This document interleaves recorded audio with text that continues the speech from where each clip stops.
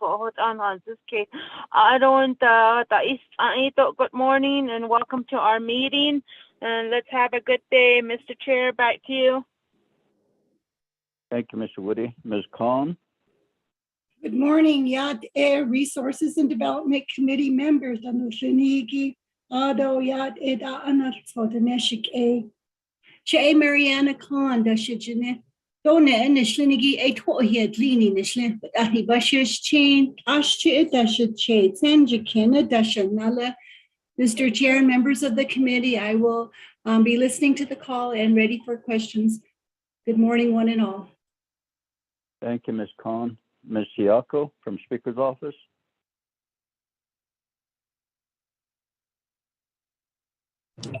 Good morning, Chairman, members of the Resources and Development Committee. Cheya Melinda Arbiso, Siako Yanchiat, Sitna Jinin Shlon Kia Ani Bashish Chin, Twitch Ini Dashichedo, Dashitni Dashinella. I'm Legislative Staff Assistant for the Office of the Speaker. Thank you for having us on the call. Thank you, Ms. Siako. We also have colleagues on the call with us, Honorable Paul Begay.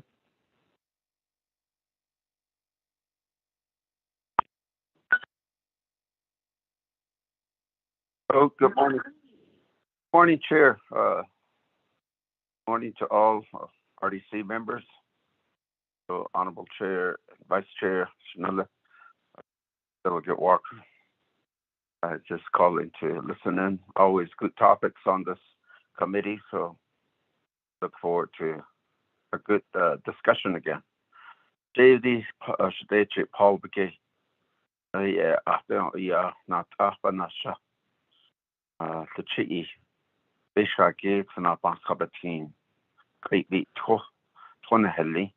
The Shlapoya partners and Libertas Angry added by not Anchlinical. Yeah, though tradition to net inchland.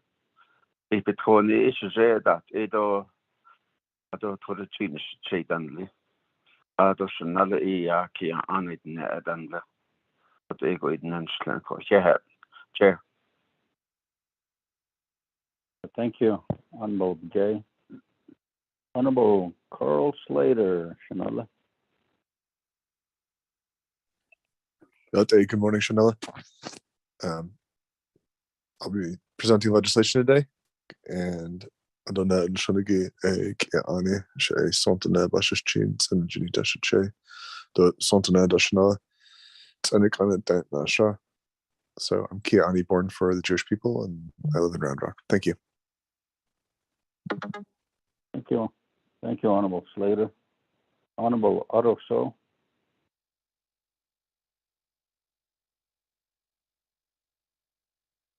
Good morning, Resources and Development Committee members. Che Otto So in the ship. Kaidna Tohit Lin Schnido, Nan Shazkapa Bashishin. Oh, Le Tonanes, the day a Bishma, and Schlep. Oh, a hot ego, a and he that to see. Here, Hatchman, the Resources and Development Committee members, Vice Chair, and Chairman for this time. Thank you. Thank you, Honorable So. We also have on the call with us Honorable Eugene So.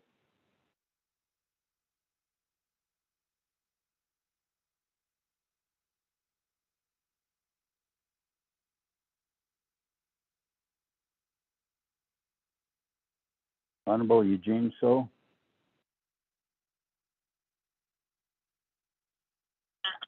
Akashi, I was muted. That is targets. Aro key tourism. They are in July. Aro is not target. Are not share. So chopa hunting as a panhat agi. The minute agi share conversation of on the carnage. Shady collaboration leader. Said generally. And one night one. The Tasha. There's development area. Aro is in a shop. Kia on Keda had to stand chicken, age chicken, to the chili, Eva his chin around the Kia on is a children of foundation. Thank you. Thank you, Honorable So. She recognizes in she Hawasan and Slow Zaytwachin, Bashishin, Chan Habitan Lashado, Kian on a Dashinala, but I didn't Shindo Straga chapter Spanish Nishige, Yaha, Ogba, San Juan, Ninahizad, Upper Fruitland, Burnham, and Newcomb. Welcome, everyone. Do we have Department of Justice on the call with us?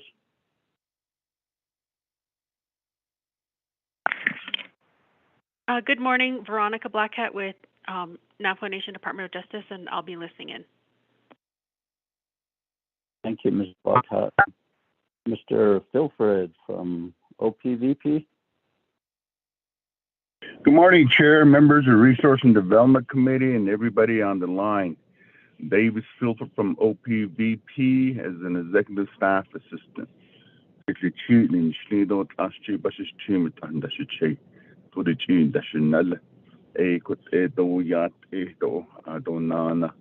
So there's my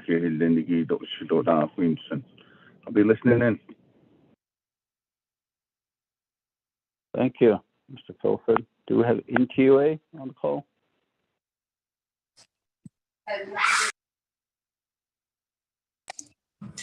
Yate, this is R.S. Mwalami, a Deputy General Manager for Intuit Generation.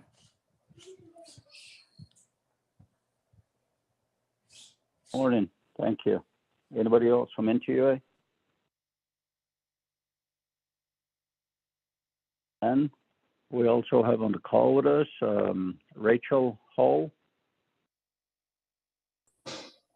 Hi, good morning. I'm going to go ahead and kick it to Forest Supervisor Ryan Neal, and then I'll introduce myself.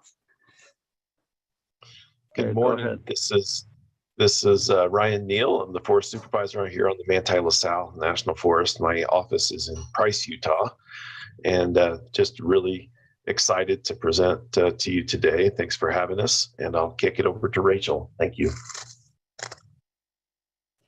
Thanks for that. Hi, my name is Rachel Hull, and I started on Manti Lasalle as a forest planner about mid-January. I appreciate you having us in today, and also wanted to let you know that I'm located virtually in Tucson, Arizona. So I see some of the Arizona area codes.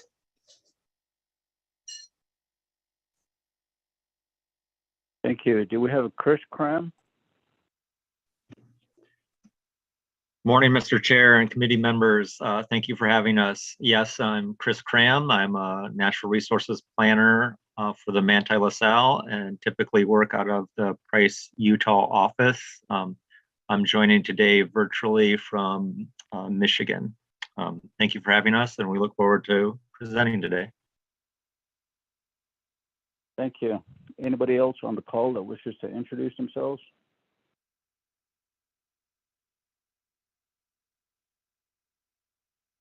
None. Mr. Tai, could you read the agenda for us on number 3?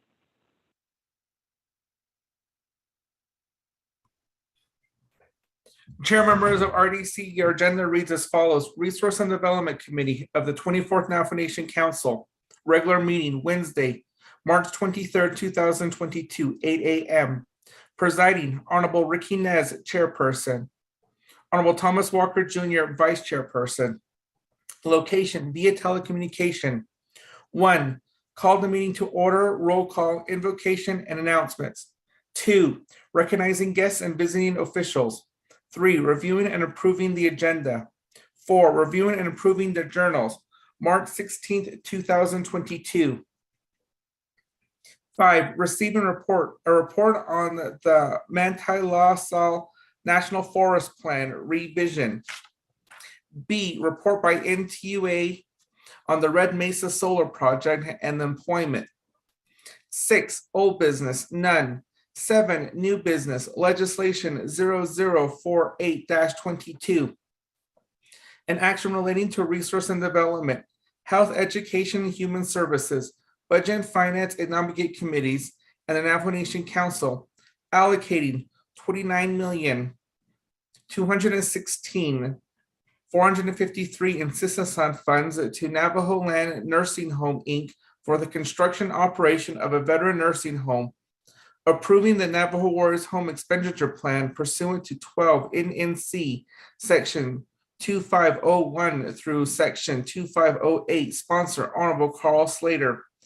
B, legislation number 0052-22, an act relating to resource and development, budget and finance, and advocate committees, and to the Navajo Nation Council, approving $267,184 from the unreserved undesignated fund balance for Animal Rescue Inc. to conduct the Navajo Nation Spay-Neuter Vaccination Blitz 2022 from April to September 2022 in cooperation with the Navajo Nation Animal Control Program. Sponsor Honorable Eugene So. C, legislation 0053-22, an action relating to Resource and Development Committee, approving amendments to the plan of operation for the Navajo Parks and Recreation Department, the Navajo Nation Museum, and the Navajo Nation Division of Natural Resources. Sponsor Honorable Mark A. Freeland. 8, close the meeting, announcements, and adjournment. Chair, that is the agenda read into the record. Back to you. Thank you, Mr. Tahi. Honorable members of RDC, let's have a motion and a second. Motion, Stewart. Thank you, Honorable Stewart. Second, Freeland. Honorable Freeland, thank you. Okay. Any comments or questions on the agenda?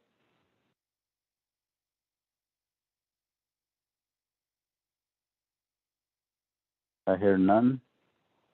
Honorable Vice Chair Walker, how do you vote?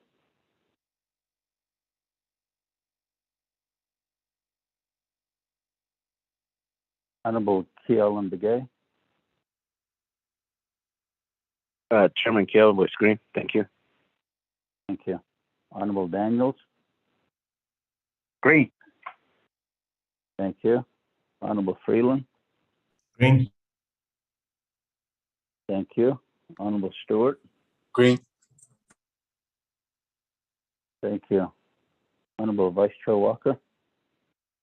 Chairman, I vote green. Thank you. We have a vote of 5 in favor, 0 opposed. They're now voting. Motion carries. We have an approved agenda before us in Ntua. We're down to number 4. The agenda, reviewing and approving journals. Ms. Woody sent this to us, Nanta, Nostenigi. So, Doshi, Tabihidof Natale, from March 16, 2022. I'd like to have a motion and a second. Motion, Daniel. Thank you, Honorable Daniels. Freeland, second. Honorable Freeland. Any comments or questions? I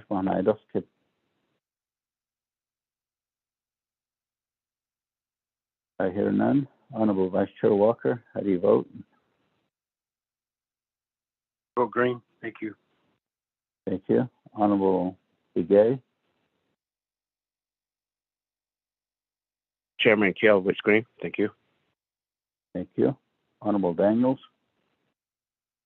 I vote in favor. Thank you. Honorable Freeland. Green. Honorable Stewart. Green. Thank you. We have a vote of 5 in favor, 0 opposed. Chair not voting. Motion carries. None. Thank you for that. We're down to number 5 of the agenda. Honorable members of RDC, what do you wish to do? Would you like to suspend the floor rules or move on with reports?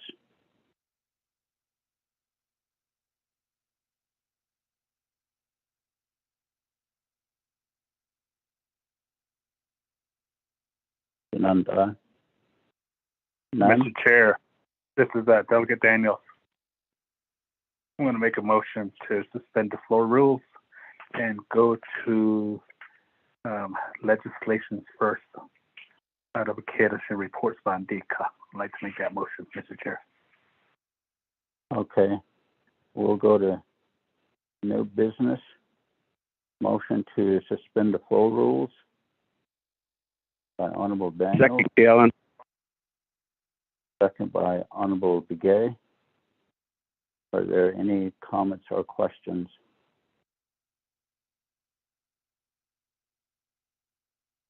I hear none. Honorable Vice Chair Walker, how do you vote? I vote green. Thank you. Thank you. Honorable Begay? Chairman Gale votes green. Thank you. Thank you. Honorable Daniels? Green. Thank you. Honorable Freeland? Green. Thank you. Honorable Stewart? Green. Thank you. We have a vote of 5 in favor, 0 opposed. They're not voting. Motion carries. We suspended floor rules to go to new business. So on new business, Shananta, we have legislation 0048-22. Honorable Carl Slater is on the call. Mr. Tahi, could you read this into the record, please? Chair, members of RDC, you have legislation summary sheet tracking number 0048-22, date March 9th, 2022, titled the resolution and action relating to the resource and development, health, education, human services, budget and finance, and non-budget committees, and the Navajo Nation Council allocating $29,216,543 in Sisasan funds to the Navajo Land Nursing Home, Inc. for the construction operation of a veterans nursing home, approving the Navajo Warriors Home Expenditure Plan pursuant to 12 NNC Section 2501 through Section 2508. Purpose. This resolution, if approved, will allocate Sisasan Fund for construction and first year's operation of a 60-bed veterans nursing home, calling the Navajo Warriors Home, to be located in Chinle on Navajo Land Nursing Home, Inc.'s property. Chair, members of RDC, Navajo Nation Council has final authority over this legislation, which we read into the record in its entirety. The primary sponsor of this legislation is Carl Slater. This is tracking number 0048-22. An action relating to the resource and development, health, education, human services, budget and finance, and non-budget committees, and the Navajo Nation Council allocating $29,216,453 in Sisasan funds to Navajo Land Nursing Home, Inc. for the construction operation of a veteran nursing home, approving the Navajo Warriors Home Expenditure Plan pursuant to 12 NNC Section 2501 through Section 2508. In Section 1 outlines its authority. In Section 2 is its findings, which includes Exhibit A and an Exhibit B. In Section 3 is the allocation of Sisasan Fund and approval of the expenditure plan, which acknowledges Exhibit A. In Section 4 is the approval of the expenditure plan administration, which acknowledges Exhibit A. And you have Section 5, reporting and auditing. And Section 6 is the effective date. And Section 7 is the savings clause. And in Section 8 is the directives. It attaches Exhibit A, the Sisasan Fund, the Navajo Warriors Home Expenditure Plan. Attaches Exhibit B, the Navajo Land Nursing Homes, DBA-Dr. Guy Gorman Senior Care Home, Navajo Nation, Chinle, Arizona, the 3-year strategy plan for FY 2022, 2023, and 2024. Then you have the first report, the Navajo Nation Legislative Branch Internet Public Review Summary for legislation 0048-22, sponsor Honorable Carl Slater. This legislation was posted on March 9th, 2022 at 5:44 p.m. The 5-day comment period ended March 14th, 2022. You have 2 comments supporting this legislation. You have no comments opposing this legislation. You have no comments or recommendation on this legislation. The 2 comments supporting this legislation was Dr. Roseanne Jumbo Fitch and Vern R. Lee. Then you have the second report, the Navajo Nation Legislative Branch Internet Public Review Summary for legislation number 0048-22, sponsor Honorable Carl Slater. It was posted on March 9th, 2022 at 5:44 p.m. The 5-day comment period ended March 14th, 2022. You have 2 comments supporting this legislation, no comments opposing this legislation, no comments or recommendation on this legislation. The 2 comments supporting this legislation was Linda Wensalt and Eloise Brown. Then you have the 3rd report, the Navajo Nation Legislative Branch Internet Public Review Summary for legislation number 0048-22. Sponsor Honorable Carl Slater, was posted on March 9th, 2022 at 5:44 p.m. The 5-day comment period ended March 14th, 2022.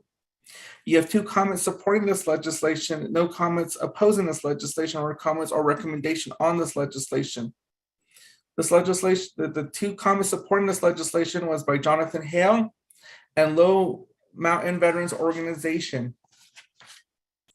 Low Mountain Veterans Organization is a supporting resolution number LMBO, resolution number 2022-05, supporting and acknowledging the legislative action on 0048-22, an action relating to resource and development, health and education, human services, budget and finance, non-budget committees, and the Navajo Nation Council allocating $29,216,553 in the Assistance on Funds to Navajo Land Nursing Home, Inc.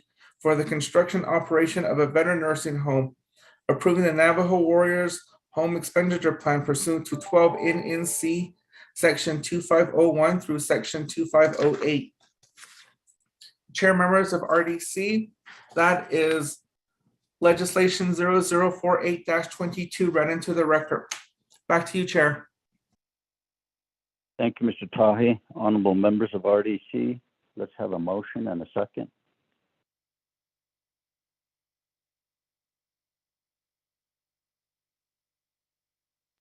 Motion. Thank you, Honorable Stewart. Second by Chairman Second. Daniel. Honorable Begay. Thank you. Any comments or questions on this legislation moves on to health, education, human services, as well as budget and finance, Nabakietke, and the whole council? Chairman Freeland. Okay. Honorable Slater, you have 20 minutes, sir. Would you identify your agents as well? Thank you, Chair Nez. My agent will be Mr. Wayne Claw, and then if Ms. Cecilia Sandoval is also on the line at this time, she would be a secondary agent if you'd authorize that. Am I authorized to proceed? Okay, thank you. Good morning. I bring this legislation before you, 4822, and as you heard from Mr. Tahi's explanation, the purpose is to construct a 60-bed veterans home facility on the site of the current Guy Gorman Senior Home in Shinley. And when you look through this legislation packet, you see the effort that's been dedicated to design and put plans, remove the land, to site surveys, get clearances, essentially get everything ready so that we can go to construction for this purpose of providing a healthy, a safe, and a deserving home for our veterans who would like to live within the Four Sacred Mountains. I think all of us have family members or friends or constituents who have to expend costly amounts of their own personal funding to be situated either off the reservation for healthcare or for long-term care. And it's my hope that this will be a template for the construction of more veterans homes across the Navajo Nation, that we could have one in at least every agency. And I think now we should have a little bit of impatience, that we should get moving on this project. This is something where if the nation can put up funding, it's my hope that we can then go to Congress and particularly the Arizona congressional delegation, and perhaps under the leadership of the state task force Chair Freeland, request that they make a contribution to offset the full cost of this. The construction costs are going to total about $26 million. That's including project management, that's including the site, getting the site preparation with utilities and other needed things to get the site in conformance and ready for construction. The $3.2 million approximately will be used for the startup costs, and thereafter the reimbursements and hopefully additional funding streams from long-term care, either from IHS or additional healthcare services that may be provided by the VA in the future if we're able to lobby for those services, will help sustain the operations of the facility. So in the last budget formulation that I participated in as a Navajo representative for the National Indian Health Service, we were able to get long-term care support funded in the 2024 budget. And it's the first time in IHS history that that will actually be funded and supported at the National Tribal Budget formulation. So I was very proud of that accomplishment. And in the back of my mind, the purpose was to support expansion of senior homes on Navajo. Again, the same concept of senior homes in every agency, in addition to veterans homes in every agency, and increase long-term care support for caregivers that are providing that support in the home. So I think we have a lot of good momentum on both the healthcare side and hopefully receiving additional funding and support from IHS. I think we have everything that needs to be in place in order to get to construction. And then we have a solid operator who has experience with these sorts of facilities and the financial aspect, the HR aspect, and most importantly, the healthcare and accommodations aspect. And this organization, the Navajo Land Nursing Homes Incorporated, has been designated by the Navajo Nation as a tribal organization for the purposes of contracting with the federal government in a 638 contract. And I think that that demonstrates the nation's belief in the organization and its commitment to our people.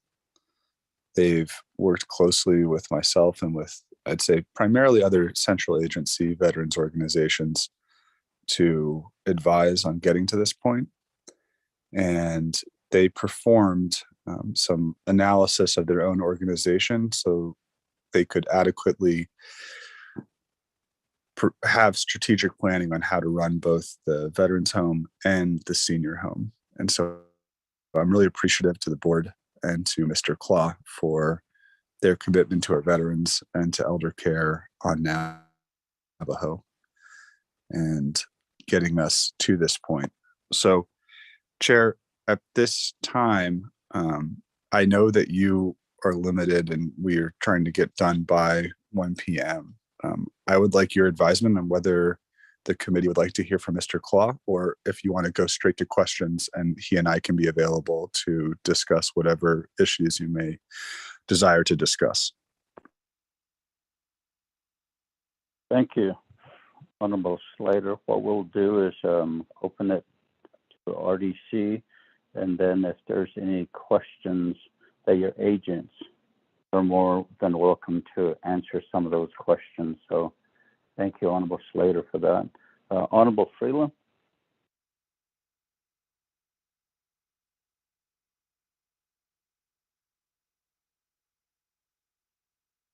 Chairman, good morning, other colleagues, and then also good morning, Yaje.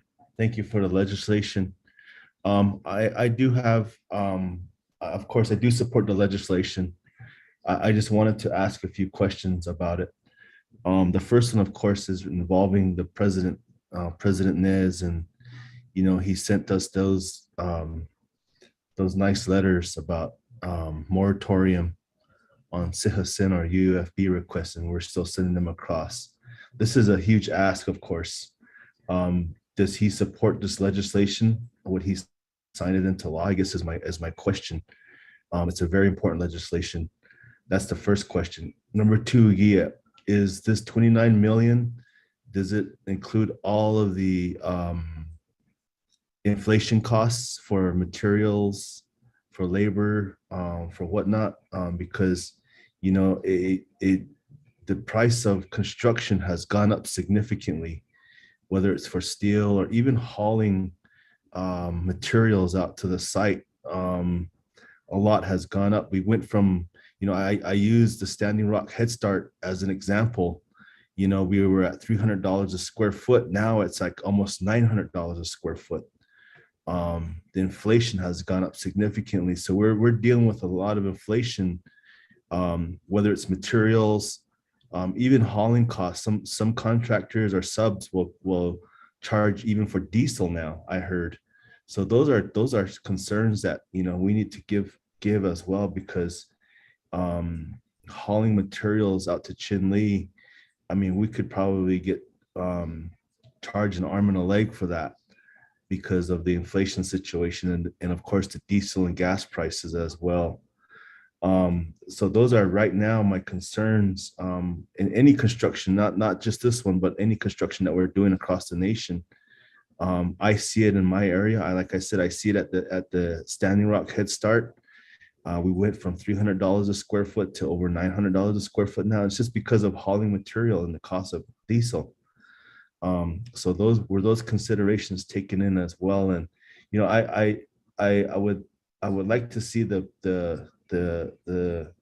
nursing home go up, yes, for veterans, but I would hate to see any shortfalls or any sort of lapse of funding or any shortfalls of funding related to the project because of inflation. So those are my concerns, Shanta. And if President Nez is listening, please sign the legislation. Thank you, Chairman. And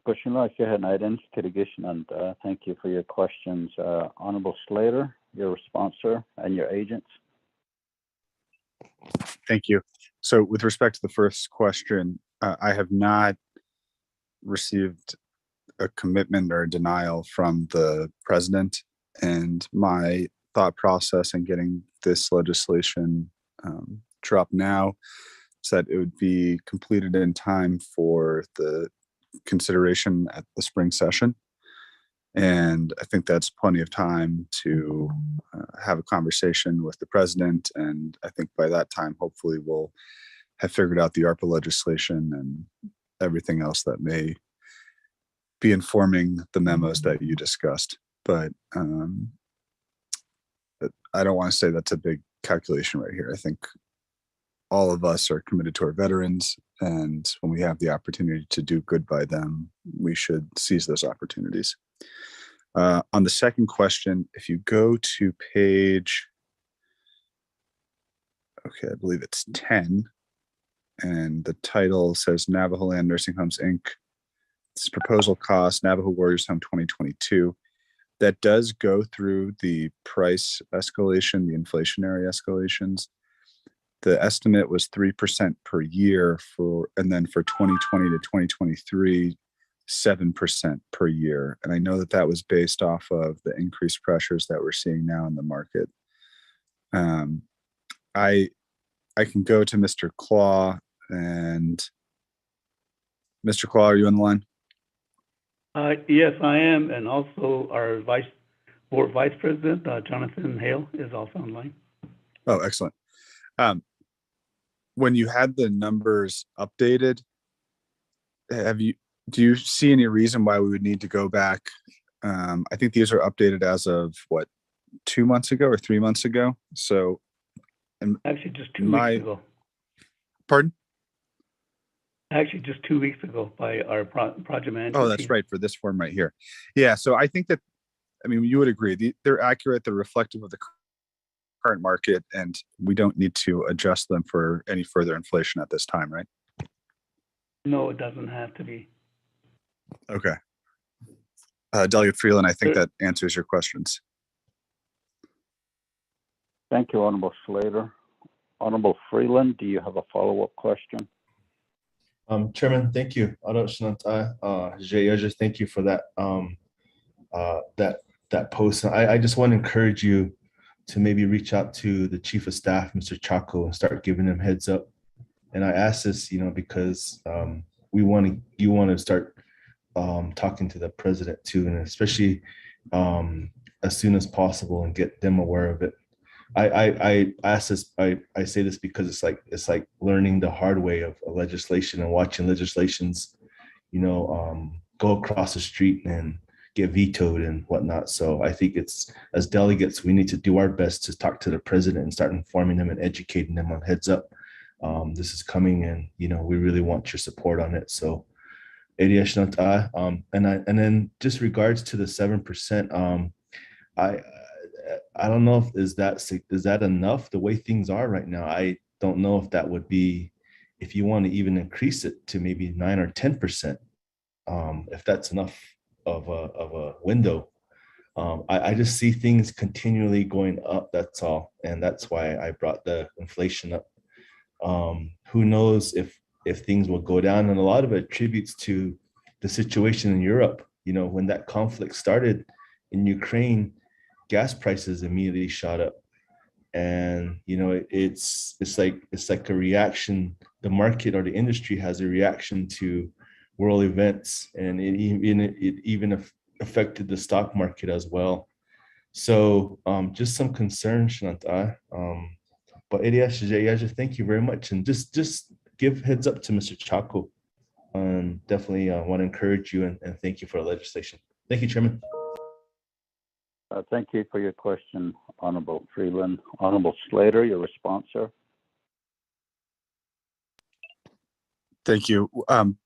If this moves out of this committee and goes forward, we'll take that time to revisit with the architect and discuss how the situation in Ukraine may affect these numbers. So as this moves forward, we can keep that as an item of concern. And yes, we will reach out to the president's office. Thank you, Honorable Slater, for your response. Honorable members of RDC, do you have any other comments or questions?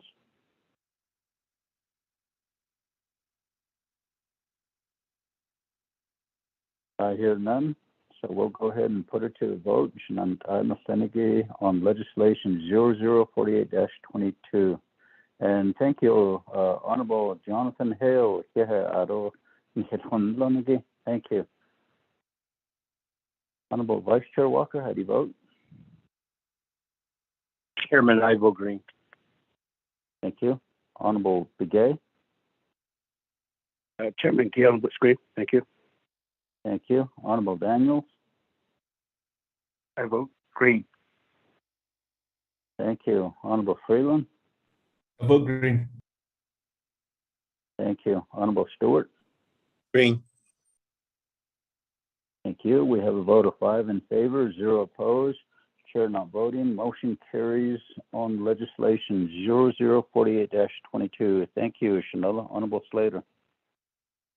Honorable Ned, head to the committee. Can I just say thank you? Thank you. Yes. Before we move on, let me give Honorable Jonathan Hale a formal introduction. Yeah, situation there quite a hammer for me, and stand of the Navy. Although quite a bit of Sabbath, not it, I have a Figi. They made all the Figi, Papa, Saki, so they call JD by his function, or what I call the children and the Navy, the husband, though quite. The king neither has no, so it's not the natural case, so the last for that, that has added this. Lana incident, those are two tenants. I would have a call question and the side, you don't make the anti case, you do up with the match. They both make now, they chat at me now, it all calls for this. And so they about this case of the snack or share over case. I don't, yeah, but that no, I can follow it. Yeah. Thank you, Honorable Hale. On to B, legislation 0052-22. Mr. Tai, could you read this into the record, sir? Chair members of RDC, you have legislation summary, tracking number 0052-22. date March 9th, 2022. An act relating to resource and development, budget and finance, and advocate committees, and to the Navajo Nation Council approving $267,184 from the unreserved undesignated fund balance for Animal Rescue Inc. to conduct the Navajo Nation Spay, Neuter, and Vaccination Blitz 2022 from April to September 2022 in cooperation with the Navajo Nation Animal Control Program. Purpose: to approve $267,184 out of the UUFB to Animal Rescue Inc. to conduct its Navajo Nation Spay, Neuter, Vaccination Blitz 2022 program across the Navajo Nation, which will consist of 4,000 free spaying, neutering, and vaccination of animals for Navajo Nation residents to address and mitigate the overpopulation of unwanted animals on the Navajo Nation. Chair, members of RDC, Navajo Nation Council has final authority over this legislation, which will be read into the record of its entirety.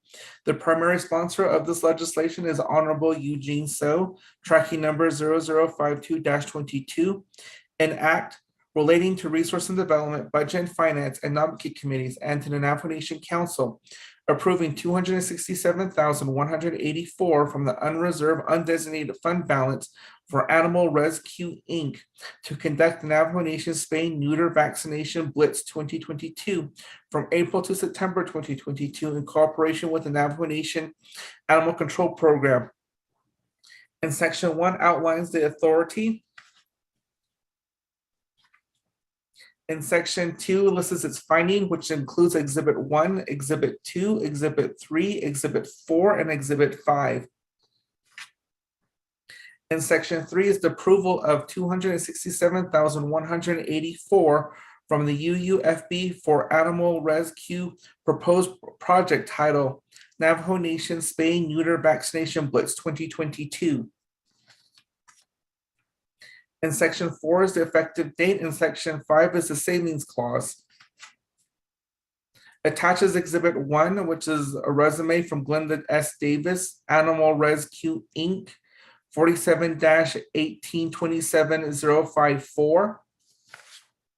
Attaches Exhibit 2, the Navajo Nation Spay Neuter Vaccination Blitz of 2022.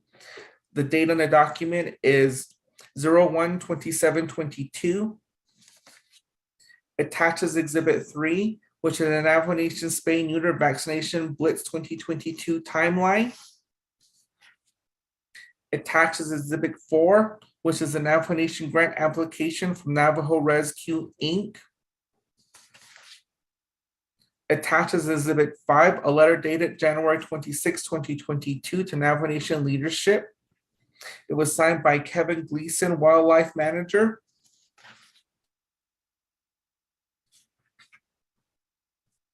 Then you have the first report, Navajo Nation Legislative Branch Internet Public Review Summary for legislation number 0052-22, sponsor Honorable Eugene So. This legislation was posted on March 11th, 2022 at 10:22 a.m. The 5-day comment period ended March 16th of 2022. You have 21 comments supporting this legislation. You have no comments opposing this legislation. And you have 2 comments and recommendation on this legislation.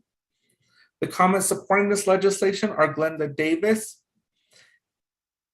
Kendall Del Cohey, Kevin Gleason Jr., Helen Webster, Preston Gardenez, Maxine Hillary, Margie Barton, Marilyn Begay, Britta Nelson, Michelle Weaver, Jessica Johnson,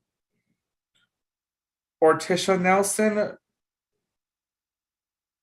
Jodella Bitloy, Roberta Gorman, Taylor Davis, Carla Curley, Deidre Salvi, Nelly Gotez, Sophia Francis, and you have Pablo Pintado chapter, as well as Nadadosh chapter. The 2 comments and recommendation on this legislation was by Marcia Jones and Mel Cody.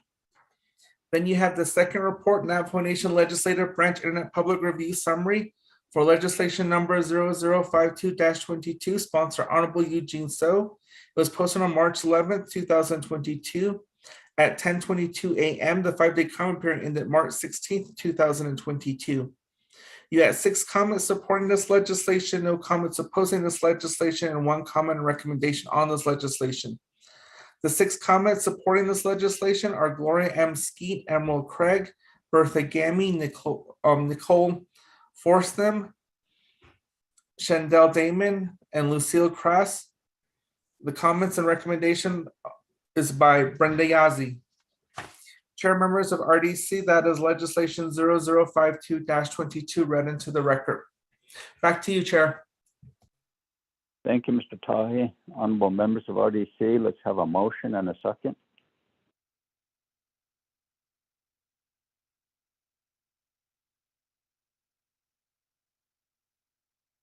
Chairman Freeland. Motion. Honorable Freeland, second.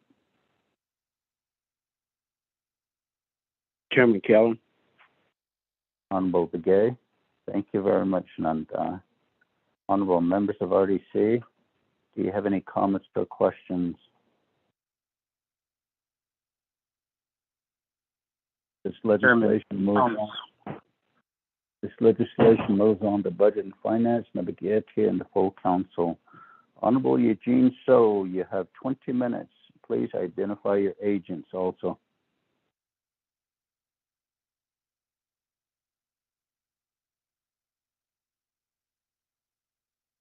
Christina, vi kunne da så vi så on the day up on you all about on I could only the now so Honorable So, failing an agent. A comment on addition. De called on Neil Sorry Glenda Davis she I think she's listening also. If she is, maybe she can explain it more in this and for this request. Glenda, are you out there?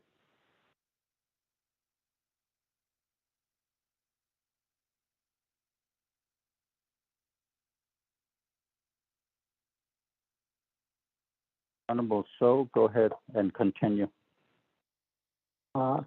So even now, that start. We're going to be busy at Cutlerwood. They're doing spay and neuter also. Yeah, no, this morning. So, but she was going to listen anyway. But I think she got on the maybe she's on. So, do you need Kate? They need Katie to it. That you want to chat or spay or neuter. You see, but bunch and even not a coron done it so. So, it is that Okoroni she need Kate. What are they over have to say for now? Back to you, Rick. Thank you. Thank you. Honorable Vice Chair Walker, you have the floor.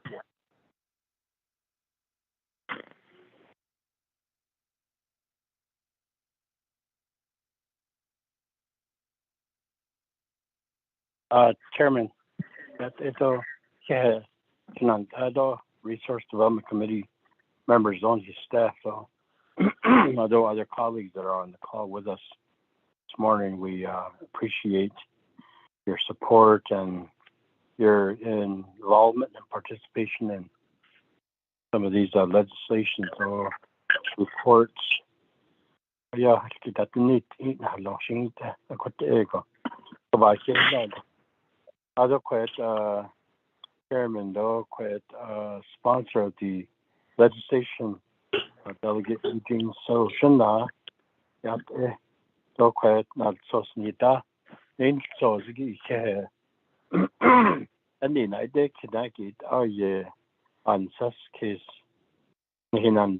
President Nez, November, Yadan Kitchen, Ila, the Speaker do Council, peso, the Lana appropriations. UUSB at a citizen at a permanent trust fund that it's no. Could the catch a best about the wind ARPA aja lunch at all landa di yolle has ani da yolle to nas that di yolle aden da eti koje beso wokke di kita kwet ni nan jna di ne chono kwage akodi beso teni ke da national but so legislation seeking appropriations water rights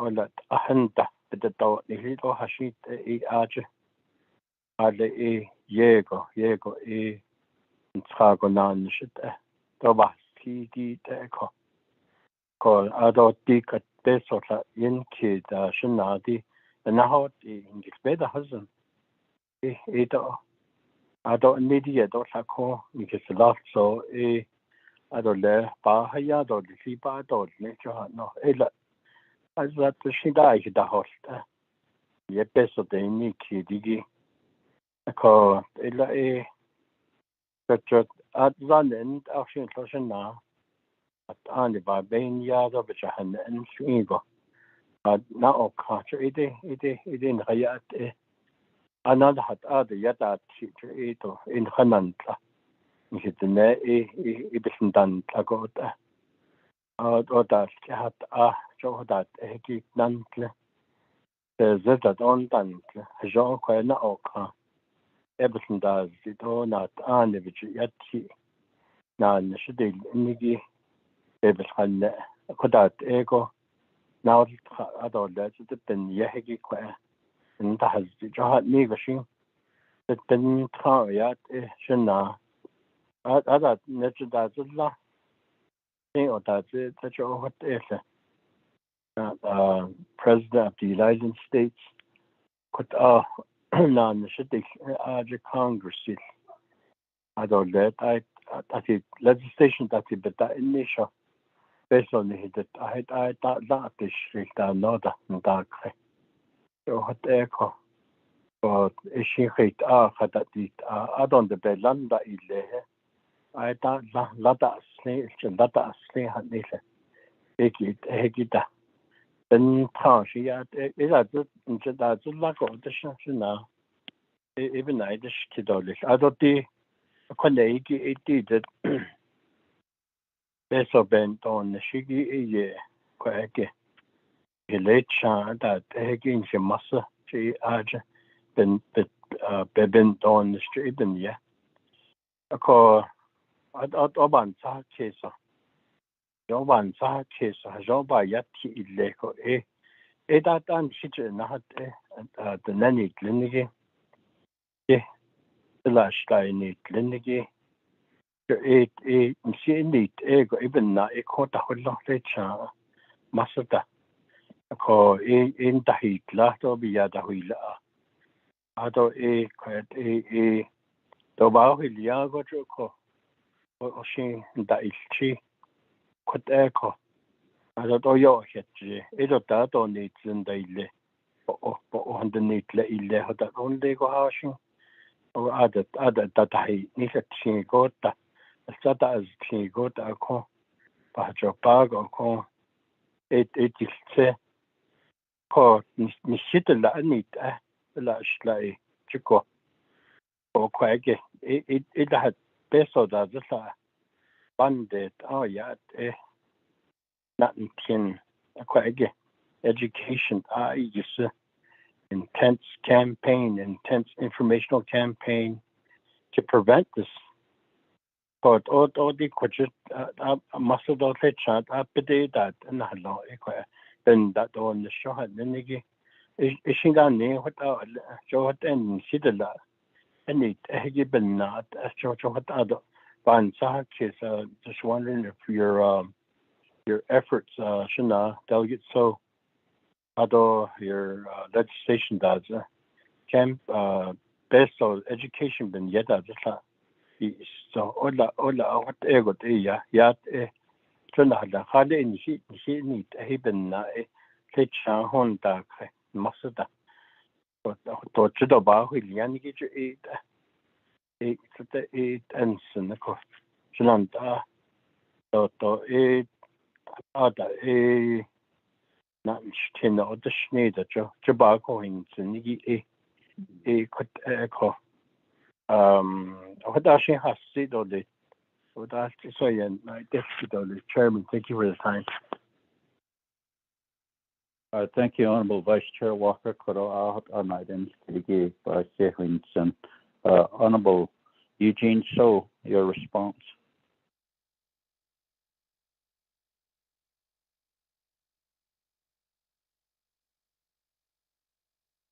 So actually, I think my agent is on the call right now. I'll let Glenda explain. Glenda. Ms. Glenda Davis.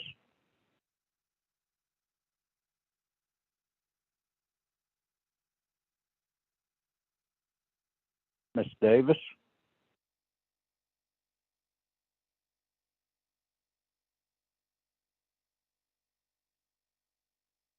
Honourable So.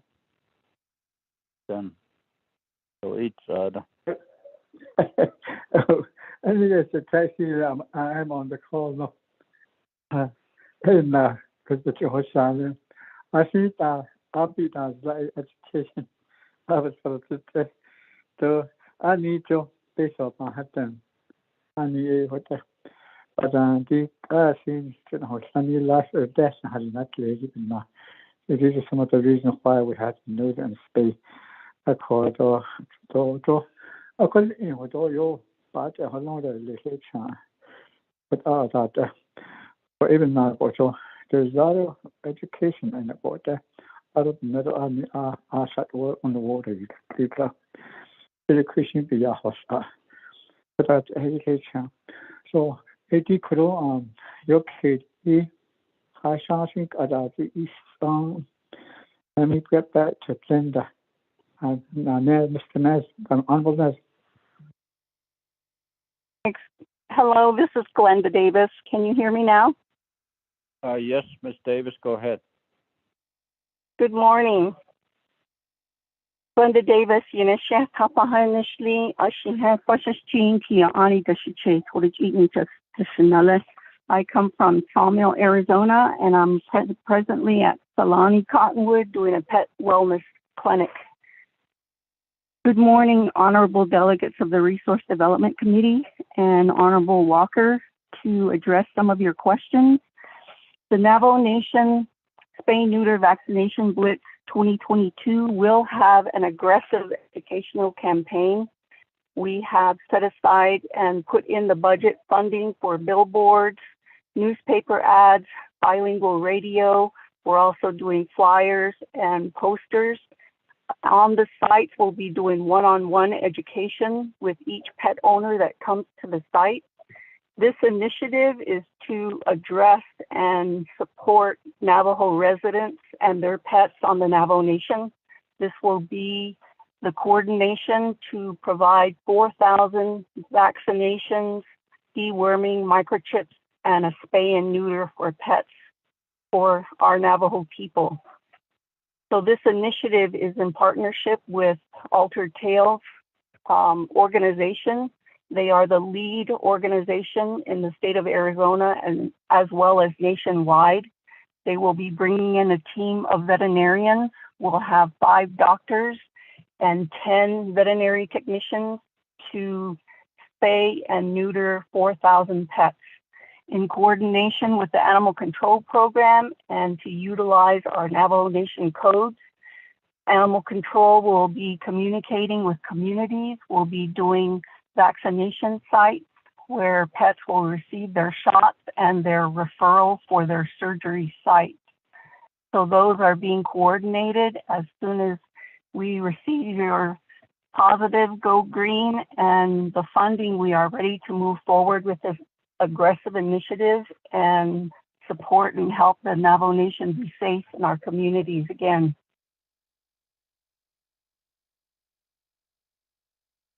Thank you, Ms. Davis. Honorable Vice Chair Walker, do you have a follow-up question? Chairman, committee members, sponsor, and your agent should sit in Ms. Davis. Oh, yeah. Chairman, I don't have any additional questions right now, but I can say that I will support this legislation. To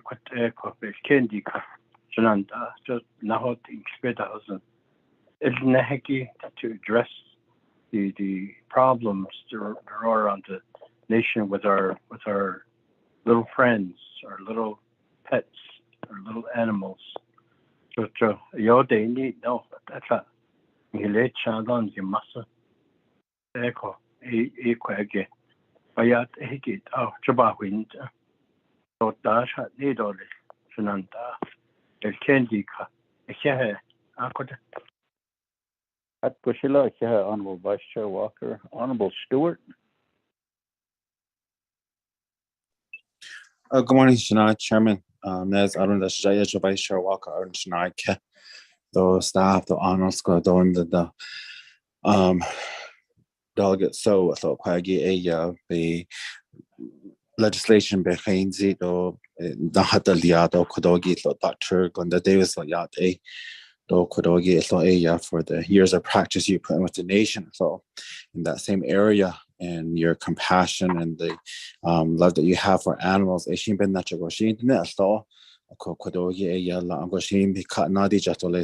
considering all the livestock and pet owners that we have across the nation, especially our elders that will do that and have pets for a long time and have them help them with their livestock. So, and some of them run short on funding. Could out based on the Nigibin, he caught those so let's not send she so in Zen so Dr. Davis so could out we had this and then I do support this legislation so and also working with the Tippington Vet Clinic too as well to get them funding as well in the past as well to see what can be done in support of our four-legged creatures out there that we bring home and care for, and sometimes others they think it's an easy task, but yet when inflation comes up and whatnot, they just throw them to the side of the road and leave them there. We do our best to take care of our animals, and that's what I want to say thus far. Shania Chairman, thank you.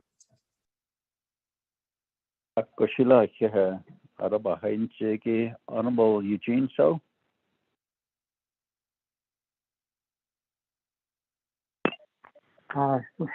Honorable Rick, what do you charge?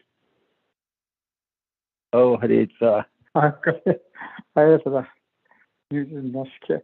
So the and the Elia did up and you told us carry joy.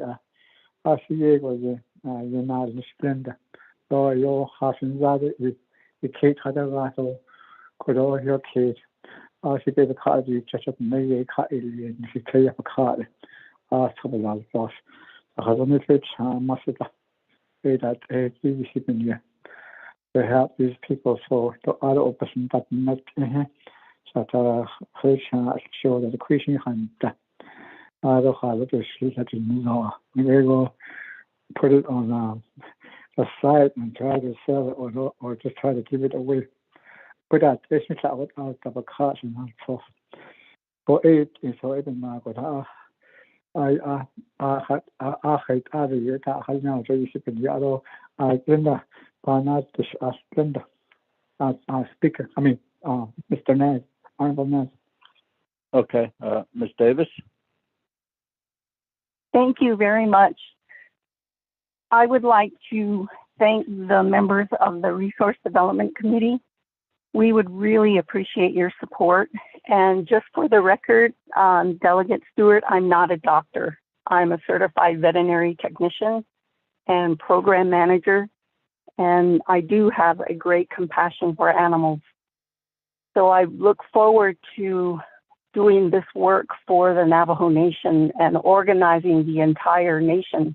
It's going to take a massive effort, a lot of field staff that are going to be in the field to help us. We are going to have a coordination for the elderly to bring their pets to the surgery sites.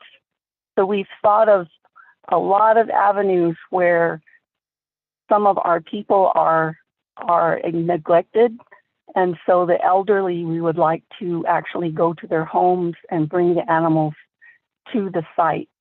so we have a very aggressive campaign, and I look forward to mobilizing the Navajo Nation to help us address our overpopulation of roaming pets. Presently, we have 250,000 animals that roam our nation, and I'd like to change that mindset and do a paradigm shift for our youth.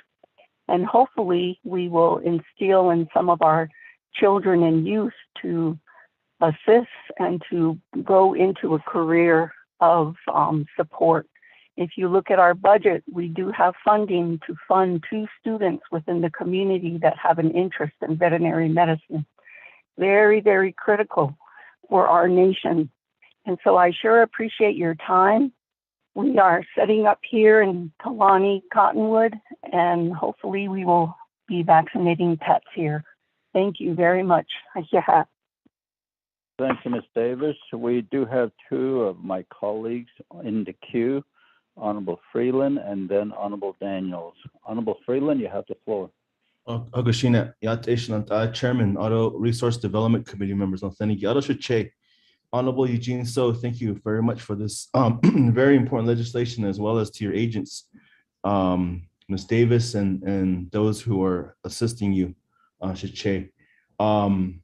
I just wanted to make a comment, and I do support the legislation as a whole. I think it's time that we look at ordinance of some sort, a law that will greatly enhance. I hate seeing pets on the side of the road. I hate seeing dogs being hit, left on the road that are deceased. I hate that, and I don't like that. I shouldn't say hate is such a strong word, but I just don't like seeing that. And that was a life as much as everyone else was given an opportunity. That was a life taken by somebody. And I always remember I came across a dog on 371 when our chapters were gonna go haul wood. And I always remember this dog that got hit and was still alive.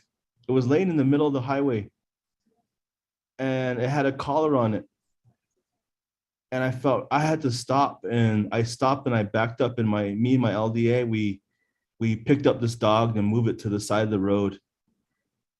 And I always remember looking into this dog's eyes, and I'll never forget that. And it was such a emotional time, because I knew that dog was suffering. And every time I go by that spot by Smith Lake, I always think of that time, that day, that afternoon. And it was such a cruel act. It was such a cruel act on somebody's part. And it's hard to fathom that, we can do things like that and not do anything about it. Especially dogs are man's best friend. And we have cats too. Cats are very good at taking care of insects, rodents. They help in that way. They help take care of snakes even. So we're thankful for our pets, but we got to do something to control the population. We got to do something to help control that situation. And that's what's an ordinance is all about. I really want to say thank you to the groups that are out there that are that are really a part of this, the groups that are making an effort. I know Glenda is one of them. We're lucky we have Cindy Dash and her husband out in Crown Point, Crown Town Animal Rescue. I took her some puppies that I found on the side of the road in Standing Rock. Those 2 puppies ended up in Telluride, Colorado, being adopted. She turns around and she fosters them, she vaccinates them, and she sends them off to get adopted off the nation. Cindy is a remarkable woman, and what her and her husband, she's opened her home to fostering pets. And it's such a remarkable situation that she has. And I know Glenda, you probably know her, but Cindy and her husband, as well as others like her across the nation, thank you. And, I wish we could give her more assistance. We're trying to get her a situation or building in Crown Point. You know, we're trying to get the animal rescue or the animal shelter in Crown Point completed. I hope that when these shelters are completed, that they're not, you know, that we don't look at euthanizing or putting these animals down immediately. We need to, you know, we need to look out for adoption. We need to look out for, you know, spaying and neutering and vaccinating them and then putting them out for adoption. We can't just put these animals and put them down immediately. We got to figure out a way to put together a plan to foster or to put them up for adoption. We can learn a lot from other animal control areas. And I always look at the city of Albuquerque models, how they're doing it. And I think they're overpopulated as well, but you know, them, and then there's another one, Valencia County. The Valencia County shelter down in Las Lunas is also another good model to look at, but that's a county model. And then the city, of course, is Albuquerque. Those would be good models to look at as far as creation of adoption and fostering. So those are my comments, Chairman. Just more comments and thanking my honorable Che, and thank you to your agents as well. Thank you, Chairman.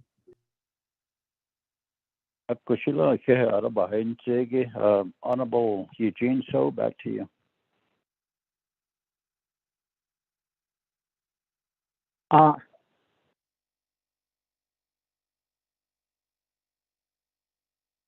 No, dude, should share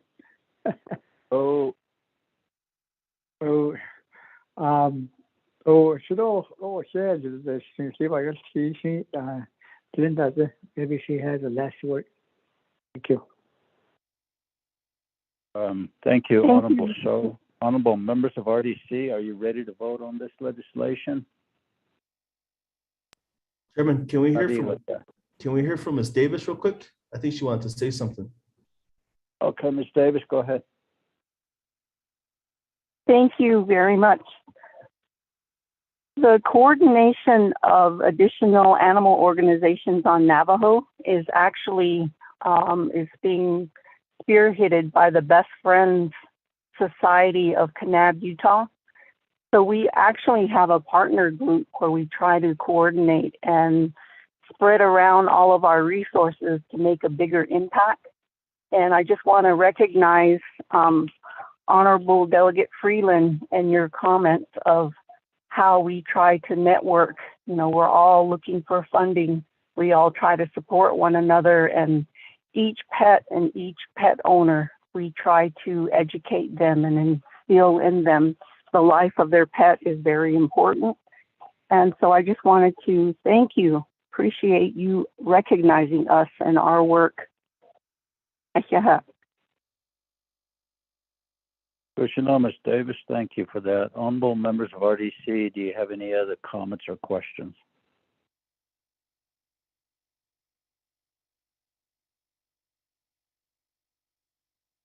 I hear none, so we'll go ahead and put this to a vote. Honorable Vice Chair Walker, how do you vote? Chairman, I vote green. Thank you. Thank you. Honorable Begay votes green according to his text message.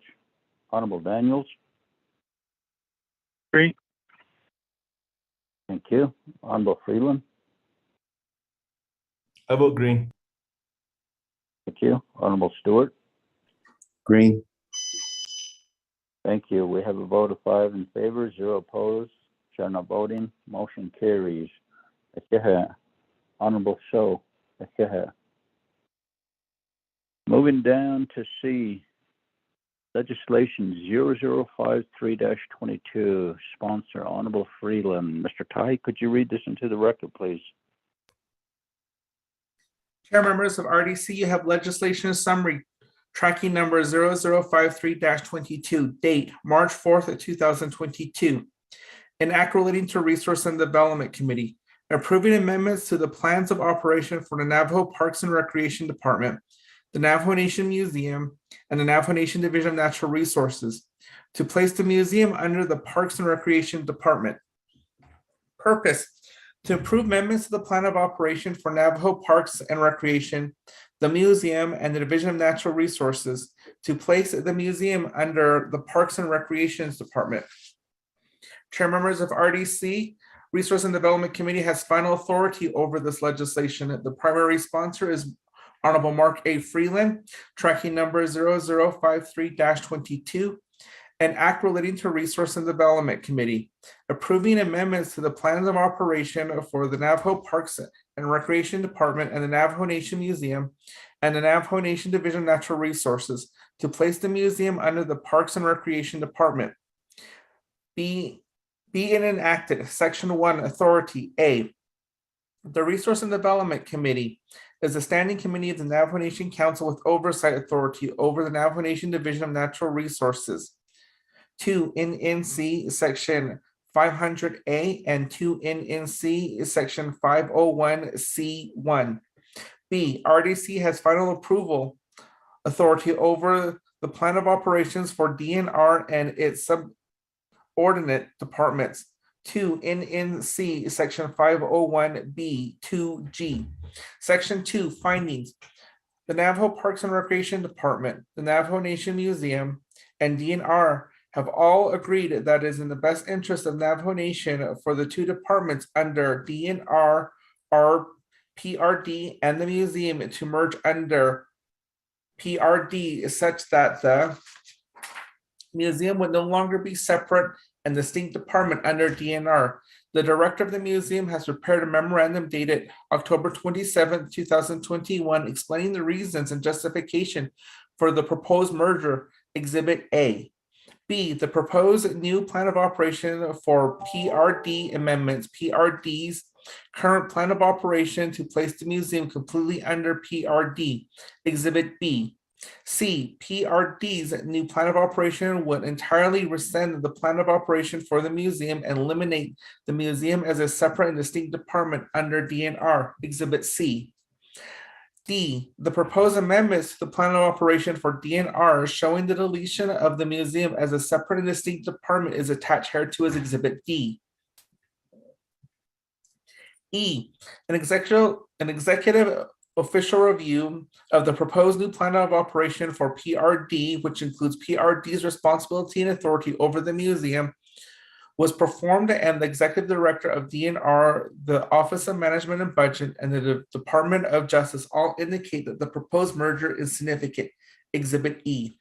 Section 3, approving amendments to the plan of operation for the Parks and Recreation Department, the museum, and the Division of Natural Resources.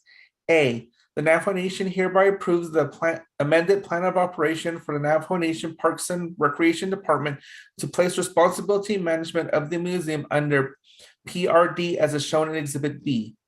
B, the Navajo Nation hereby approves the amended plan of operation for the Navajo Nation's Museum to eliminate the museum as a department under DNR as shown in Exhibit C. C, the Navajo Nation hereby approves the amended plan of operation for the Navajo Nation Division of Natural Resources to eliminate the museum as a department under DNR as shown as Exhibit D. D, it is in the Navajo Nation's best interest to merge the museum under Navajo Parks and Recreation Department and place responsibility management for the museum upon PRD. Section 5, effective date. This act shall become effective pursuant to 2 NNC Section 221C and 2 NNC Section 501B2G. Section 6, saving clause. If any portion of this act is determined invalid by the Navajo Nation Supreme Court or by a district court of the Navajo Nation without appeal to the Navajo Nation Supreme Court, the remainder of this act shall be law of the Navajo Nation. Attaches Exhibit A is a memorandum dated October 27, 2021 from Manuelito Huila, Director, Navajo Nation Museum, Division of Natural Resources. Subject 164 review and the legislative explanation for the merger of two departments, including the plan of operation. Attaches Exhibit B, the plan of operation of the Navajo Nation Parks and Recreation Department. Attaches Exhibit C, the plan of operation for the Navajo Nation Museum, which is all stricken out. Attaches Exhibit D, the master of operation of the Division of Natural Resources 2021 amendment authorized by resolution number RDC 0-79-19, which includes striking out the Navajo Nation Museum. Attaches Exhibit E, document number 016698, date issue 06/29/2021, executive official review, the plan of operation for Navajo Parks and Recreation. Then you have the first report, Navajo Nation Legislative Branch, Internet Public Review Summary, legislation number 0053-22, sponsor Honorable Mark A. Freeland. It was posted on March 11th, 2022 at 5:03 p.m. The 5-day comment period ended March 16th, 2022. There was no comment supporting this legislation. There was no comment opposing this legislation. There was no comments or recommendation on this legislation. Chair, that is legislation 0053-22 read into the record. Back to you. Thank you, Mr. Tahi. Honorable members of RDC, let's have a motion and a second.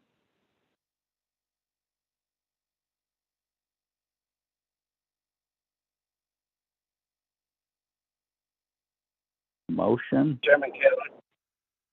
Honorable Begay, thank you. Second. Stewart. Honorable Stewart, thank you. Honorable members of RDC, do you have any comments or questions? Mr. Chair, this is Daniel. Okay, thank you. Honorable Freeland, you have 20 minutes. Please identify your agents. Good morning, Chairman, other colleagues and staff on the call this morning. Thank you for the reading of the legislation, Mr. Tahi, colleagues, and for your questions, upcoming questions and comments.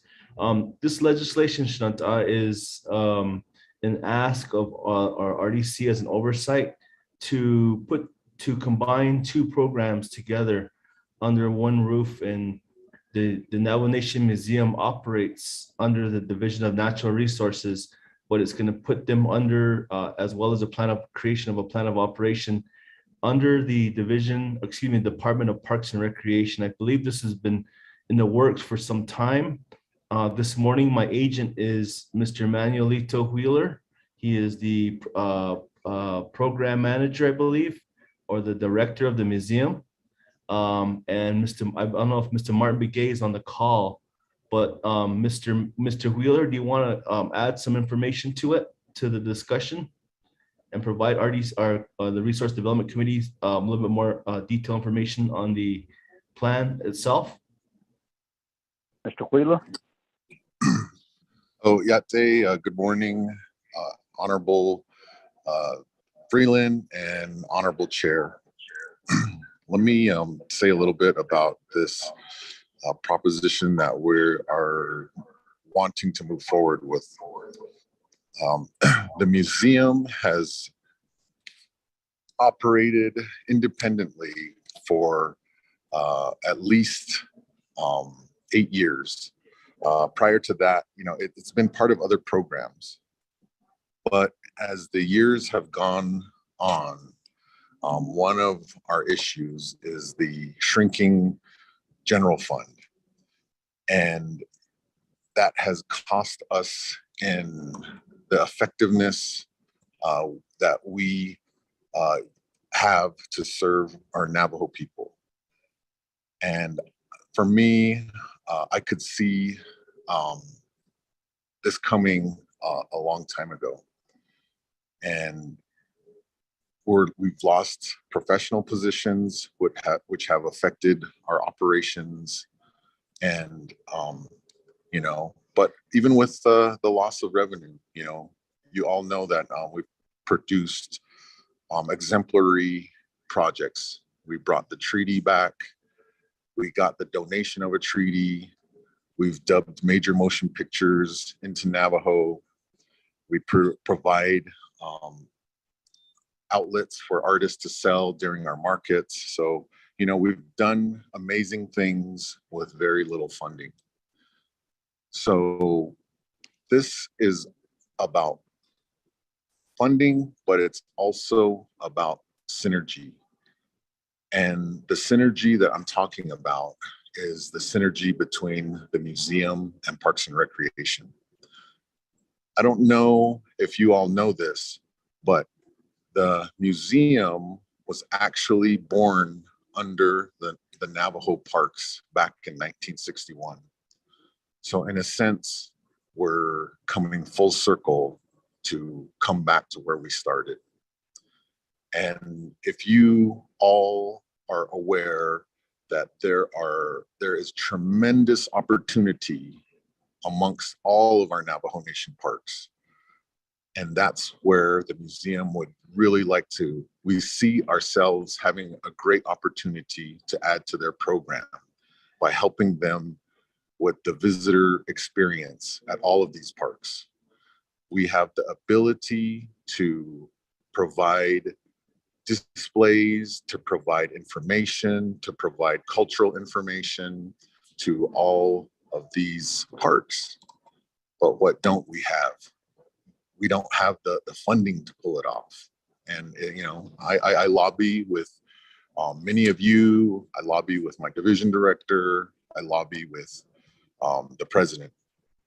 And I think this is a solid base for the Navajo Nation Museum to continue growing for the future. It's not something like, okay, it's just going to work for a couple of years. No, this is something that will have longevity. And so that's why, you know, Martin Begay and myself, we started to discuss this, and then also got the approval of Dr. Shabala, our division director. And then we proceeded to move forward in asking our Honorable Mark Freeland to drop the legislation for us. So in a nutshell, that's where we're coming from. It's more complicated than that, but you know, to summarize it up, I know everybody's time is always valuable during these meetings. That's where I'm coming from. And that's all I have to say. Thank you. Thank you. Honorable Freeland, back to you. Chairman, thank you. Mr. Wheeler, thank you very much as well. Chairman, that does conclude the presentation. So we'll be glad to stand for questions at this time. Okay, thank you. Honorable Daniels. Yes, thank you again, Mr. Chair, honorable members of the Resources and Development Committee. My brother, that Delegate Freeland, thank you for bringing this legislation before RDC today, and also your agent too, Mr. Wheeler. Thank you for all you do for the Navajo Nation. I really appreciate what you have done. Yeah, bringing the treaty back onto the reservation. Good. That's very awesome. That's very thankful from me, from all of us. I'm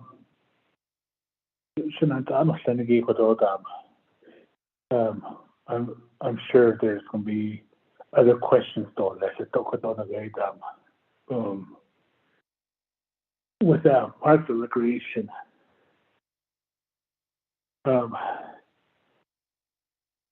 with their parks throughout the Navajo Nation, yeah, there's like 6 or 7 tribal parks throughout the Navajo Nation, and at these tribal parks, we are so proud of the car that did. A quite go is this out yet. Adonana Kudo Parks and Recreation Kudo Nani the Taki Navajo Nation Museum. Adoshat Edan the Kudona is Agi at the tribal parks. Jagi, Mazay Antelope Canyon. There's a Little Colorado River Gorge, Tribal Park, Monument Valley, Four Corners, Adaptego. Oh, yeah, get the net and Lenigi. Other, yes, Nanan. A quaggy yash at this Akudo. So Adonana Besonan, Behigi. Craig and I know our money maker, the tribal parks, Antelope Canyon, out of Monument Valley. Those are the two tribal parks that brings in the most dollars into the tribal parks proprietary funds. I should be in Decodo. I don't bet that the Gana Hall in the tribal parks that in Michigan. Ben Nata and Michigan.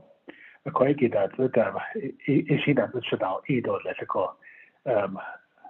The museum be Tago.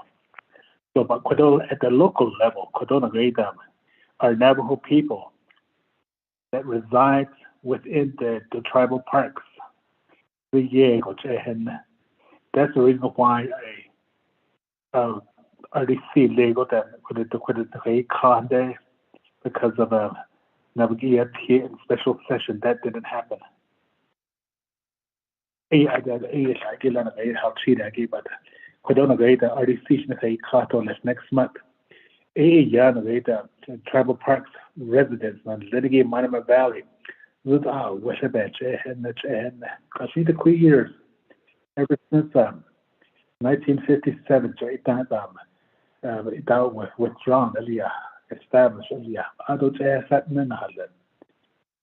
if you go up to the visitor center, Monument Valley, without there's power. But beyond that, into the valley, we have residents, our Navajo people. There's like 18 families. Tribal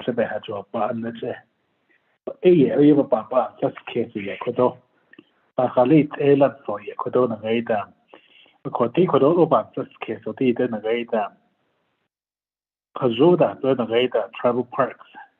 Which is the make being so yeah, theory of a bomb, that's case goes out that should not I don't know the radar. Can the shade it's a national monument ARGG. I don't know the four corners. I just don't know I fish the hot egg out there. So that so it is not over bomb, that's case to go down the radar.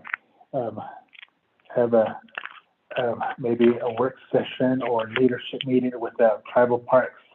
Parks and Recreation in Michigan. I don't know if Mr. Brigade, Martin Brigade, as was my brother, could East Front after. Of course, has rolled up the vacation about this. So, but Kodona Great Navajo Nation Museum going under Parks and Recreation. We are just ahead of it, but based on the every year, based on not a quite get all your ship, but I the kid or let's go. I'm pretty sure there's going to be a lot of questions good on there pertaining to this good on them. I just these argue could later has again at the local level. Tribal parks they jade a year go should be I don't the snake could on the way that our Navajo Nation I see top heavy the snake. I see them but in Michigan, I feel how it's done. Oh, yes, and Michigan, oh, yeah, but at the area, and I look at the internet, and no. So, also, what they go. So, it is all stubborn, but this case, I don't know, Hashino, and Kododa should not understand work session. That's it, but you about this case, got the cut. Other the Kododa, the care of Shaba, but not it, that. Mr. Chair, thank you. Thank you, Honorable Daniels. Koroba Henjigiti, I not kigo next the museum do Parks and Recreation el teto koro Abba Henjigi actually bohone Sunday work session the nenegi. The hotel even not Ehosen, yeah, but that Martin Begay, a Stonehenge and Hadouch, 9 Nishish, ye Goshin, Ash, Bohonet, so Aja or Nishigi Park and Rec again. For Holy on this, so I had a table here on the big Arab Keda data. Nehitahan Naltosko, Shananta.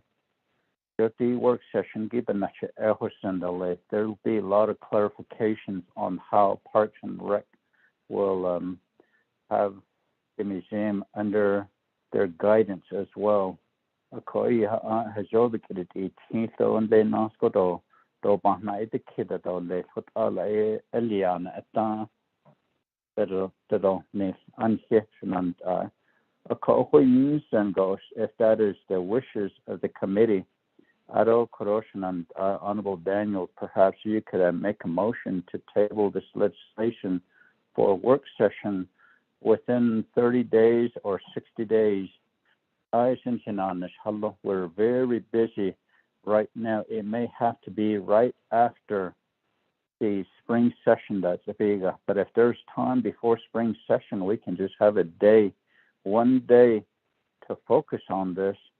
And if you want to request an in-person meeting with the museum as well as Park and Rec, we can do that, Honorable Daniel. So it's up to you to make that motion to table it, requesting a work session on this legislation, and bring Parks and Rec, Mr. Begay, to the table, as well as the museum, Mr. Wheeler. Mr. Daniel. Mr. Chair, I'm going to move. I'm going to make that motion to have a work session, RDC, Parks and Recreation, and also Navajo Nation Museum. Out on that in person should be perhaps we can have it at Twin Arrows. Without that motion, Mr. Chair. Thank you. Thank you, Honorable Daniels. Is there a second motion to table requesting a work session in person with Parks and Rec and the museum at Twin Arrows? Mr. Chair, this is Mariana Khan. Ms. Khan? In your motion, you might want to decide in the time limit, the number of days. That's my suggestion. Thank you. Thank you, Ms. Khan, for that. Honorable Daniels, decrease conjure, how many days?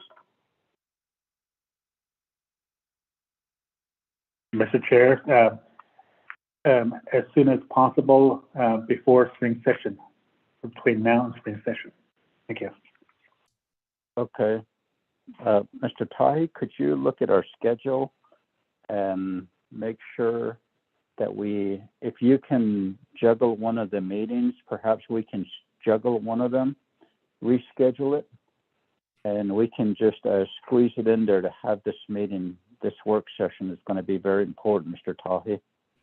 So we'll just have it for 30 days, within 30 days. Abiga, Honorable Daniels?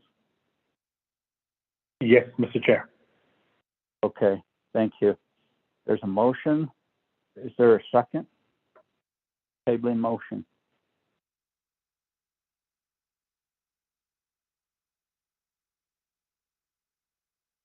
Going twice.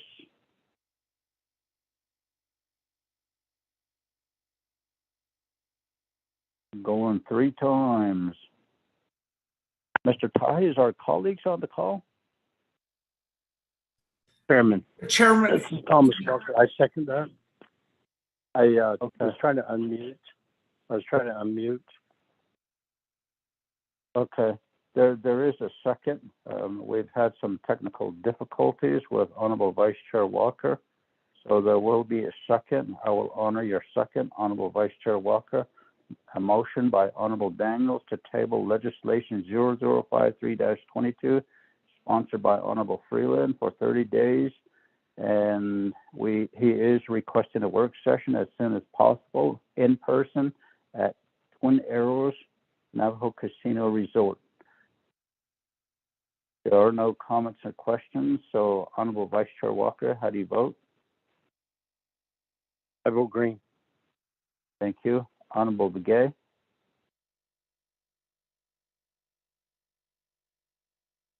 Honorable Daniels? Green.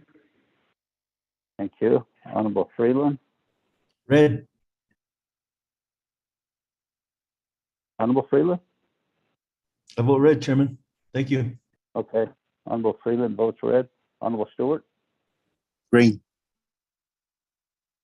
Honorable Stewart votes green. Honorable Begay? We have a vote of 3 in favor, 0 opposed. We have 3 in favor, 1 opposed, and chair not voting. Motion carries. We'll table it for 30 days. And honorable members of RDC, I believe we're done with new business. So we'll go back up to reports. Honorable Vice Chair Walker, I would like to hand the virtual gavel over to you so you could facilitate the meeting for me. I have a legislation 0040-22 on Health, Education, and Human Services Committee, and I will be on both meetings, so I'm requested to be excused. Honorable Vice Chair Walker, you have the virtual gavel. Okay, thank you, Chairman Nez. Resource Development Committee members, this is Thomas Walker. I will be presiding and facilitating our meeting. So we're now back to reports. We've taken care of the action items for today's agenda. Now we are proceeding to move to reports. We have 2 reports today. First one, Yikishi, we will be hearing from the Lasalle National Forest Plan. We will receive a report on that. And the presenters, they have introduced themselves earlier. So at this time, we are going to give the floor to the presenters on this particular item. The presenters are Rachel Hall, Ryan Nihal, Chris Crum. So, presenters, you now have the floor for the report. Proceed. Thank you, Mr. Chairman and committee members. I'd like to present my screen as we have a brief PowerPoint for you today. One moment, I'll cue it up.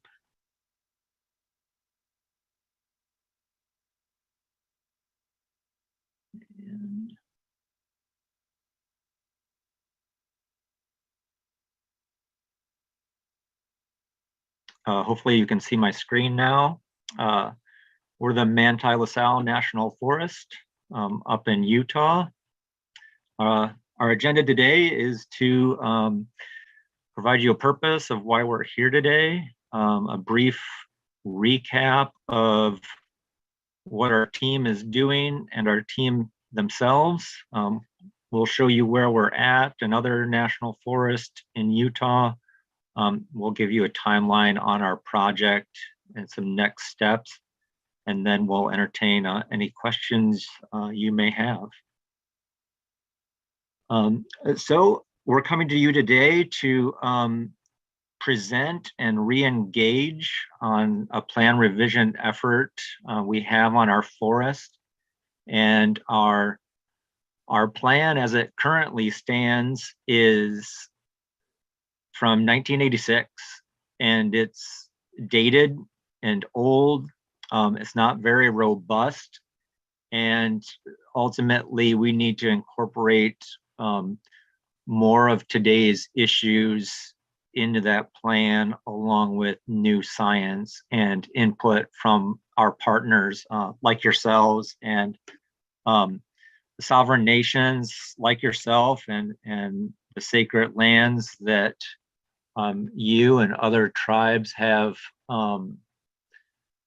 had in relation to our forest are important to us, and we want to engage your ancestral knowledge and incorporate that into our plan.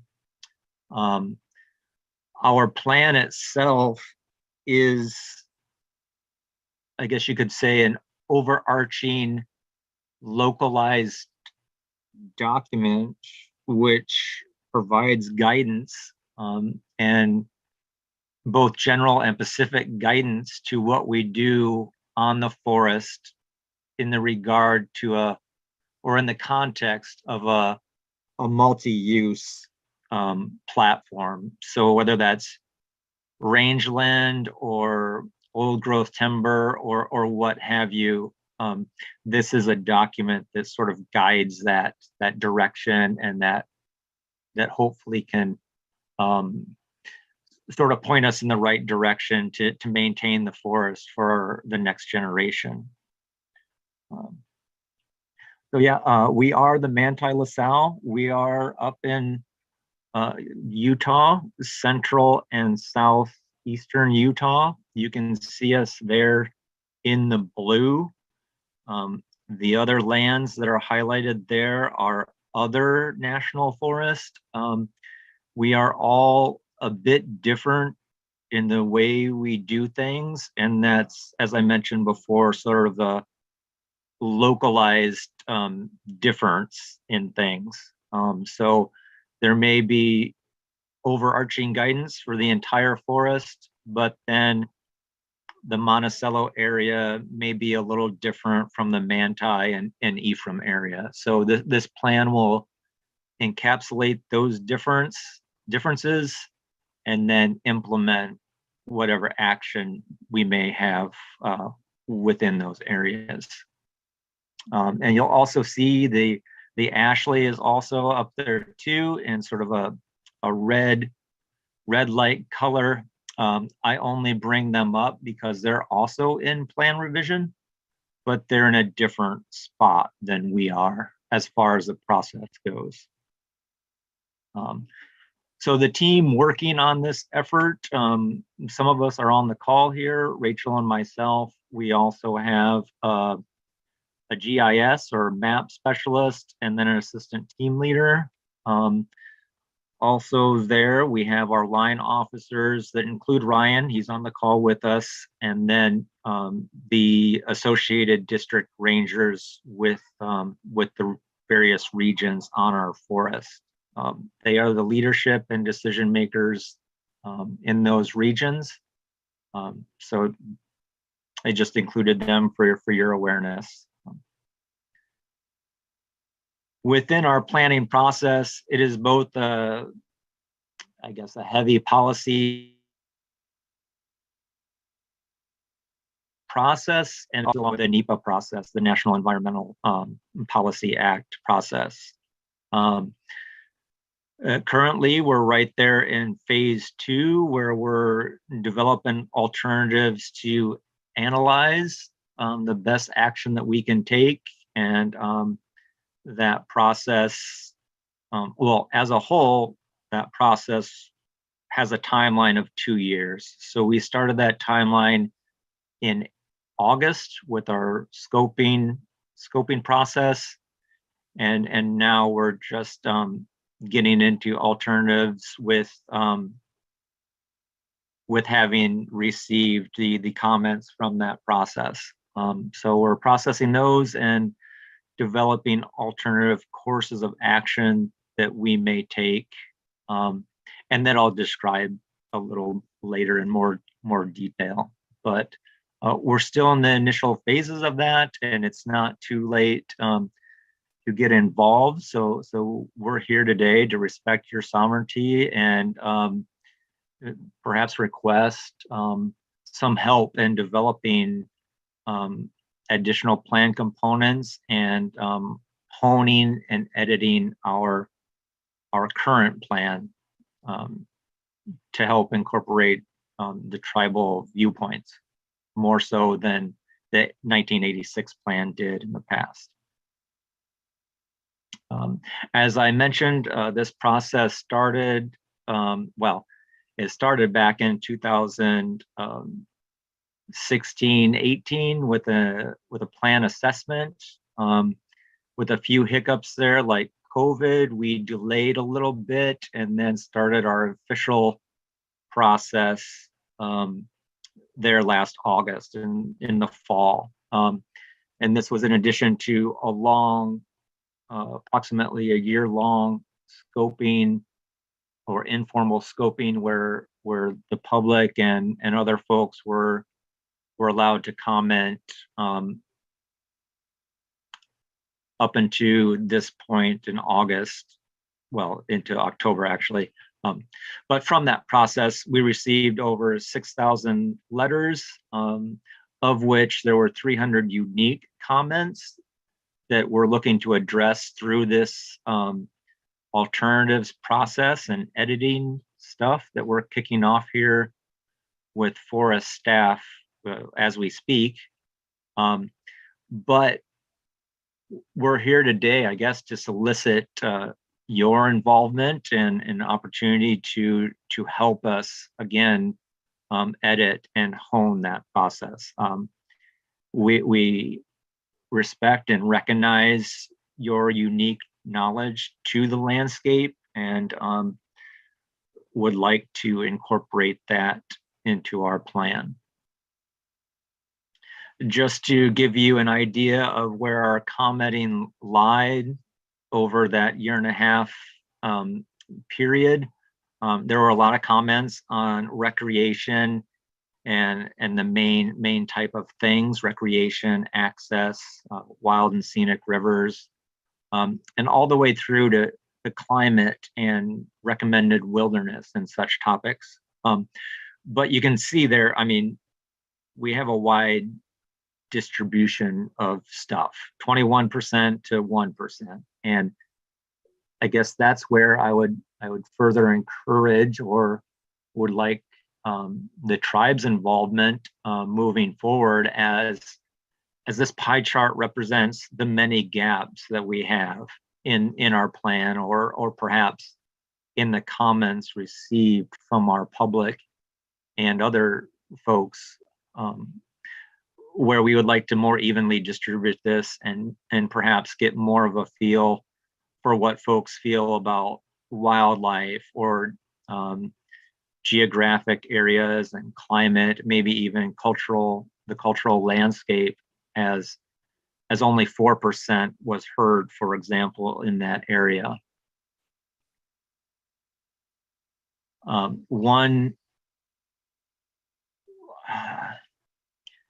One thing we've done here, and I guess in our effort to reach out to tribes, in the past, perhaps before COVID, we were going out with a main effort to engage with tribes and hear what they had to say about our plan and the ancestral lands that they all encompassed, that are now the Manti Lasalle, or labeled as the Manti Lasalle. And in visiting with tribes from Mexico to northern Utah, we've gathered some input to encapsulate into our plan here, and that is included here in the blue. The blue text is what we have heard and what we have incorporated from various tribes and or pueblos that we've incorporated into our tribe. Much of it is, I guess I would say, to better incorporate tribal involvement in our processes and allowing for more of a tribal voice, as we both should and are mandated to. But these 2 pages that you see highlighted here are just what we have heard from tribes, and I guess how we have interpreted what we have heard. So I guess the ask again is to validate what we have heard, and then perhaps again hone and edit these items and even more. I mean, it goes further than just this, the tribal interest and the cultural aspect of our plan. It goes deeper to include, wildlife or wilderness and that multiple use aspect that I mentioned at the beginning. So what's next? We are currently at that April 1st dot right there in the center, where we are crafting alternatives from everything we heard in comments and various emails that we receive. We're trying to prioritize what we've heard and categorize that into a a spectrum of things that we'll analyze moving forward and going through the NEPA process, just trying to incorporate all the potential, maybe not issues, but all the potential stuff that is going on and the ways to approach it to best address it going into the future. And typically a plan lasts 15 to 20 years. But I guess as you can see from our old plan in 1986, they may tend to go a little longer. So we're trying to best evaluate the data to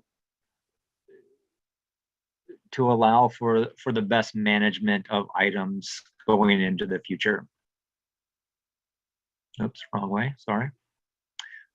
So here is an example of our alternatives that we're working towards and sort of the theme and spectrum of what we're going for here. And because it's a spectrum, we're going for sort of an opposing, I guess, theme where we have a slow approach with this tortoise alternative and then a hare alternative that may be a little faster in the actions that we do, and the tortoise would be slower and less aggressive.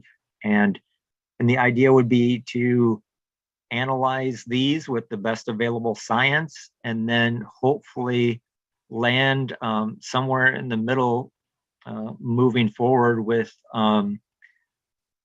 what we analyze and what we decide upon. So with this being a 2-year process, we are a few months into that now. And again, we're really reaching out to tribes to get an idea of where they stand, perhaps with our plan, and then to hopefully incorporate that knowledge and that wisdom and expertise that you and your people have into this plan to cover all bases, not just what we can see, but what you see and what you know. So the idea here would be to perhaps work together, maybe in a sit-down session or a working session, and going over things, see what we're missing, and to hone our plan down to best incorporate that tribal perspective and get that viewpoint to a point where the tribes can benefit as well. I mean, this isn't just ours, it's yours, it's everybody's. So we want to incorporate that in as best we can.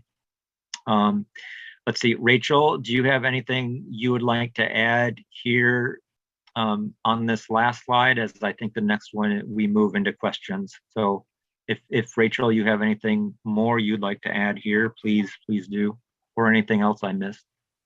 Okay, sure. I'll go ahead and add a little bit more details here. So as Chris said, based on what we heard from scoping comments, we identified issues or significant issues as defined by the National Environmental Policy Act and CEQ regulations, where those issues, the significant issues, start to drive alternatives, where we want representation of those viewpoints. So with the tortoise alternative, the way that we're looking at that is the time to achieve an established desired condition on the ground. So it's not no management or hands off. It's really a passive approach that's emphasized through natural ecological processes. Prescribed fire, as you can see, if there's a bullet, it's debatable if that's passive or active. I guess it depends on where and who's interpreting it, but we would be emphasizing prescribed fire under this tortoise alternative.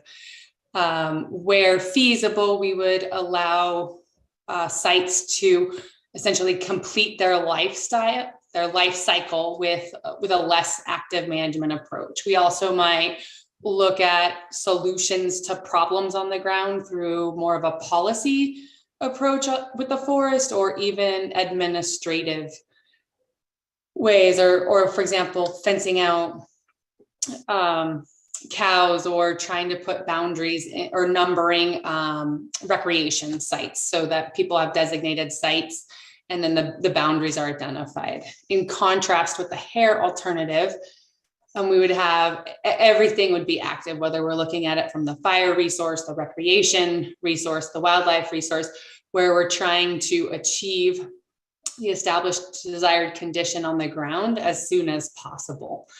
And so what that might look like is a heavier reliance on mechanical treatments, or even removal of some fences or infrastructure, or building infrastructure, depending on what the scenario is on the ground. And then as part of that analysis, that will help to inform our proposed plan, where ideally our proposed plan is informed based on those trade-offs between the two alternatives of a passive management or active management, knowing that we cannot maximize the benefit to all resource areas at the same time. So it's a value judgment for what's best on the land and how we fit those pieces together. But Chris, that's all that I have to add for this one. Thanks, Rachel, and yeah, good recap and good help there. Thank you. And I believe that concludes our presentation, and we'll field any questions that the chairman or the committee may have. Okay, thank you for the presentation here. Then thank you for requesting to get on the agenda. I know we had a report from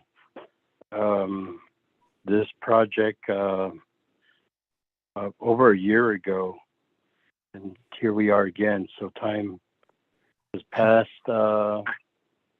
Didn't seem like that long ago, but here we are again. So for the report, committee members, let's establish a motion to accept the report. Then after that, we can allow time for questions and comments. Committee members, is there a motion to accept the report?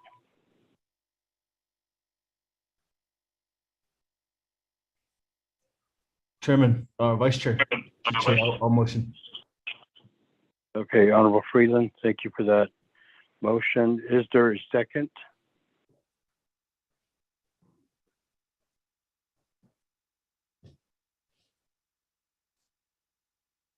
Committee members, calling for a second.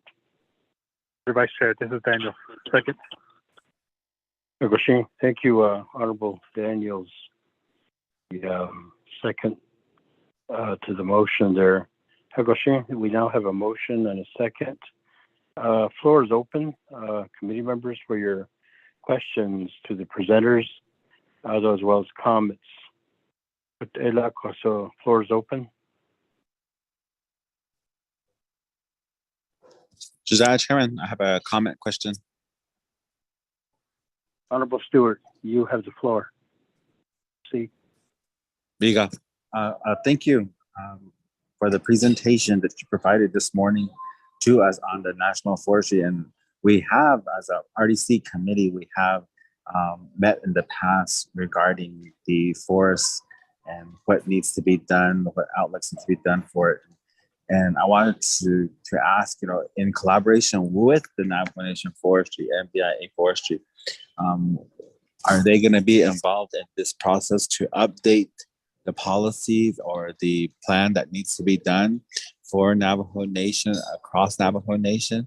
Because as a committee member, I do have some, and in listening to your presentation, I raised up a flag for me to say, well, what about those community members that are going to or trying to live in the forest area?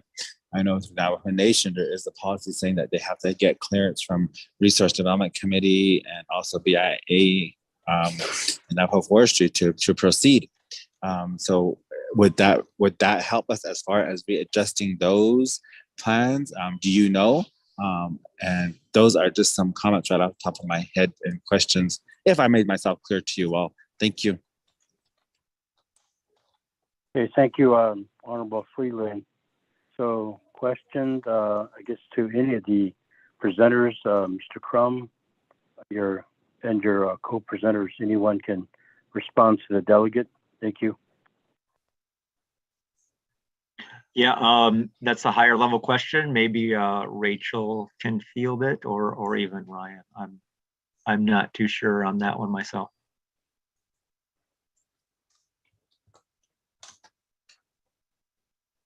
So this is Ryan. Thanks for the question. I guess I would be interested to see where on the forest these requests would be. It's my understanding that there is not an direct overlap of Navajo reservation lands with the forest. However, I know that there's ancestral ties to the area. But if there are specific requests that are on the forest, we would entertain those and see what we could do. I hope that answers your question. Hey, thank you for the response. Honorable Freeland or Honorable Stewart, I'm sorry.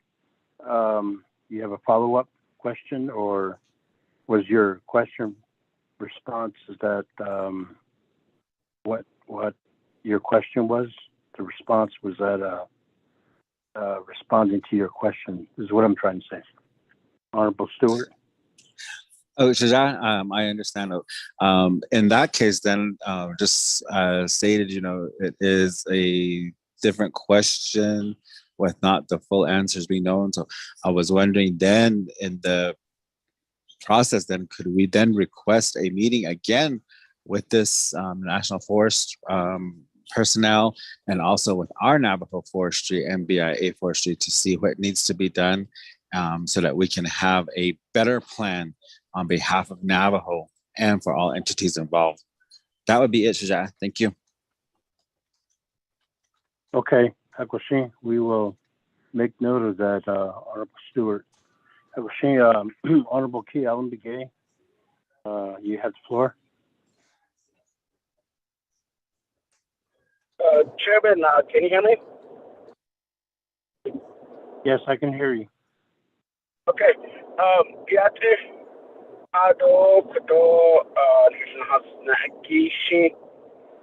Again, Chairman, as we do every day, keep going, getting cut off to get back on to the conversation.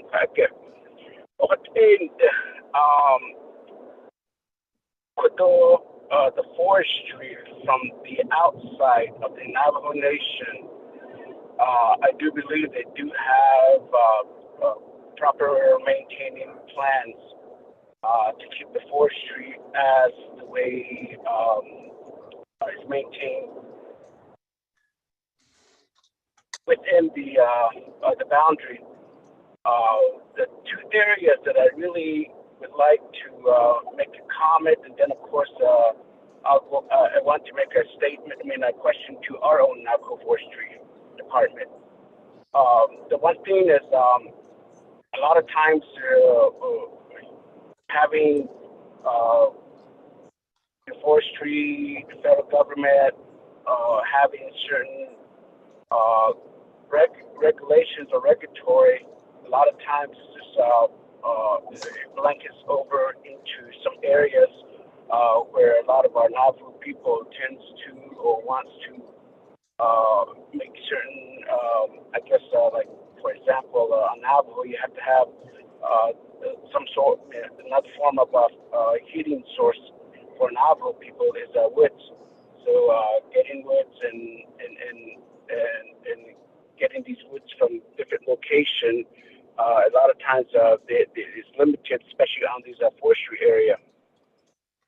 And then the other one is a lot of these policy, again, blankets over another sovereign, a situation that we have within the community that I represent from the central part of the Navajo Nation, which is the Canyon de Chelly.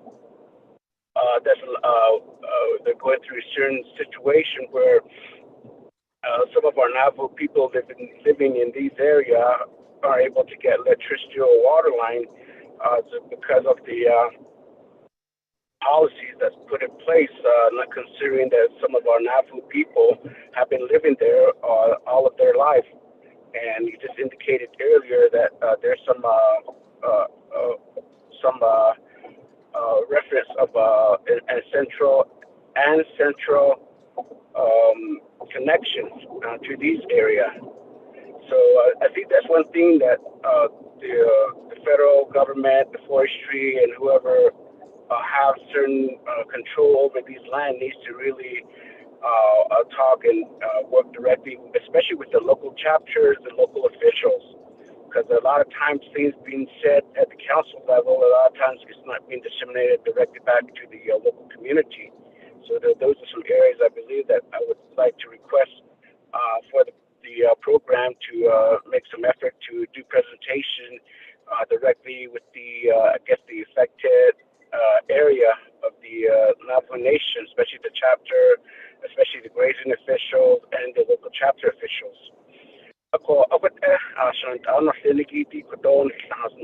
Based on what I've seen on the agenda.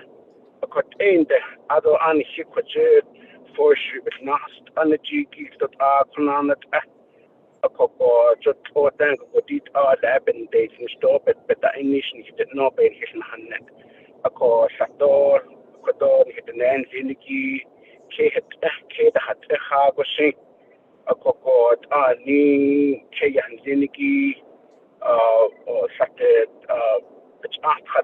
that's what yedo Washington government needs zinigi bani that to some extent the regulation, the regulatory. A lot of times kodon get the nan zinigi be in ido zinigi yego bechata and tango sakta needs and ako forestry ako the frequency bansa the case to bansa case the media and his at go a fit other eight and then ziniki bedet to kata the shank the then ziniki kwa kid hat no kata wishi ako this sheet and then ziniki at the in the sa dana dan ziniki sheet oh you can kid hat but just because they're labeled as forestry area.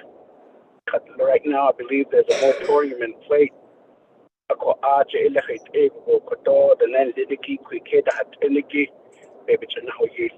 of these essential service that's needed because Yucatan is twin Denikin did the better other Kodo Kayandini, but not understand like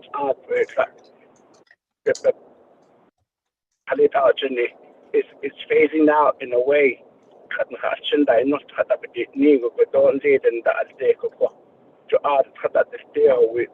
we think and we hear or we see that there's not much of a living activity. She will be not quack. The net of the door, the net of quack, but yet they and then the door non-structured kid had the cargo, but yet could they quack a sugar dog quack in the run. Quack has answered that nigger with that. Yeah,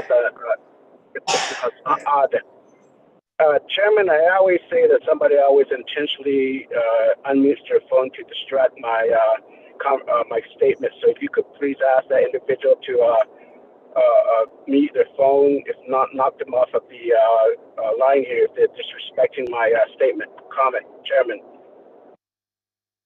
Okay, Delegate Begay.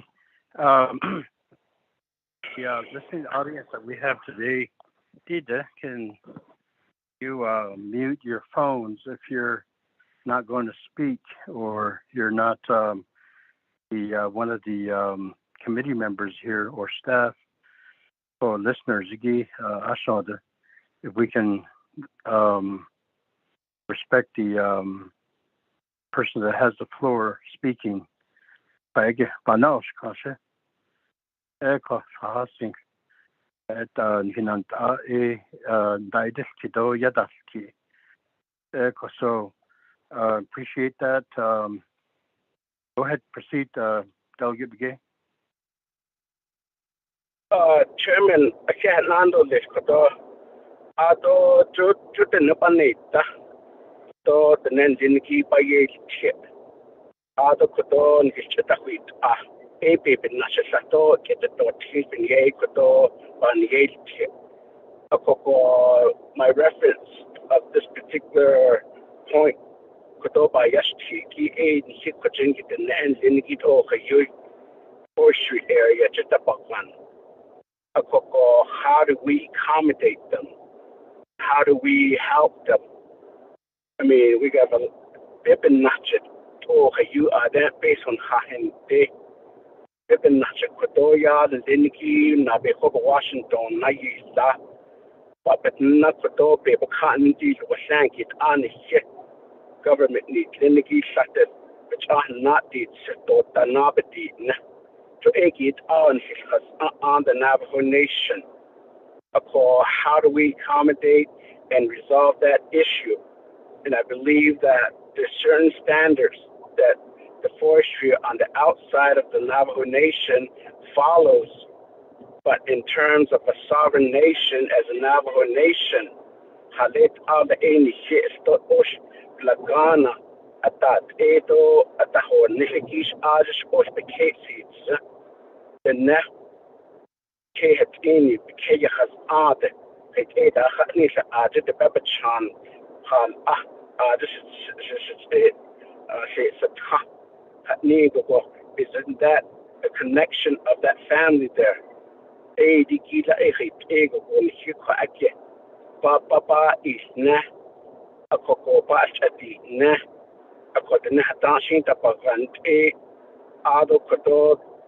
That Shinto, Ado, Echichi, the Shinta, then open Kodo, to Dash, that a bit of Nigo for the Ade, Senda Tata Ade Keda. Adon hit the land in it, oh, you, as you know, as you heard, when you've seen into a saying that natural gas, the Navajo boy, that the number is almost 30,000 natural gas, but there's only 7,000 of them. So if you do the think about sister case, more than almost 70 to 90% of our Navajo people,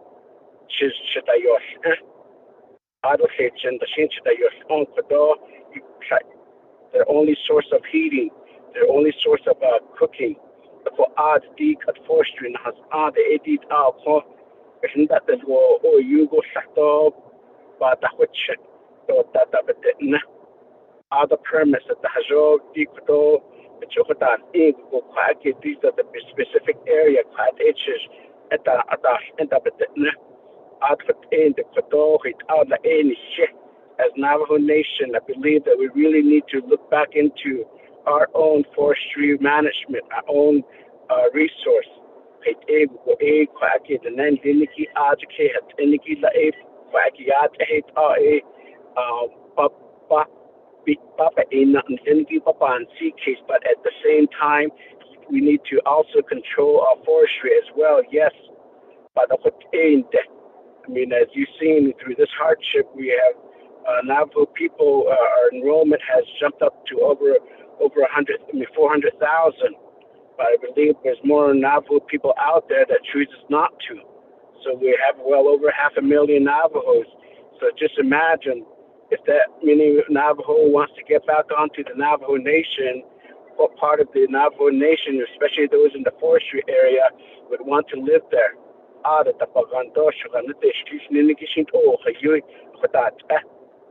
Nan Diniki or Chiefly Ego for but so Kevin Naliket the streets the whole long go Ada Shaya and Sakis Kwake, Bahuish, Diniki, the whole long con. Ako Diki Yego Shitty Ashland, Arnold Diniki the Creed Shin Kwake. And I'm sure that the forestry is aware of what Mr. Helona has been trying to ask. So if you have been machine Kodo be bun the shot of the Kwake, home site lease like a Kwake. ko kwaki to tata bet na kwaki edit ego ko don hit nan dinigi yasis la khati that agent hikoto an hito tabti ni ko ko ebe ben national ano siligi akwaki la hit aba is nato hit all review in it nato is our own Navajo Nation forestry regulations that hagito adoti ajba ta hayando adot nakhala ne dan kheta hat hanet na le ko di they need a home site lease, that they need water line, that they need power line. Papa, na PA to list papa, need a couple drafted or legislation. Then he to get their home site lease approval. We'll have a abundance of legislation in order to avoid that. I mean, halit all that article job and the job and the yago la ela the moratorium niki kwagi sigiligi la hit zonanel ingo to job in that ingo la ela o lana so niki kwagi the has source go kodon nan niki o bebechan ho is nan at ban suscation and an niki kwagi kishe kodo. Again, I always say that it may not be relevant of some of the report that was given, but a lot of times it's just an opportunity for me to make some comment or statement, just so that we are and I am on record. Whenever I make these statement or comment,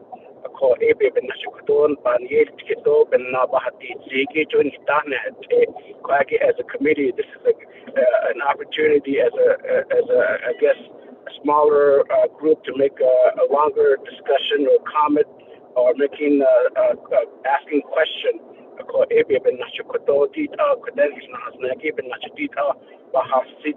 Chairman. Hey, thank you, Honorable Bigay. Some of the questions and comments are asked or stated there for the presenters, as we can see, and what we understand here as a committee. And then some are, of course, for Navajo Nation as leaders and as service providers, speaking to some of the issues that we know that are out there that relates to natural resources and in particular forest lands. So the two are certainly relating. It resonates certainly to the needs of the Navajo people. And for today, the presentations, they bring out these issues. They bring to our minds, some of the things we understand and know that relate to forestry and to the people, to the communities and the needs, the human needs. So I appreciate the comments here. So let's see some of the response and some of the thoughts from the today's presenters, and then we'll take it from there. Again, some of your comments. I do believe we did indicate not too long ago that we wanted to have a leadership meeting with some of our governmental entities as it relates to land, home site leases, and infrastructure development, and some of the moratoriums that are in place by law. We wanted to get a better handle of, sort of assess the how many are affected, how many communities are in those kinds of situations. So a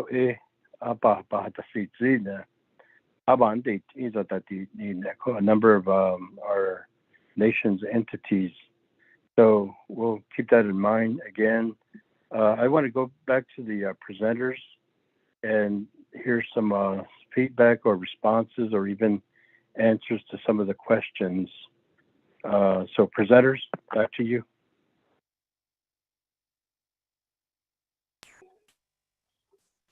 Okay, this is Ryan Neal, Forest Supervisor here, and I think I can address the one question about the firewood, and certainly recognize the economic hardships that we've we've had, and particularly with the pandemic and things like that. And so there is recognition that firewood is sometimes the only source of heat for a household, and so we're very sensitive to that. We do ask that folks get a firewood permit, and the reason that we would ask that they do that is so that they don't get pulled over by law enforcement, and so there would be that permit that could be tagged on the load, just so that you don't unnecessarily get pulled over, because it's hard to differentiate, a truck from another truck going down the road. And so I would ask that you work with our local district office for those, and that's in Monticello, or if there's other arrangements that the tribe would like, we can try to address those too. That's been a one it's tough, because like I said, you can't differentiate someone that doesn't have a permit that's entitled to that wood versus somebody that is just on the forest. So that's how I would hope that we can address that one. The piece with the question about the chapter houses and local officials, we're certainly open to doing that as well. With the pandemic, it's been difficult because we certainly don't want to come into communities that are closed, or maybe don't want our presence there because of the potential spread of infection. And so, but we are open to presenting to whomever requests that from us, or if there's a list of people that we should reach out to, we'd certainly look at that as well. So I don't know if I've answered all of your questions, sir. Those are the two that I had written down, but there may be others that are relevant for the Forest Service to answer. Okay, thank you for the response. Shatila, Honorable Begay, any follow-ups there? Any follow-up comments, questions? Chairman, I have another question regarding the firewood. I know on the western part of the Navajo Nation, they usually have a program where truckloads of woods would be hauled in so that like Navajo people, like the elderly or the veterans, be able to pick up a load of these woods.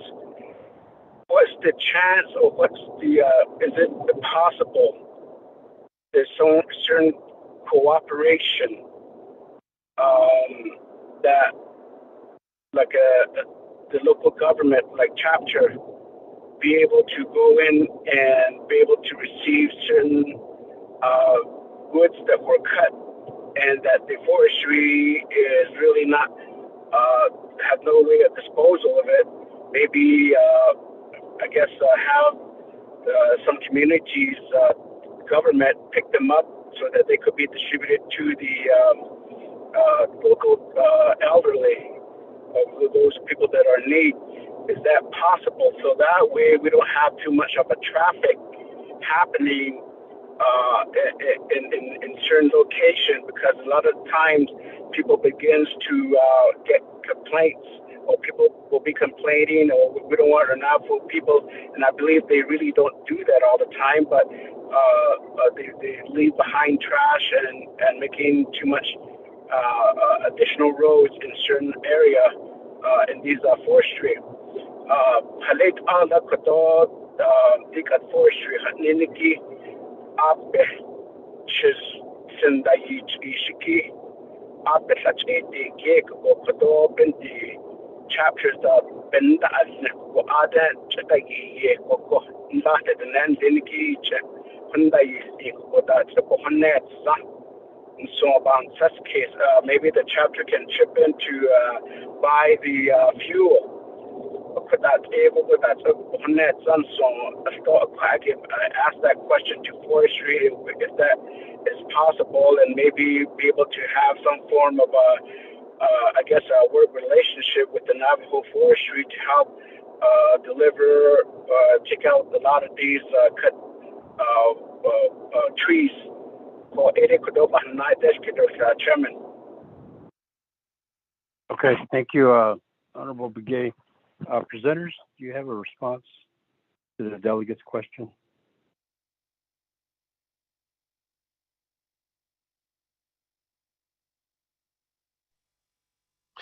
This is Ryan. So yeah, I that's a very intriguing program, Honorable Begay. I had not heard of that. It would be good to find out, if that's a BLM program or a Forest Service program, and we'd certainly be interested in looking at that. And if there's a demand on a particular chapter house or area or community, we'd certainly look at that. We do a lot of fuels work on the forest. It would be something we could talk about how we would do a delivery or something to that effect. I don't know. I don't think that we could deliver to individual homes, but maybe if it was a big area or something like that, we'd certainly be interested in talking further with you about that. This is Rachel. Thank you, Mr. Nicole. Okay, go ahead. I apologize. I wanted to add some information as well. This is Rachel Hull, the forest planner. And I just want to point out that the question of firewood is not necessarily a plan level question. It's handled at a project level, so a much smaller scale, where the plan is really looking at 30,000 feet, if you will, and across the forest at 1 million acres. So we don't have to wait for the plan, if you will, to be able to move forward with project level needs that the tribe may have. Those are governed under what's currently in place, the 1986 plan. So just wanted to provide that distinction for the group.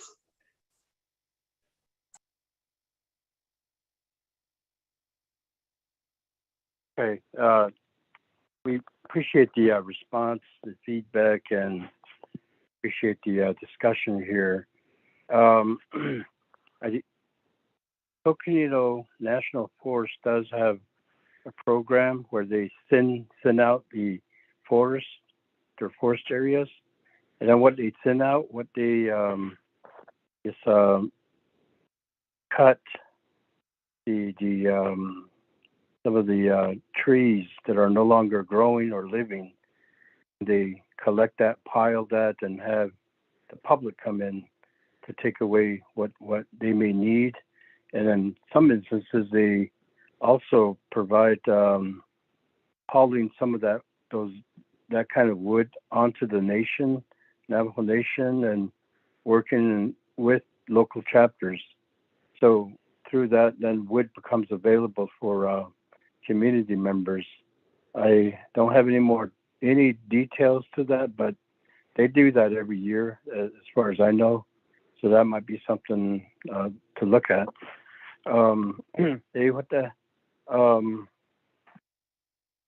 Delegate Mark Freeland, you had a question. Honorable Freeland.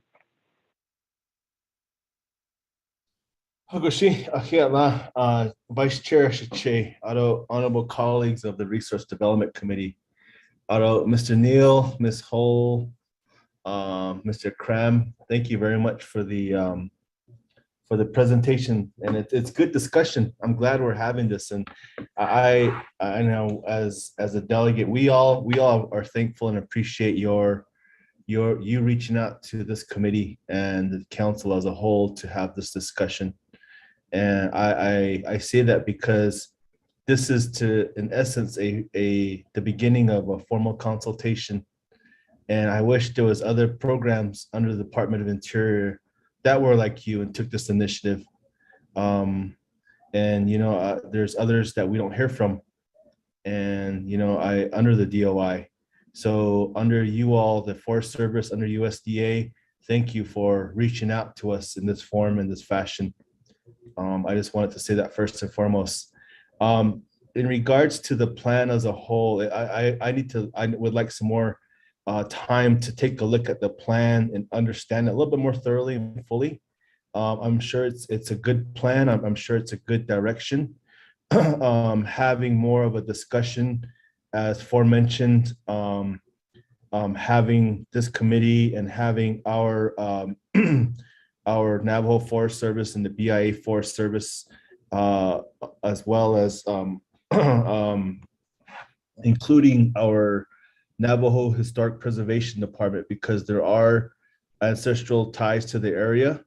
There's a lot of trails, there's a lot of history and routes that in that area, but also I also think of the area east of there in the Sangre de Cristos.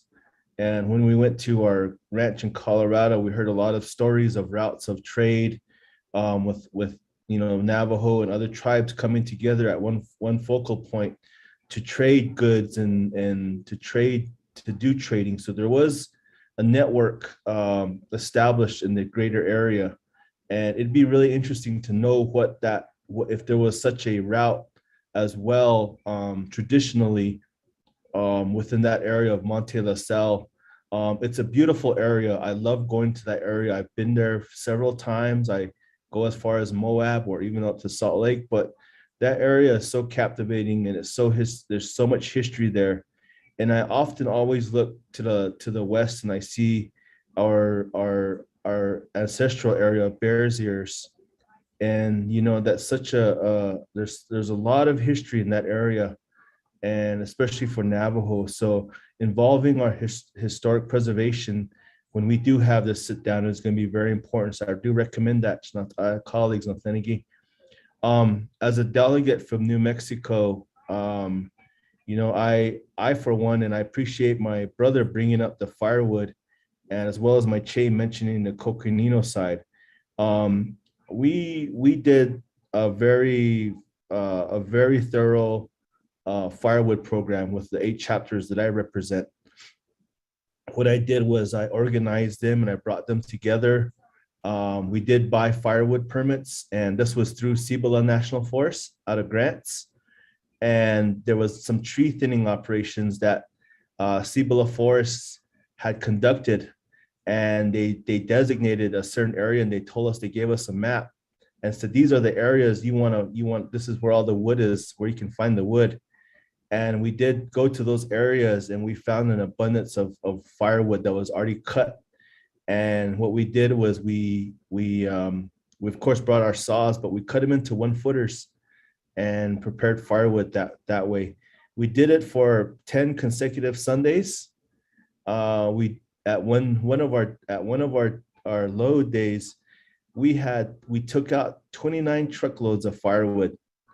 And these were working with our chapters, working with our community members, especially our veterans and our elders. They were a priority. They were given priority. And if they had a vehicle, if they had a truck to haul the wood, we would have them follow us, and we would load up their wood. We would cut it up for them and load them up, and then they would be on their way. Of course, tag them. The tags, we got, I believe, 20 cords of wood. I believe it was $20 was what the Forest Service charged us, but we took turns buying those wood permits, and we tagged them on the driver's side. They were orange tags that the Forest Service gave to us. It was a good deal, but it really helps that the thinning was already conducted, and instead of going around and looking for trees that have no life, or going around, it's a little bit more challenging when you have to do that. So we did load up an abundance of firewood. If that same program exists under Monte Lasalle, I would really recommend my colleagues, my older brother, Honorable Herman Daniels, my sister, Honorable Charlene So, and Honorable Nathaniel Brown, the delegates from Utah, to really consider that, because it's good for us to help our people in that form of fashion and mobilize your chapters, especially with them having new trucks.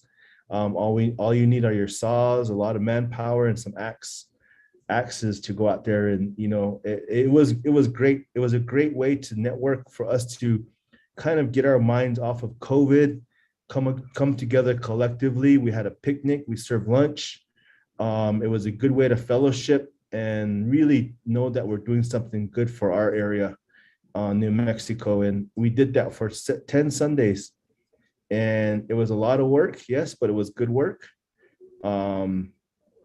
This year we want to start a little bit earlier, because we still did have some of our people from our area asking for firewood. So if there's any opportunity for Manti Lasalle to work with the chapters directly in Utah, I would really ask of that, and get the chapters to understand that the wood hauling permits are available, to educate them a little bit more thoroughly on the process, and to help them gain if there's any tree thinning operations as such as what my Che mentioned at Coconino, or what we got down at Cibola. That's really a win-win. It's not very hard to do, and it's just a matter of going out there into the forest area and the designated areas and finding those locations.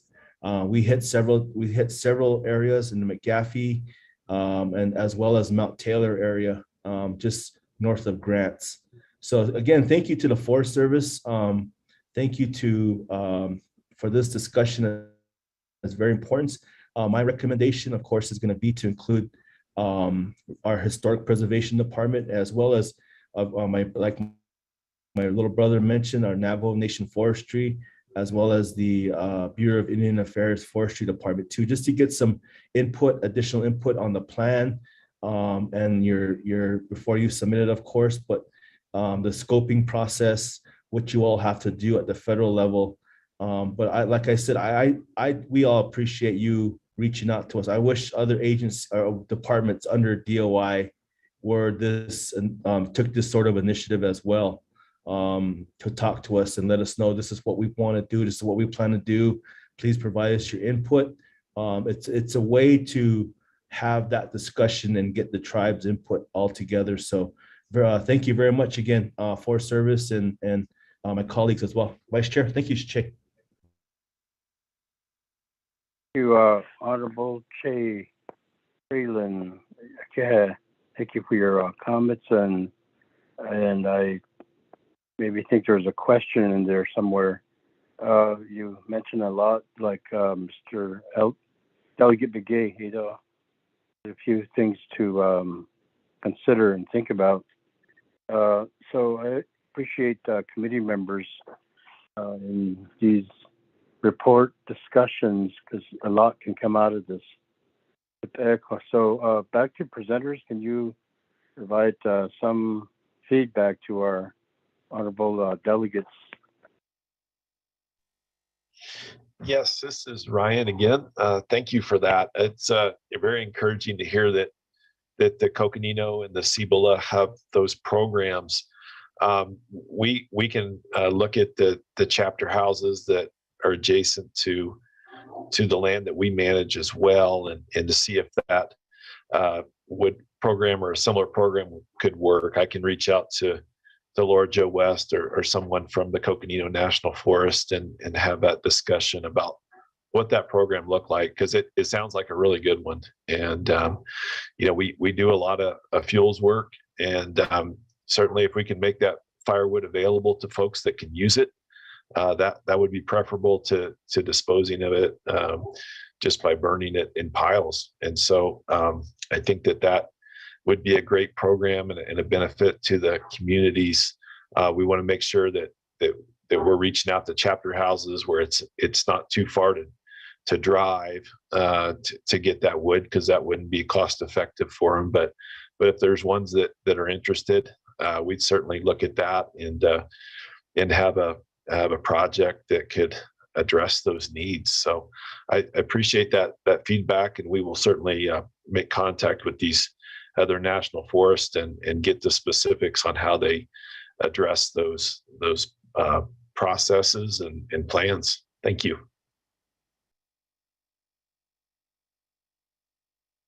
Okay, thank you, Ryan. Honorable Freeland, you have a follow-up? Thank you, Che. Resource Development Committee members, all the staff. Thank you, Mr. Neal, for that. And I just want to encourage you and the Forest Service to continue with the consultation with the nation, because that area, of course, is Aboriginal to the Navajo Nation and other tribes, as I mentioned. And look at possibly if there's any opportunity, maybe when you talk to Coconino or Cibola, to ask for if there's any opportunity for waivers. I know $20 is not a much, but it's a lot to some of our, especially our elders. And in this time of inflation, it would really help out a lot of our people. Gas and diesel has gone up significantly. So if there's any opportunity for a waiver or for free firewood for our Navajo people, and look at something like that.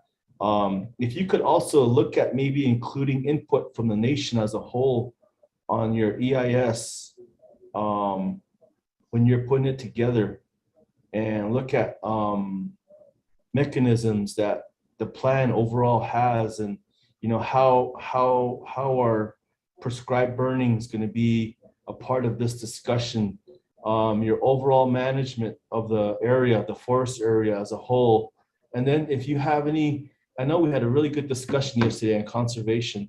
If you have any conservation plans, or if you have any, if you're rebuilding the forest, if you're doing any programs like that as such, I want to ask the same of of Cibola.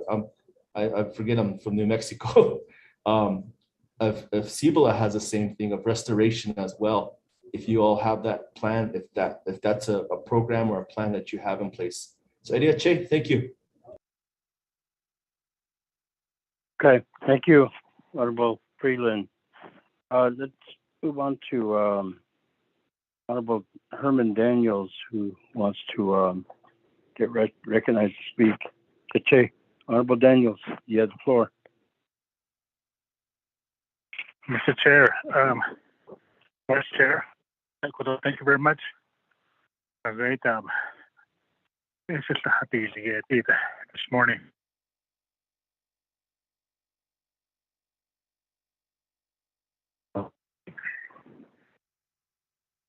Had some lambs,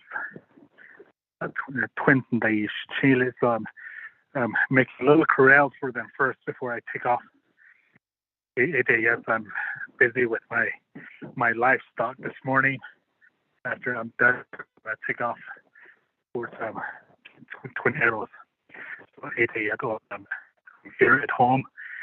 So, but I'm raised here in Valley, Utah. Thank you, Mr. What's the name here? Got the names of the individuals. Lasalle Mountains, Lasalle Manti Forestry. Thank you very much for your presentation to the Resources and Development Committee this morning.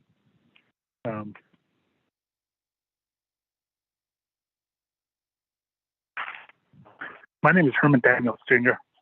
I represent Ojeto and Natifan, those two chapters there in Utah. And the other two chapters that I represent is Shanto and Inscription House, Tlapican chapter. They're in Arizona. So I represent 4 chapters.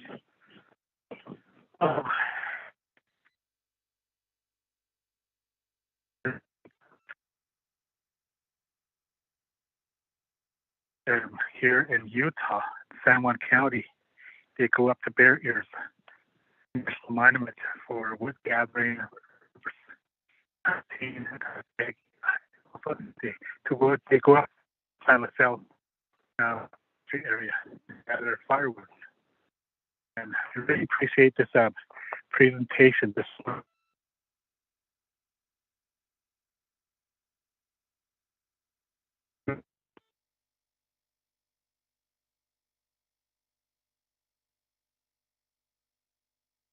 Honorable Daniels, you're cutting in and out. Okay. What about now?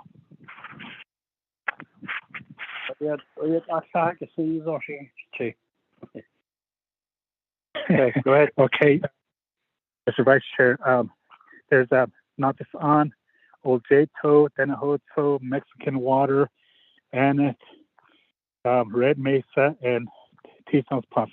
Those chapters, the 7 chapters are in Utah.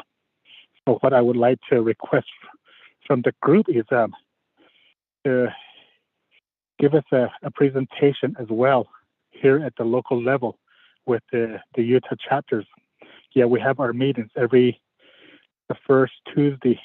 second Tuesday of every month. So I'm going to be reaching out to you. But this is very informative for us, for the Navajo Nation, and also it's going to be very informative for the leaders here, down here at the local level on the Utah side. So that's what I want to do, to request that the group to do a presentation before Navajo Utah Commission next month. Yeah, we'll be sending out an invite to Manti LaSalle Forestry to do the presentation to us. So Ada Yakudo Andi Kodo Shanant Senigi the Yego in Hideti de Kwazatam. So Lake Ho San Juan County. The Yego Chuinil and Ajigo. There is National Monument, Manti LaSalle Forestry Area, Nazaydam, the Shlai to the Hashmi Aja, Nazaydam, LaSalle Mountains, additional to the Shlai. Had never done that just now, Meligi. I don't know if the specific then that Hashman, the Henry Mountains. Our people in San Juan County, they go as far as the Henry Mountains all the way to Richfield, Utah, to gather firewood, herb gatherings, that Higit and Aron Aje. Ede Yanagaitam, Vedam, such as Slybones, Trinil, and Kodon Ayan Hideti. I really appreciate what Delegate Freeland has stated on the firewood for our Navajo people. Yes, it's really needed out here, especially during the winter months, the cold season. What he indicated for chapters. That's very good. Delegate Freeland. Other than that, Mr. Chair, Mr. Vice Chair, on thought this case Ray Asha, so and perhaps the group again, the Manti LaSalle Forestry group, to do their presentation as well down here at the local level. They're planning meetings, chapter meetings at these chapter houses. So that way people will be more informed. So, let's go to Mr. Vice Chair. Thank you. Thank you, Honorable Daniels, for your comments there. Mr. Nail, you want to respond to that? The delegate? Yes, thank you, Mr. Daniels. We would be happy to do that. If you can send us an invite, whether that's virtual, like we are today, or in person, it's whatever your preference is. We will make that time and do that presentation. So, yeah, and certainly looking forward to you working with you as well.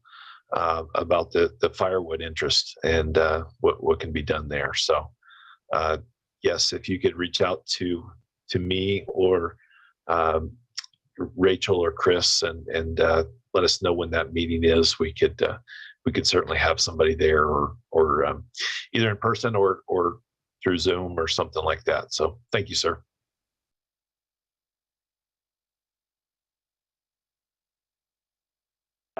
Thank you, Mr. Neal. We have Office of the Speaker, a representative on the call. Shemayaja, Ms. Vito Siaka, are you on the call? Hi, yes, Vice Chair, I'm here.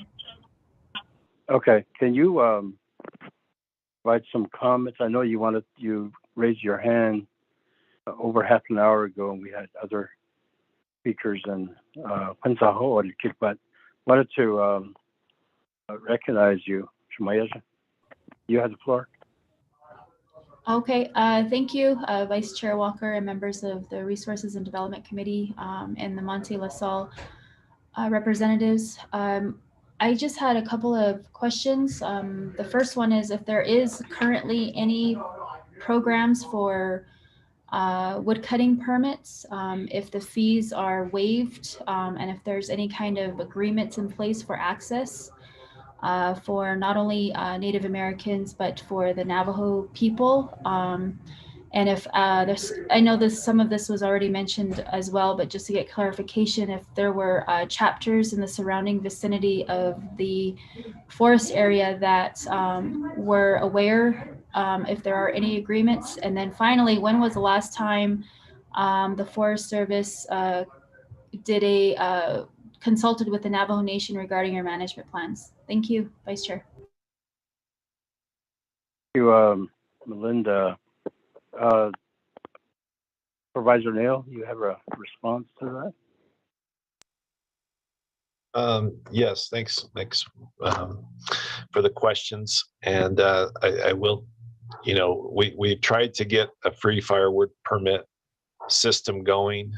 I need to find out what the status of that is. I'm sorry, I don't have a better answer for you right now. I know we had tried to get that off the ground, and looked at, working with tribes on that. So I owe you a better answer than that, I guess, in short. And then as far as the consultation question, I know we had done some things prior to COVID, but I'll leave it to Chris or Rachel to maybe describe when we've done that consultation relative to the forest plan. Yeah, thank you, Ryan. Thank you for the questions as well. Melinda, is it? Yes, we were reaching out and working with with this body and also the, I want to say the Navajo Utah Commission at one time. We presented to them and we were starting to get the ball rolling on meeting with some chapter houses. However, COVID did kick off. So I think we met with one chapter house right before COVID or right when everything closed down, and then everything fell down from there as far as meetings go.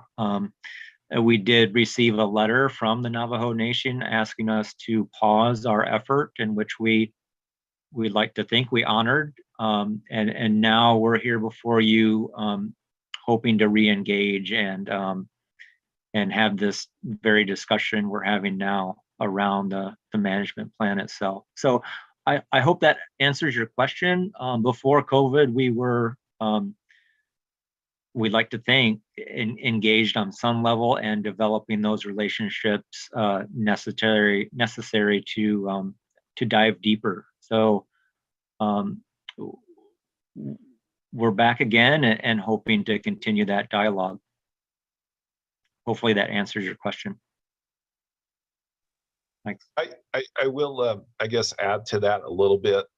And we knew that, during COVID, that there was going to be some delays, and we wanted to make sure that there was engagement. And so we did pause our planning efforts for about 18 months in total, just so that we could have the ability for folks to concentrate on the COVID situation and not have to worry about the forest plan effort. And so we've re-engaged with that, and we are re-engaging with tribes and others that certainly want to engage with this, like I said, either virtual or in person.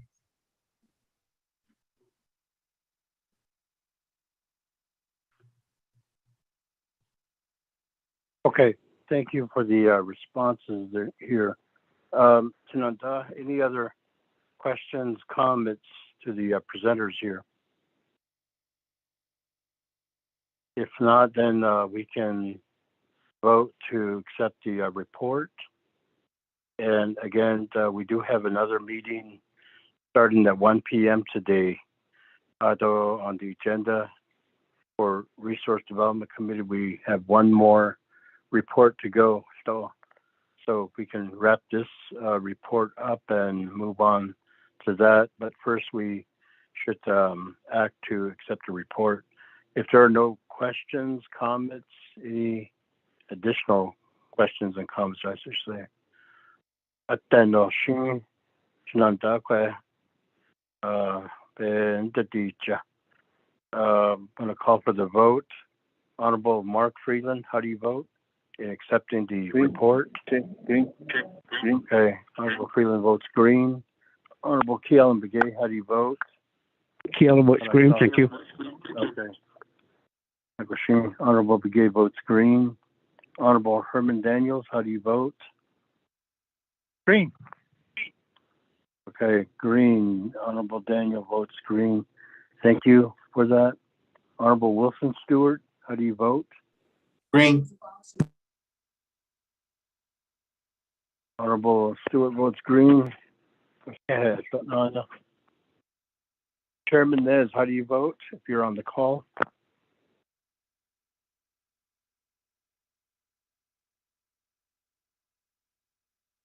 Chairman Nez votes green via text message.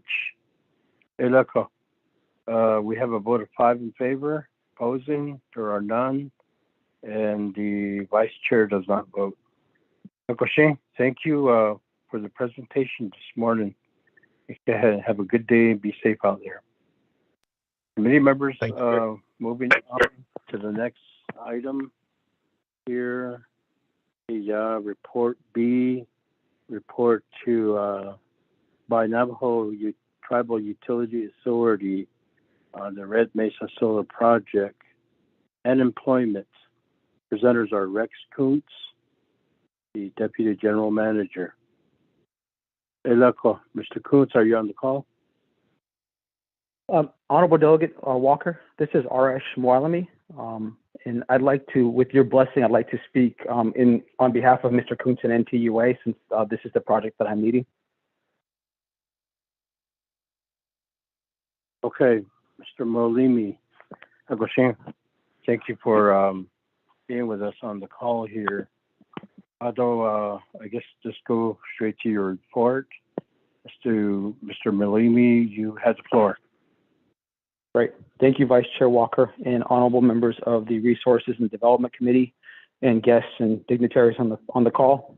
R.S. Nathan Mwalami, Yenishe, Pohebini Nishle, Persian Clan Bashichin, Kia Ani Dashiche, Persian Clan Dashanelli. I am the Deputy General Manager for NTUA Generation, which handles renewable energy projects and other types of generation projects for NTUA. And I will be presenting on the report. Denise Becenti is also on the call. Denise, can you please share the screen? I just wanted to go over first the NTUA workforce slide.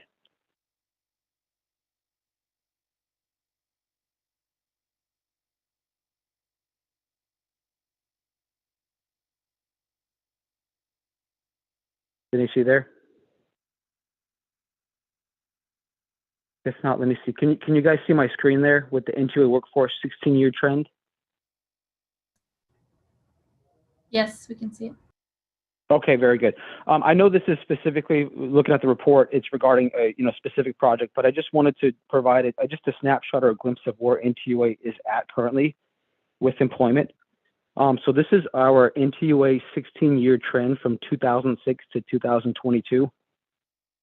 So in 2006, we had 494 employees employed within NTUA, of which 11 were non-Navajo or non-native, and the rest, the 483, were Navajo or Navajo descent. So you can see the steady growth of NTUA as far as jobs and creation of jobs in the NTUA workforce. So currently, in 2002, NTUA has 859 employees, of which 98% are of Navajo descent.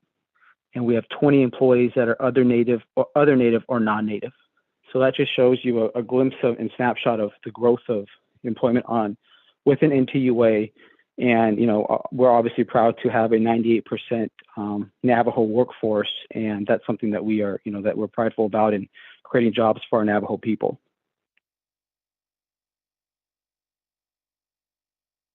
Okay, moving on specifically to the Red Mesa Solar Project. The Red Mesa Solar Project is a utility scale solar generation project in the Red Mesa chapter. It is at the stage now for construction. So in late 2021, Solve Energy, who is the contractor to engineer, procure, and construct the actual facility, they notified NTUA that there were unexpected issues with the topography and the ground at the Red Mesa site. So as such, Solve Energy was given the authority to move forward with the specialized earthwork. So we didn't anticipate any this type of issue originally. Looking at the topography and looking at the earth and the ground, we didn't expect any additional work to be done on the site other than what was proposed. And this work was necessary to make sure that the site was safe and could support the structure and the infrastructure of the solar project. In addition, currently we have substation work that has started at the Red Mesa site. That new substation will be built to support the project as well as provide better reliability and growth in the community. So currently there's a contractor working, a specialized earthwork contractor working on the actual earthwork of the site. As I mentioned, it wasn't anticipated, and this is what our contractor's work is doing right now. So currently checking with the contractor, there are 44 current jobs or total workforce on site, of which 18 are Navajo.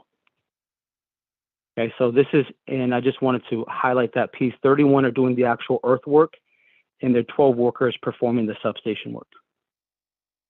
So in October of 2021, Aerotech, who's a hiring agency for the contractor, Solve Energy, along with NTUA, hosted a drive-through COVID-safe job fair. During the one-day fair, over 300 applications were received. And due to the safeguards related to COVID, we wanted to do a drive-through job fair. How that worked is all the individuals who were interested in applying for a job, they stayed in their vehicle. They actually went up to an individual. They filled out an application, and they were called for interviews.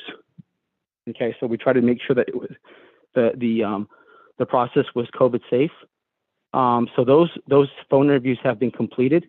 So the real work, when I say the real work, the real construction activities of building the steel or putting the steel in the ground, installing the solar panels and the modules and the inverters, that work will commence in early April of 2022. Okay, and through the process, we anticipate that that the project will hire approximately 250 workers to perform the activities associated with the construction of the Red Mesa solar plant. And we anticipate that at least 90% of those jobs will go to Navajos.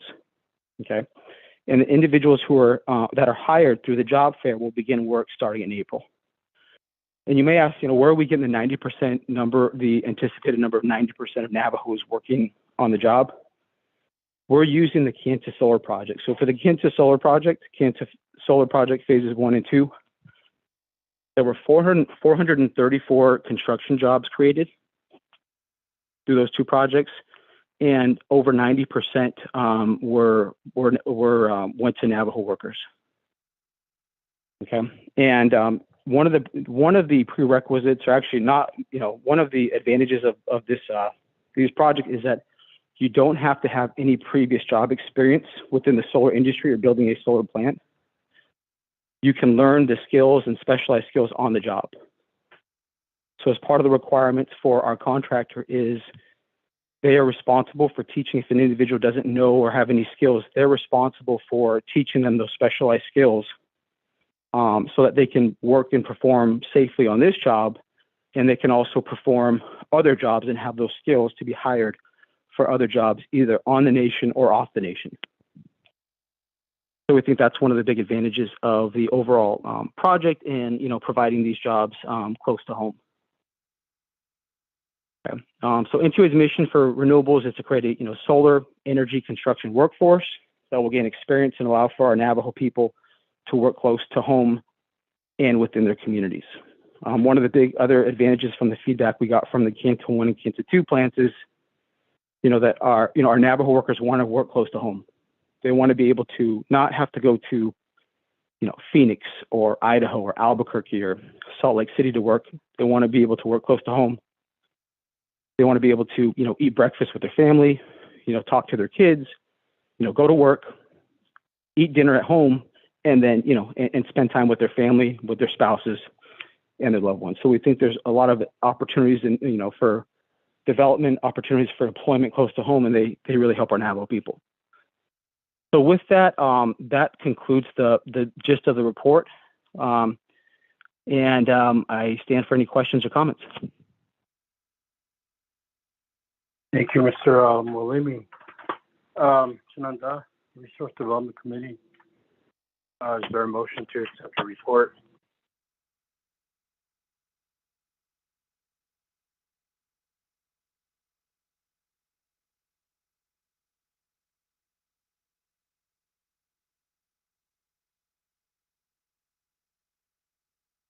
Motion, Stewart. Thank you, Honorable Stewart. The motion, is there a second, committee members?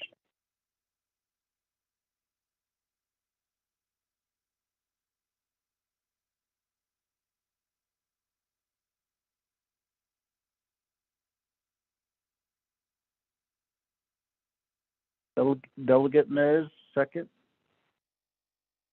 Thank you, Chairman Nez. That seconding the motion. Shananda, comments and questions. Shananda.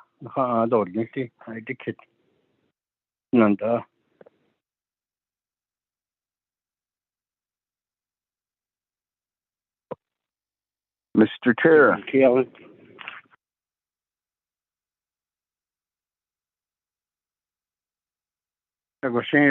Delegate Big Gay, you have the floor.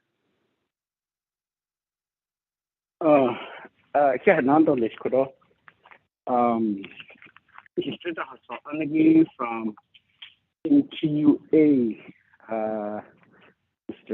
Malami. Good morning.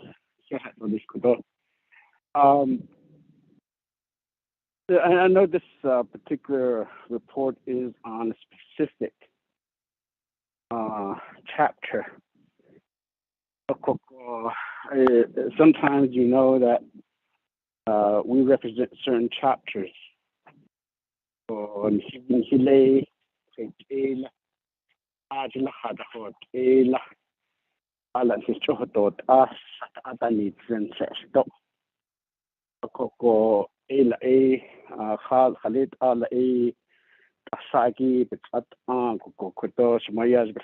Which is good. I mean, I believe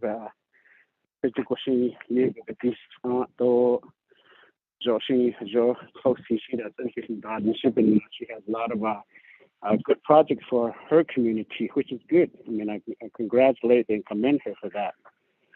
According to the Saturn seeds, quite a could you not hold it? The hot at the evening day, we're going to have seeds. Because I like it on it and limited on Hapa routine the door and Hapa yet. But I believe this is more of a strategy to gain support of the 257 legislation. Juko or what and stop by yet or the men bad who want to create jobs out there, not just only one area, but in our area as well across the Navajo Nation. So the proper planning, overall,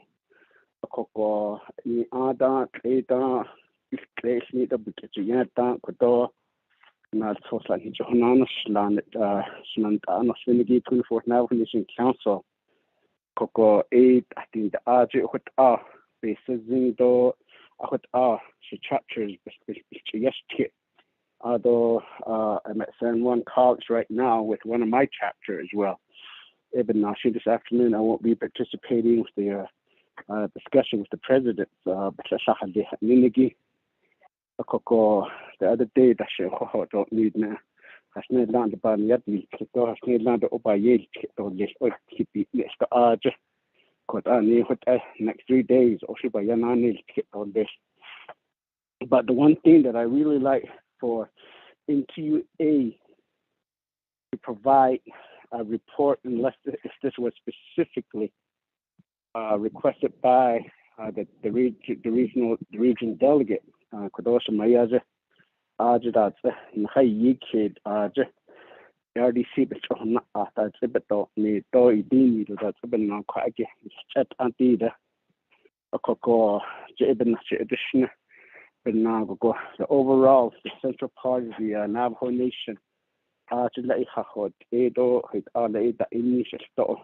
in terms of the report that was given of all these infrastructures, talking about water, water line, the power line, that broadband, that the bit that the ilahit sato ya linki beta English to it all kodo sato plan lagi alna to aliala ko ede kodo shina etiket shizigi ko the shinit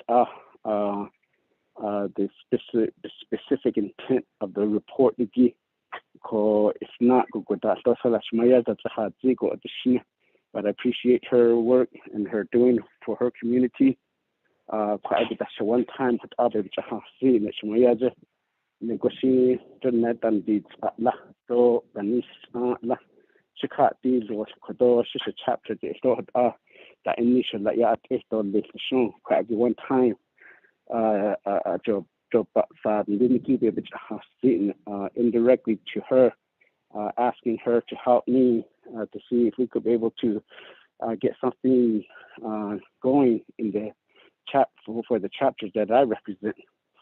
Call it would attend Sadligi be Hanana Street or this is Kokoshmayaja Nego had Ashika deal with that Scotland. It are Labiat Eho Kodoya, speaking Bandinish.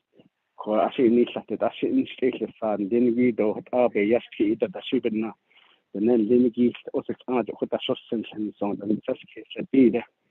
I would say the deed that a sabi ni done that Sanda at least the Halit all Ecuador Yard and Dinigi at Nikinana to the Dada that she had asked that's hardship funding assurance shade what Kashi lecture power line shade have other base or Ishni did no yesterday.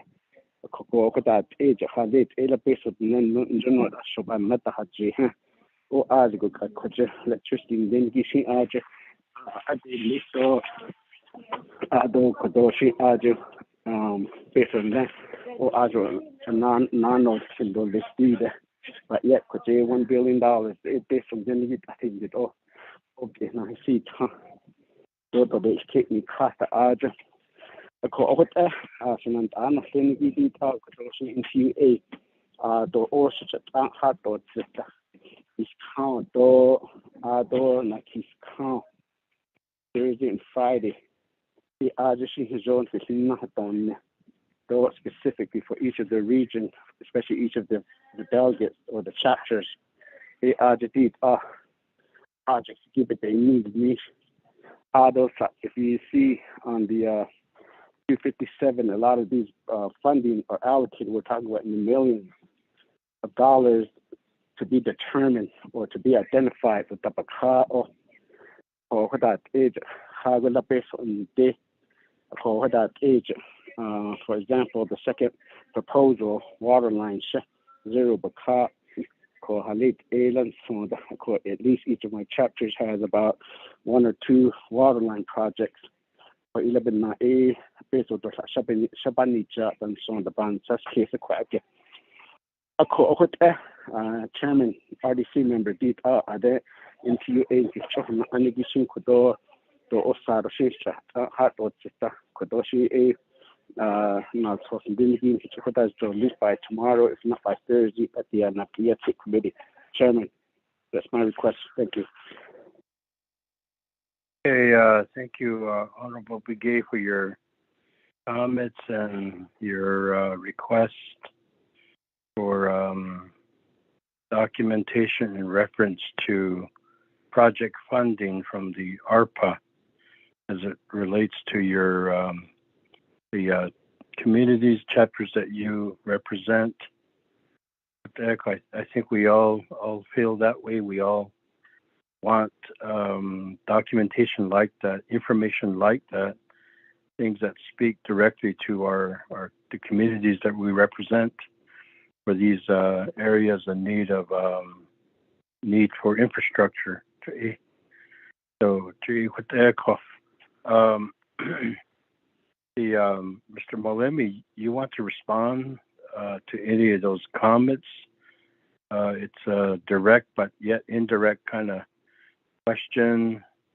There's a request at the end of it, but comments, I guess, if you want to respond to that. Yeah, yes, Vice Chair Walker. Yeah, I'd like to respond. And thank you, Honorable Delegate Keelan McKay, for those comments. I think they're well warranted. For this particular report, as of January 1st, I've taken a new position to handle, a Deputy General Manager for renewable energy projects for NTUA. So it's a little bit different than what I did before as far as focusing on CARES Act and American Rescue Plan Act and different types of legislation. So it's a little bit of a different role for me as the company grows. But I just wanted to make a general comment as far as projects and the ability to have to look at projects in different chapters and communities. NTUA is open as far as utility scale generation. We're looking to develop projects in other communities. So if your chapters are interested in development and hearing out, what opportunities there are for these types of developments, i.e. scholarships, jobs, other economic development, please reach out to me because we're looking, there's areas for growth and opportunity for these projects. These projects are majority owned by the Navajo Nation through NTUA. So that's one of our big priorities is to make sure that these projects stay in the hands of majority control of Navajo. So I just wanted to make that general blanket statement overall that if anybody if communities are interested, we can definitely do presentations and look at opportunities for development in your communities. As far as the 257 legislation and the request, Denise Vicente is on the call, so she has gotten the information, and we'll relay that to our team to provide that information. If we can't do it timely, we'll provide a report as far as when that information can be provided. Thank you.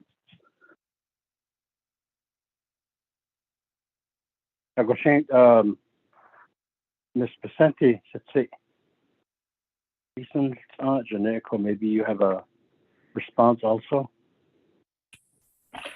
Good morning, Chairman. Yat A. Arnold Toshe, Denise Vicente, and Shiat Na Shashan Shlo, and she versus Chin, 20 Ada Shacheda, Tutney Sunny Ada Chanella. Yes, good morning, honorable delegates. Mr. Begay, we are preparing a package that will be presented to the NABI committee this week, and then that information will be available at that time. Thank you, sir.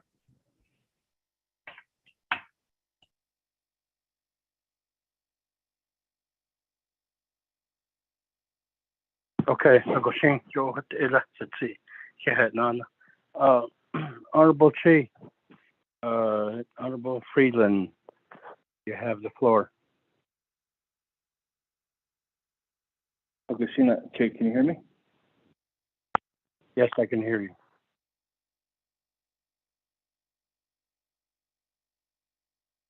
Augustina, Che, thank you. Arash as well. My colleagues and staff on the call this morning. I just wanted to give my support or offer my support to NTUA as a shareholder rep and board member.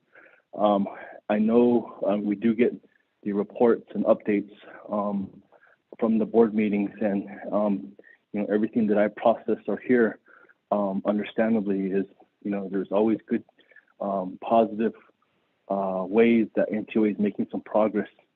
So if something were to come up as such, or anything that was a concern, I definitely would raise those concerns as well. but I haven't seen or heard anything as of yet myself as a representative of RDC. But I just wanted just to reassure you that, myself as a board member, a shareholder rep, that, if something did come up, I would make you all aware of it as well.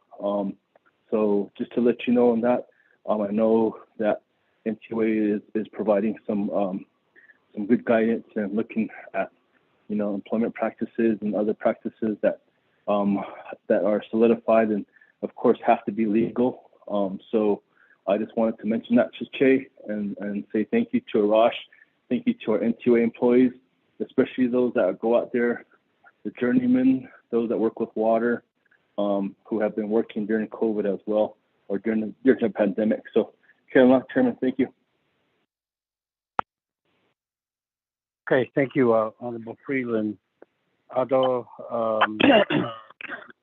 representative from OPVP who wanted to get recognized to speak to the report, Honorable Davis Philpert Satsala. Now we did. Oh, Yate, your Vice Chair, Senado, members of Resource and Development Committee. I believe Chair is listening into Yate Chair and legislative staff. This issue was brought up from Red Mesa chapter. This area that we're talking about, the people that gave consent, but the people that live in the area that are also permittees, is not in the Naki. It's a sacred area. Construction went underway. They drive through there on their way home, and Adoshe employment Dashin Yete and Daka. Na Kredit Abijan and Dasnishin. Adishi na Kre Pelicana do de Sago. And that issue was brought before Red Mesa chapter. Kade Yahanshin and Red Mesa chapter. She get Mr. Herman Farley. So it asked she and then she ayo. We sound a bit of the host kid.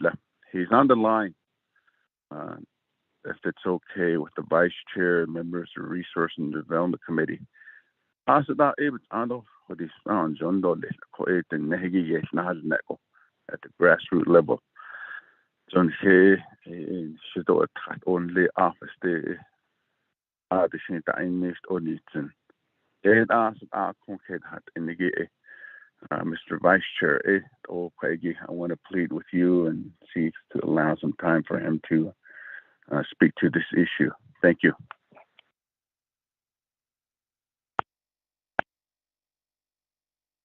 Question to the Honorable Philpert.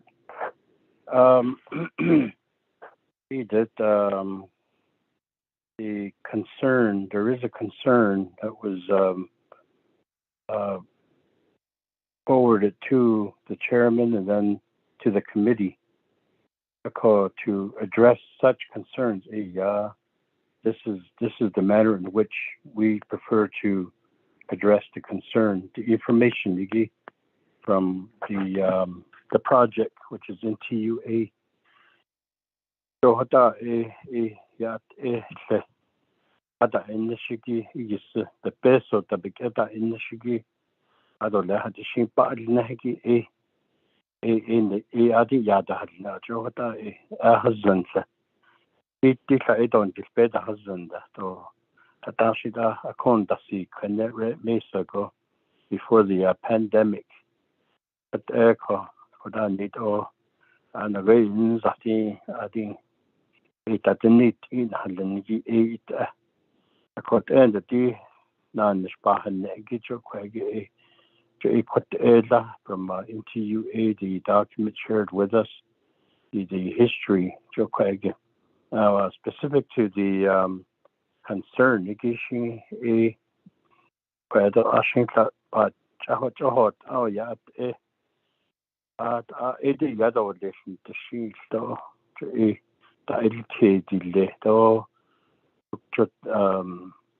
committee's request to NTUA was the employment in reference to the employment, the history, and what is currently the number of Navajo employees and also non-Navajos. Now, contractors, those subcontractors,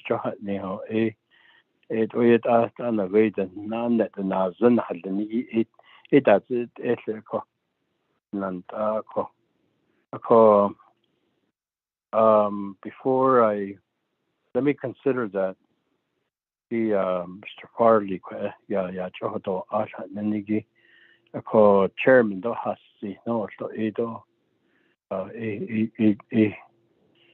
hanet bait large sto so let me go to the chairman first. We'll go back to the discussion here. Chairman Nez, you have the floor. Thank you. Thank you very much, Honorable Vice Chair Walker, honorable members of the Resources and Development Committee, and NTUA, Arash, and Ms. Vicente, as well as Honorable Davis Filford for bringing this concern. I was also notified of the concern, Mr. Maleme. The concerns of the local people at Red Mesa is very important, that needs to be addressed. The report that I received is there are a number of people who are either illegal immigrants or non-natives that are working on this solar project that RDC had approved a couple months back. Now, during the presentation, it was stated it will create jobs, numerous jobs for a couple of years, and then down to 4 who do the maintenance and all that. Now, when this was approved by leadership,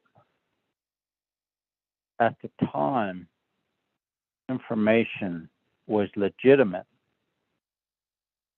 NTUA was talking about creating jobs for our people. I'm wondering what happened with that, Olemi. I'm wondering why our people were not given any Navajo preference. There is a law in place, Navajo Preference Act. If our people are not in place, our people are not given the opportunity to work as the legislation that was presented to us, approved by leadership here, what is it exactly that we approved? Did we approve employment for non-natives, non-Navajos, and that from anywhere? Is that what we approved? And this is very troubling because to me, I think the Office of Navajo Labor Relations needs to be contacted and to go over there and take a tour and ask questions as to why all these non-Navajo people are working over there. Is it all done through and under NTUA? Or was there a contractor that was hired that did that? Or is there a subcontractor that does not care to adhere to the Navajo preference of employment laws? If that's the case under Navajo Tribal Utility Authority, perhaps this legislation, this resolution needs to be rescinded and rewritten to where Navajos will have preference in these job opportunities. So there is a concern, that was brought to my attention. I wanted to say that myself, that this is a concern when this happens. So that will be my questions there, Honorable Vice Chair Walker. Thank you. Thank you, Chairman Nez, for your comments of concern, statements of concern. Does NTUA have a response to that? Yes, Malemi? Vice Chair Walker. Yes. Proceed. Thank you, Chair Nez and Honorable Philford Davis for bringing up those issues. And yes, so just to give a little background on how the structure, so everyone has the same information. So NTUA goes through the RFP, went through the RFP process for a contractor to procure and construct the solar plant. And through that process, we awarded the contract to Solve Energy. So they are a contractor. The company who's out there is a contractor of NTUA to build the project. So as part of the contract, we require, as with every other contract, to abide by the applicable Navajo Nation statutes, include the Navajo Nation Preference in Employment Act. And this was brought to our attention more recently, and we're doing some due diligence on our end to make sure that that's being abided by. In the end, with this project, when it's all said and done, as I mentioned before, we expect it to create about 250 jobs with 90% Navajos filling those jobs. We see some of the information is skewed right now, and as I mentioned previously, the work that was done, the work that has been done right now, that was unanticipated work when the contractor went out to the site and actually had to, do the test samples or the topography. They had to do specialized earthwork to make the project safe. So that wasn't the initial, that was an additional scope of work. We still anticipate and expect that we will reach that 250 number of jobs as 250 with 90% Navajo Nation workers filling those jobs. There's different stages of the project, and right now, due to the specialized work, the numbers look a little bit skewed. But in the end, the main hiring of the project will start in early April. And I've reached out to the hiring agency who's working with the contractor through the job fair, and I'm getting data as far as how many Navajos have been preliminary hired to start work in April. So we still anticipate and expect to fulfill the obligations that we mentioned previously. And if we need to do reports or whatnot, we can definitely do that to make sure that we're being transparent through the process. Thank you. Proceed. Chairman Nez, do you have a follow-up question or statement? Yes, I do, Honorable Vice Chair Walker. I really do. It's very troubling to hear NTUA just standing back and watching.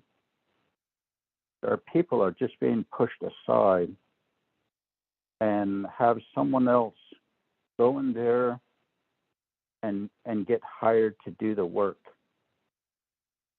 We passed these legislations, Mr. Malemi,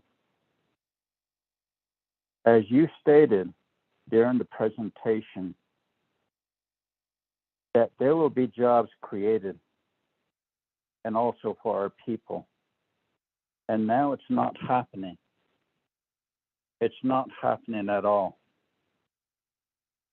I would like to know how many Navajos are working right now and how many non-natives are working.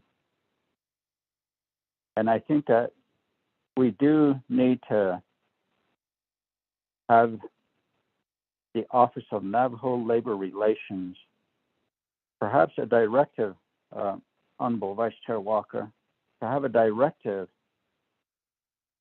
to have NTUA allow, they shouldn't be allowed, they should just go in there and find out what's happening and why a lot of people that are non-Navajos are working. They need to go in there and find out what's going on. We would like to see our Navajo people get employed. With the high unemployment rate on the Navajo Nation, why are we bringing people through our own enterprise, bringing other people in, working there that are not Navajos? What will we do the next time that NTUA comes before us? Perhaps we need to have an amendment and make it clear that there will be only Navajo workers working at these sites. And I should I did a late on to the ne, Kodo Dinanish, Kodo Le Hatnego, Red Mesa Solar Power Project Hatnego, Ashinich, all Khan. I don't know, Nanish Beda Hado Le Hatnog, Aretan. O Harashindal, the Hoquida Anishko, Bayati. What Oban Siskation and Noseniki. That's all I would like to say for now. Thank you. You, Chairman Nez, again for your statements of concern. I'm going to go back to Mr. Malimi and help us understand the concern. There's obviously two different areas of concern. One has to do with the cultural sites, sacred sites. Then the other ones are labor and employment. And then with the labor side, labor and employment side, you have the non-Navajo employees, I guess. Maybe perhaps were chosen over the Navajo people who applied. So, I guess help committee understand that, Mr. Malimi. Yes, thank you, Vice Chair Walker and Chair Nez. Yes, so I'll give out the numbers and then I'll try to explain the best I can as far as why it looks. I'll do an explanation. But currently on the job site, there are 22 Navajo workers and 25 non-Navajo workers. So the work that has been done, the majority of the work that has been done currently was unanticipated earthwork that essentially was a safety issue. So that was work that we didn't anticipate, or the contractor didn't anticipate, and it was emergency work related to safety and making sure that we can build. The earth was safe and structurally sound to build the actual project. So moving forward, all that earthwork has pretty much been done. It's 95% done. So moving forward now, at the job fair we had, where we had over 300 applicants, the individuals who were hired or are going to be hired for that through the job fair, they're going to start beginning work we anticipate early to mid-April. So in the next couple of weeks. Okay, so all the individuals that applied at the job fair are going to start work, or who were hired, better yet, are going to start work on the construction activities in mid to early April. So then you'll see a large influx of our people working on the project. So the work that's been done right now, it was unanticipated. It was emergency work to make sure that the actual foundation and the earth was safe to build the project. And that's where we have the numbers. As far as the actual other issues related to Vice Chair Walker, did you want me to go into the detail of the cultural sites and those issues? Just hold off on that first.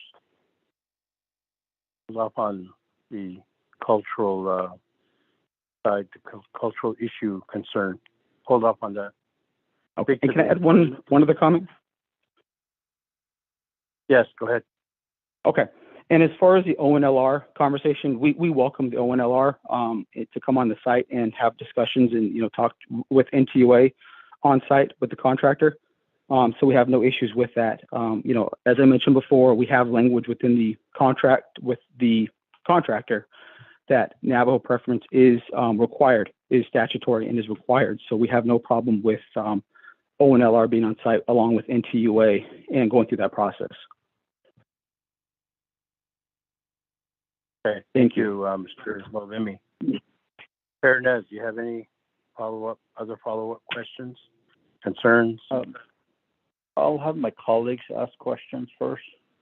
Thank you. Okay. Any other questions from the committee before I go to another individual that could speak to another issue?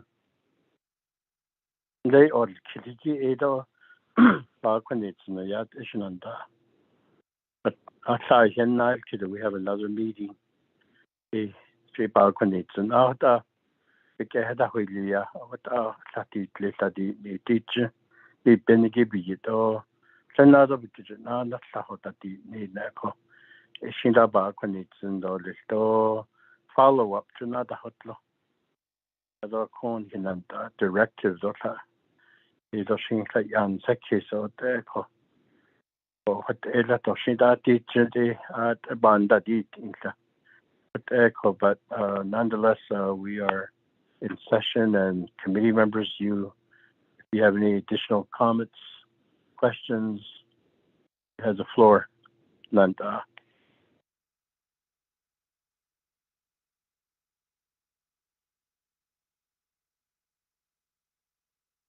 Then yes, Johnny, could just will feel for the yoke digi in a local official at on the range bahito neko.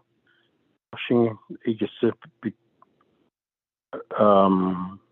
it is ahagi quite other it or you that is ahagi holosha what is without quite a teaching by yati is Johnny. Have get Mr. Filford and Ado Shinant Ado Ito Shin Haho Asode.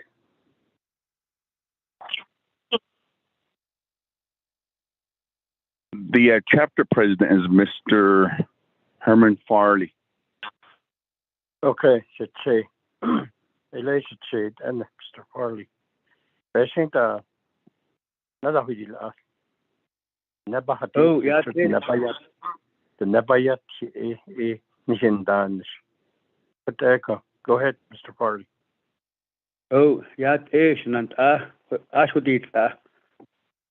Oh, Janodita. Oh, Shehe Nan, Honorable Delegate Walker, Chiche, and Ado Honorable Delegate Nez, Chair. So Delegate Resource Development Committee, Nasanigi Arnold. Yeah, it's going to make you very brief because it's already been mentioned. You know about how it's the Honorable Delegate Nez, yeah, the I should be kicked at now, Jordan. That's all. Za Kona, the Chief Kahana, what I, yeah, the about a couple of weeks ago, what I showed Red Mesa chapter. The Nahachi that is English. Shahadit had Aden Hadili, Quinton on the Hat Ivy get a cop and Nasha. I see it as is. Khalit Yadi, Nanish Quadit and Haho, the wheel, and not as it Nanki. Asa had loaned, Abasa had loaned. I was Kija, I think, so I done as Annie need the door that begin diced.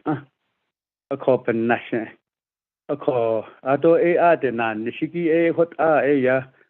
But list at the the local people, Red Mesa community, Adok the local Navajo Nation, Kashinan, Yas, Yanet, Anigi, is all town. Although need Nahadsan, a dequadi, not Hated, English, Kashin Hadeshin that, had on the Baha, or what aid, had other Satan Haba Hadit, Satan Haba and Dit, said that no ye. What she is the Navcast, and the Tapa has Keta the Jones family, a company go Quakia has argued 700 acre hearts a quaggy year. A year, a cohasin so where it's been negotiated at the time in the process and down at the local level chapter. What I had a wheel a Koyan at an emergency base at no Shiani, but nonetheless, Jean Hot end. The contract is there. I believe that there was a breach of contract. John Hot end in this case. I call I don't know but nationality I had what other industries? Gas oil and gas industry that hey can now we have at least areas tahalo what be kita inish okay there is no business regulatory representative out here on timely basis so in hanan khandatan ado EPA nosha ado nan labor relations at then see kode okay what ado he ohne that Khalid Allah hot el joy long ba sa session and shonde in khabje to the resource development committee the oversight committee na shenigi chet to ego ya bez ani khasla adopen na sheben to khaben to khabje to nsoye de shniyesh and ashche adoshin nado Arnold delegate net and Shinoba Heinzi is that in the ins and those abans this case and the what a coa did what she read me to get there what it asked or she the hot in the region of our Navajo Nation a call but these enterprises they need to fully capacitate the enforcement of this Navajo preference employment. Then the contracting, the same way, contracting. And now, thank you for the time. Thank you, Mr. Farley. And do should say, Joe, I could echo, large. I don't know. Yes, now in what late in the city, what I don't know, none, I don't deal with none, but I will deal projects done it.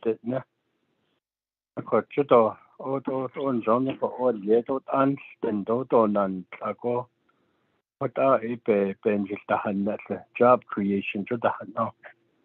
I could audit the hardly non-Navajo entities, private companies. That's Joe Hadana, but will create jobs in your community if you give us land, give us a site to develop projects. Done you didn't know. You let that Hadana. So bad they need to. A con does the home and get out. What other had there? But I would say by yet here she got so what the chairman and it out on the unpaid at other not so the landa ile other be had that it other is it that it did the not there's on it be shiltahan be had it out yet in Nikki Sunday what for John Kaya don't sit in a digi to include the include what the heck the as only that's also no shit to Nahandad another to watch it up in the or in the AJ what the fancy only give it out Yavan City so this none and the nature. Not on it, Mr. Malimi, you want to address the cultural issue to this report here? So there is mention of cultural things of cultural significance that's involved in the project or the area. You want to speak to that, Mr. Malimi? Yes, Vice Chair, I can. And if you don't mind, can I make one more comment about the employment and then I'll switch over to cultural? Okay, proceed. Thank you, Vice Chair. And Chapter President Farley, as we met before and talked, I mean, we'll talk further and try to understand better the concerns and make sure we mitigate this problem. I just also want to say moving forward that this problem, NTUA, is obviously involved in the renewable energy industry. Our first project was in 2017. That was the Quinta solar plant. So, we're still young. There's lessons to be learned from all of our projects. And for this project, the lesson to be learned is the prep work. and the site work. What we're doing to mitigate this problem or having this particular problem come up on future projects is we're doing more in-depth studies on the land and the topography, so that ahead of time we can expect these issues and mitigate them and have them not be an emergency issue. So with that, we apologize on that front, and this is lessons learned. This was specialized work that we didn't anticipate, but we believe that in April, once the actual construction of the facility starts, then we'll be able to really show that the project is being employed by our Navajo people. And I'll continue to provide updates to the chapter and to leadership. As far as the cultural sites, that issue, as far as the preparation for these projects and going through the process, we follow the Navajo Nation process, whereby we get the consent from the permittees, we get the chapter support, and then we go through the archaeological studies, the biological studies, the cultural studies, and all the environmental studies. And looking at that, I looked at the file of what we did on the cultural side, and we had the cultural specialist. What they do for these types of projects is they actually go on site. We contract with a Navajo individual who has a business who specializes in this area, and they survey the area. They do a actual physical survey of the area. They look at the site. They look at cultural areas. They talk to the local people in the area, and they put it as part of the report. So as part of that report is part of the total packet that is submitted to the nation for their review in order to conduct the due diligence as it relates to, specifically in this case, the cultural sites. So if there is a cultural site on the project, and there are cultural sites that are affected by many of our projects, what we do is we have to mitigate that by bypassing them or providing protections in order to preserve those sites, or to make sure that those sites are addressed. So just like any other project, we did the same with this project. That went through I think Historical Preservation Department and through the Navajo Nation, and then it went on through RDC and then to President's office. So we strongly believe we conducted our due diligence on the project, we just want to reiterate that we followed the process that we followed, not with just these projects, but with any other project, whether it be a power line or whether it be a business site lease. We went through the normal process of going and getting all of the studies and following the process. Thank you. Thank you, Mr. Molemi. Johnny, committee members, any questions, comments at this time? If not, then I'd like to go back to Chairman Nez. He has additional comments, questions, and had mentioned earlier a directive. Thank you very much. Hold on, Chairman. Who's with us on the call from Office of Legislative Counsel? We may need some assistance in language for directive if we need to do that. Mr. Tahi, do you know who's with us? Vice Chair Walker, we have Ms. Mariana Khan on the call with us. Okay, great. Chairman Nez, you have the floor.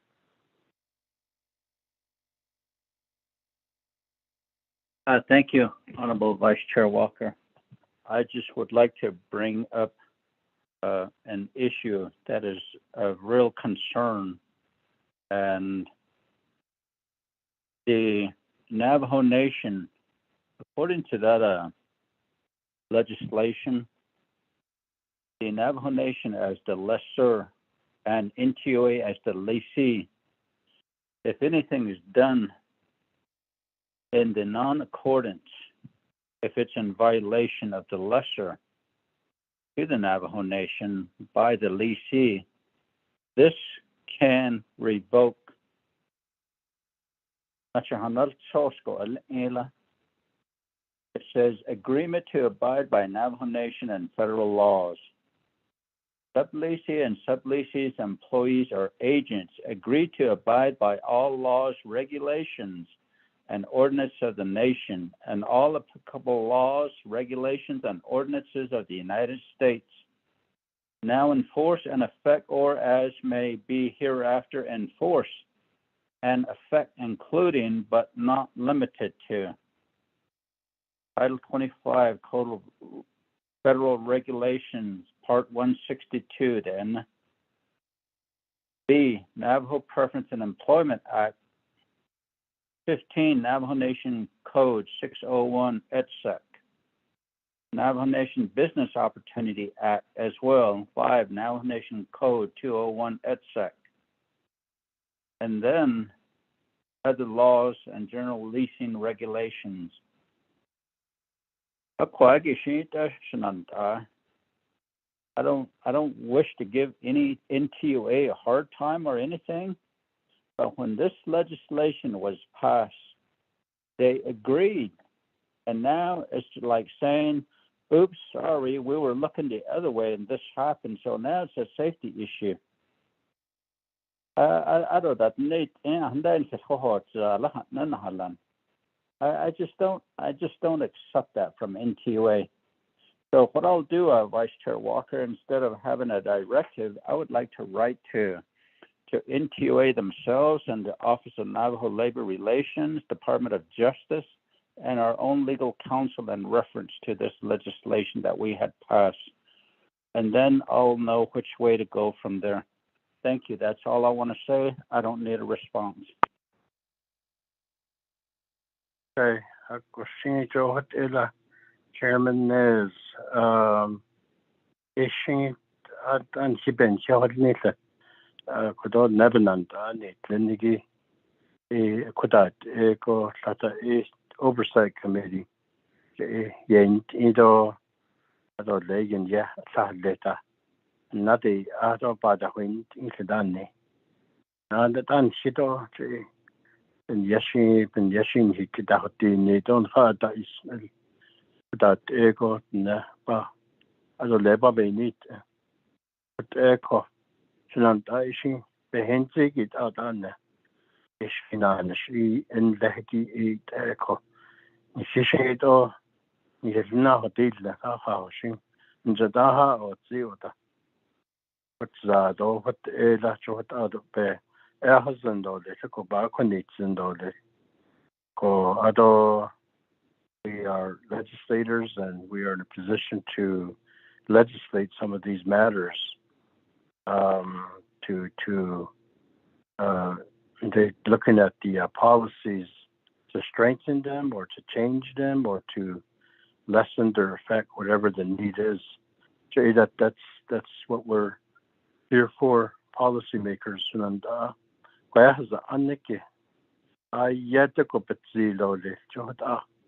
Bahwind Ocean Tridani, Shindan, Shidota, Oyo, Sahota, Nana, Hoto, Ben Haz Ako. It is what about this. They asked for the Kayap Carb Gas Tito, the Hippen, ya, then ya hot ocean, yat, Eseko, or Johata Iban Saskisha. Joe, what other committee members? Any other questions, comments to this report? Hey, Elliot Freeland. Yes, Honorable Freeland. You have the floor. Thank you, Che. Colleagues of RDC as well as Mr. Malimi and all the agents on the call. Mr. Farley. Honorable Filford, thank you for these concerns as well. I just wanted to ask Manti, is there an indication of how many of our Navajo employees have actually applied for these jobs? Do we have a way to know how many Navajo Nation employees applied and how many were brought on? I asked this question because on the Navajo Nation government side, we have a lot of vacancies and it seems like nobody wants to apply for our jobs. Our own Navajo people don't want to apply for these jobs. There's a ton of vacancies on the Navajo Nation DPM website. And I don't know if it's just no one wants to go back to work or what.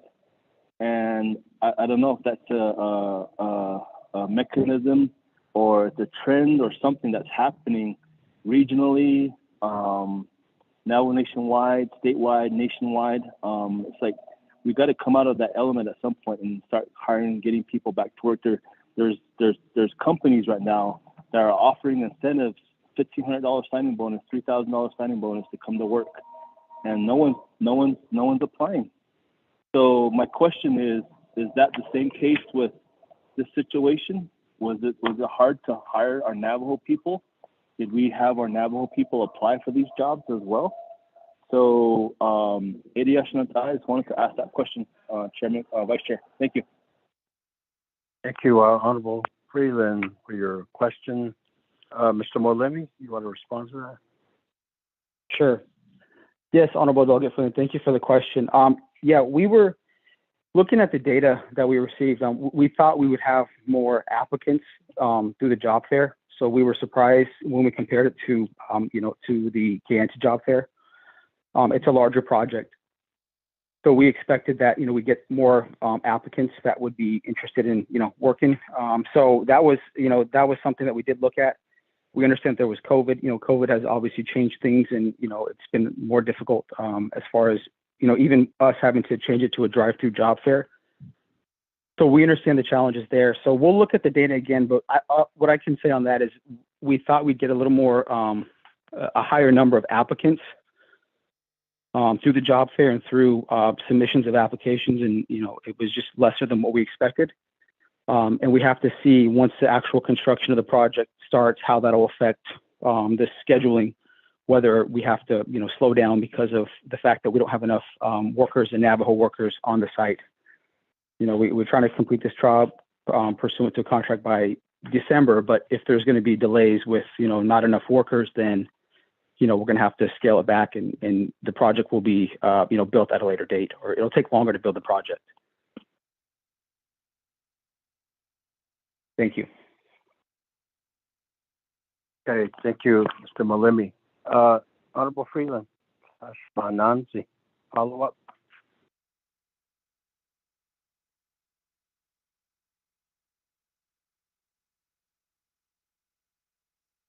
Can you hear me?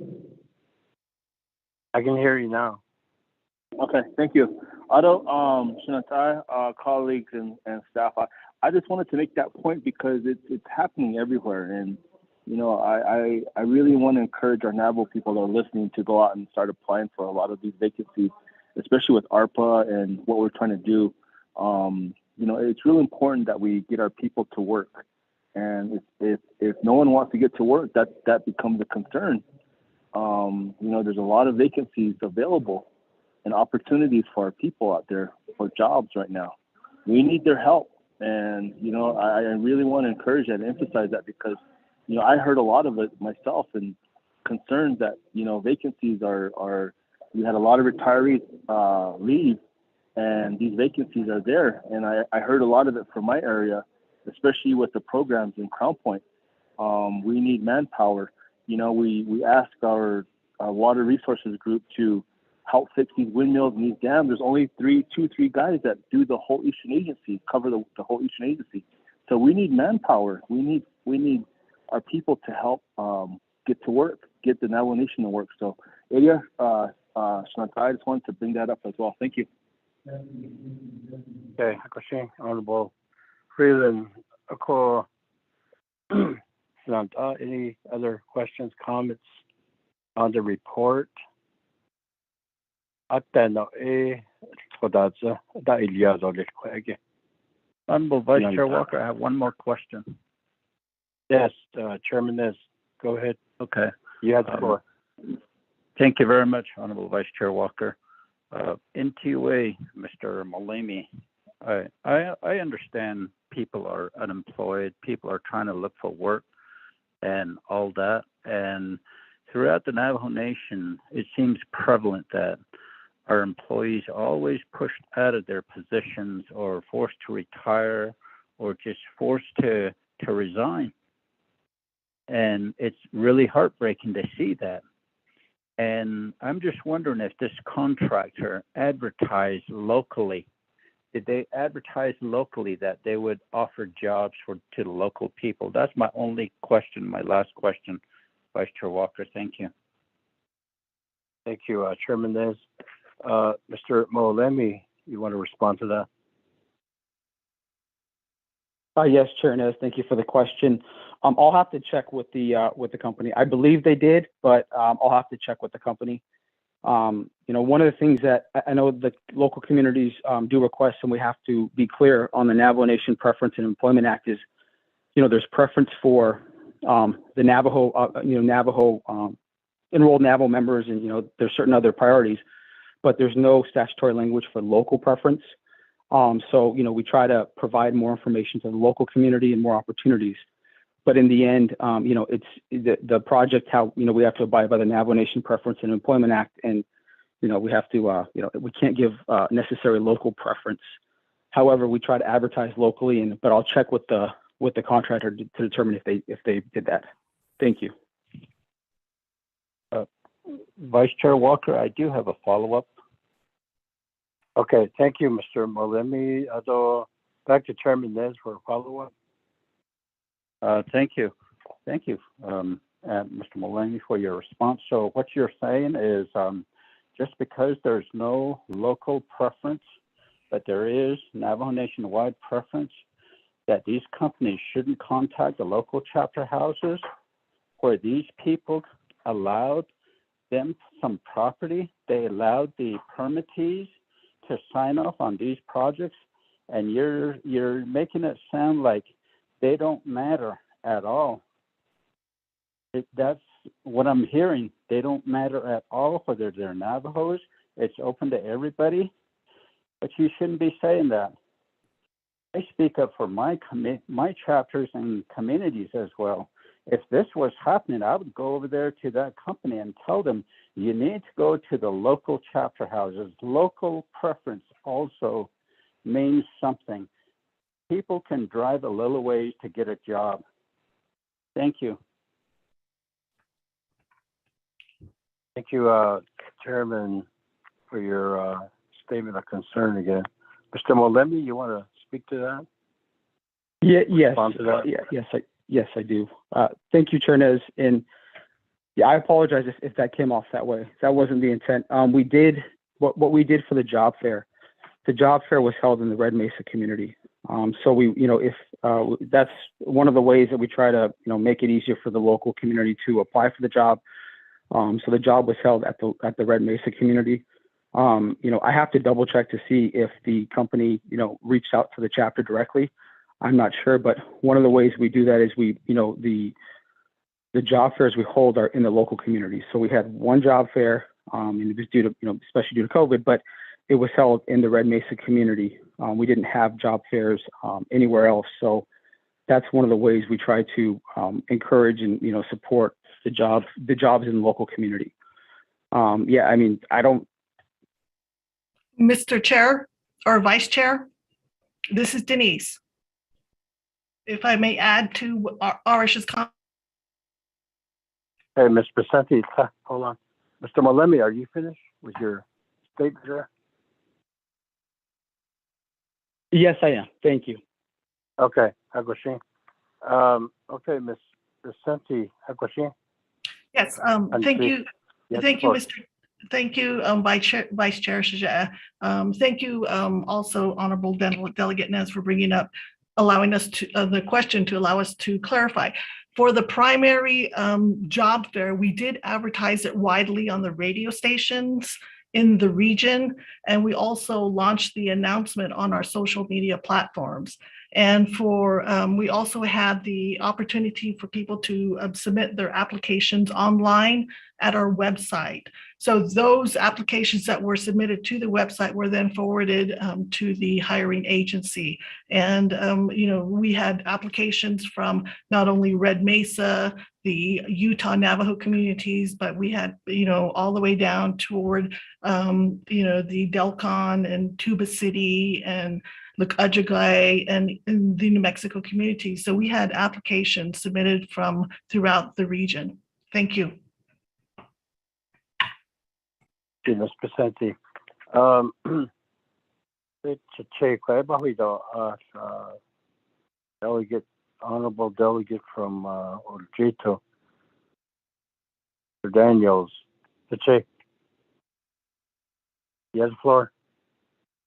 Yes, thank you, Mr. Chair, Vice Chair. Yeah, I see that back here. He's going to shout again. It is idea could have made it a reason now. I don't know, and that's down at the local level. Of course, just as we do at the sneak, I don't agree them. It's not any clinic. The dash out there a yale. I don't the dash out there a seek. Of course, just as we do I see by hands and what that in niche. Agree with the Navajo Tribal Utility Authority. I really appreciate what they're doing with those yet. I don't know that they employ our Navajo people and hit hash and about the niche. The way which was all there until you able to do that. The stay casa and Nasta. So I see by him and all.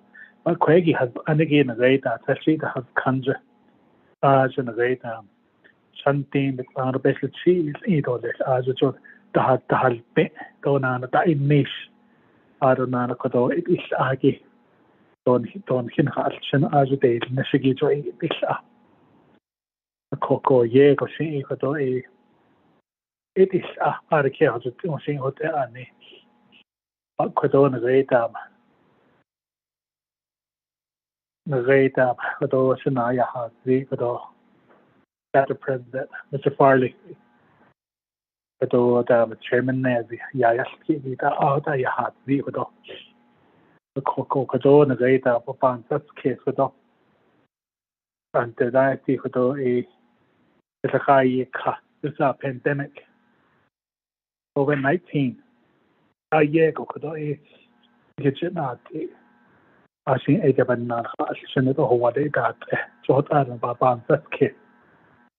I don't know because the whole just a hardship by your leg or not. The shadow it was that is your hardship by your leg.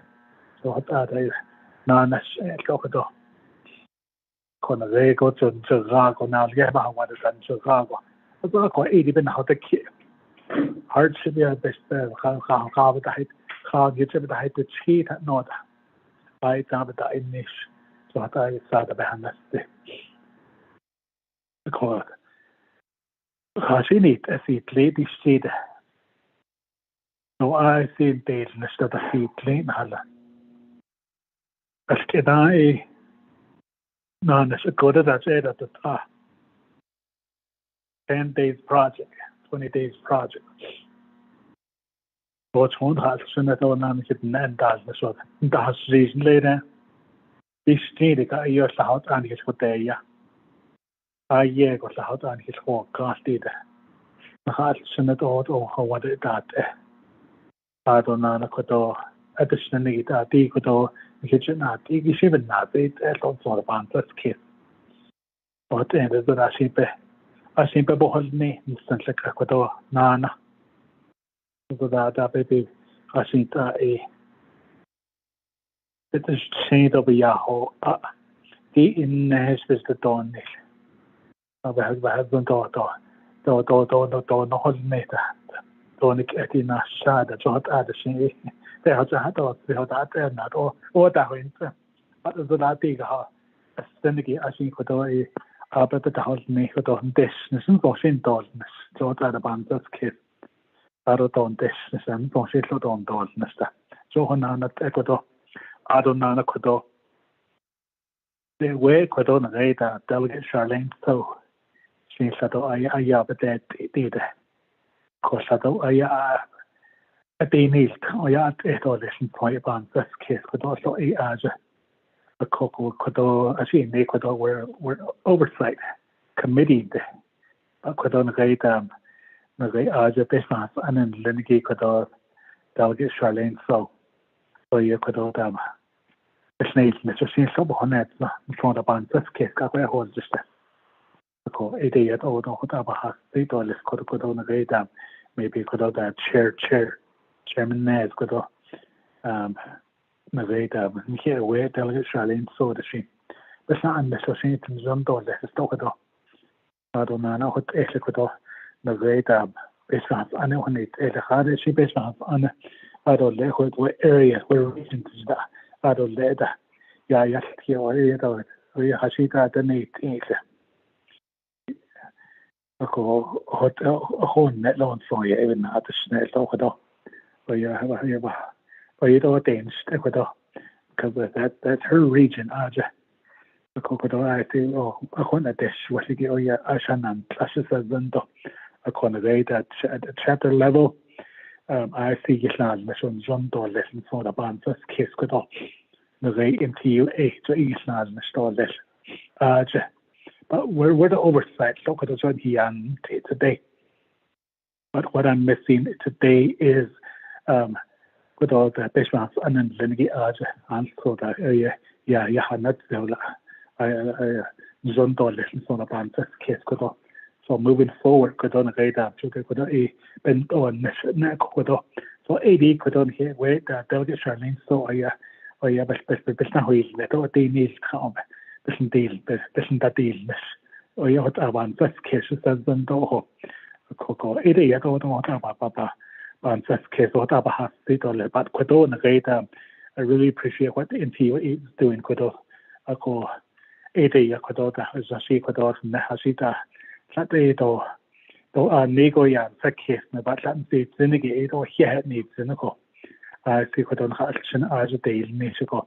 I don't know, Mr. Big hole ego that ego in Hudson to as a nadal, Mr. But DD quite this I get your Hadashi Nana Tatigi quite nadal, Mr. So knock haters it's a quite days nation of a horn neco. AD this hour Yakodo, a baby his a wheel neco. So AD Yakodo or Tabaha Hospital is Kododam, Mr. Do Kodo Suspend do head up the slash or the snake that did because it's not on the sigi. So that's what I'm trying to get to. Kodo that working together with Delegate Charlene so and the local leadership. Kodo so idiot Kodo Kodo Mr. Vice Chair. Thank you. Thank you, Honorable Daniels, for your comments. Oh, okay, Andy, what the Manti case to Lehiki the Quigoshin, that is the echo ishim yeti, Yado Lepe, Bekishan, to hat no hat need a could echo in that is the total net and nigi. Ado a Kodo did Nefigi a quake a and Yenat need Leco. Is she the Bahon Negi, Mansi Nigi.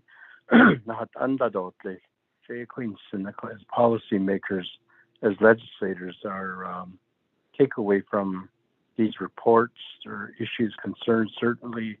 But the takeaway is always, okay, how can we make things better? How can we change laws or amend laws or introduce new laws to address situations? So that's the work of legislators. What overseers, oversight, reins I think in seats in the law. Is she that ensign? Oh, I Henson. It dash she gives on the Bishmas on the detention done. I could echo. So Sabahnana, the Hoshing, quite. Which ni Kado Leto, actually, it is a report again. Adoshin Nada Hotlo, and the way I did not Nadi Kako, Shinzo, Idol Kifi Ajiki. What election and after are any more comments, questions to the report from the committee, then I wait, see who has comments. Shanana, see. I don't get then He did report igishing. So I'm going to call for the question. Committee members. Honorable Freeland, how do you vote?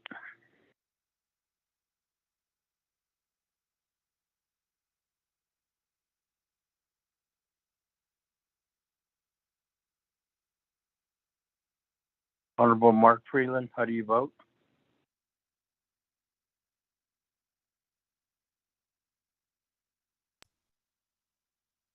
Honorable Key Ellen Begay, how do you vote?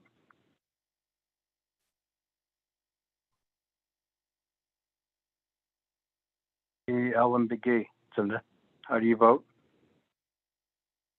Vice Chair Walker? Yes. I don't see Delegate Kealan Begay on the call. I did ask Delegate Freeland to unmute his line so that way he can vote on the report. Okay. Moving along. Honorable Daniels, how do you vote? Green. Thank you. It's a vote of green. Honorable Wilson Stewart, how do you vote?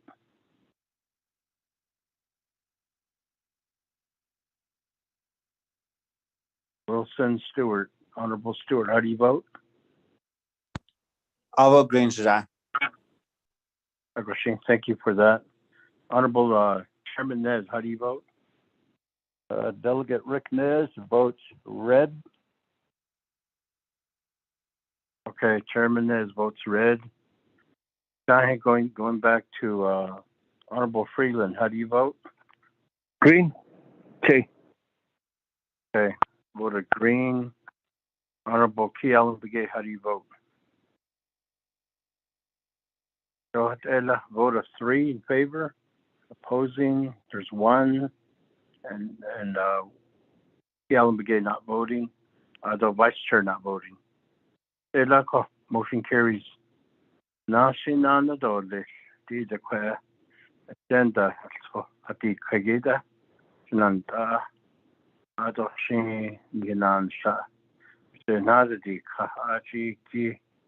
So we're down to item number 8, close the meeting. Announcements. Tahi, any announcements? Vice Chair Walker, members of RDC, I don't have any announcements from this morning. Back to you. Committee members. Okay, thank you. Committee members, any announcements? Doshin adjournment. Is there a motion to adjourn this meeting?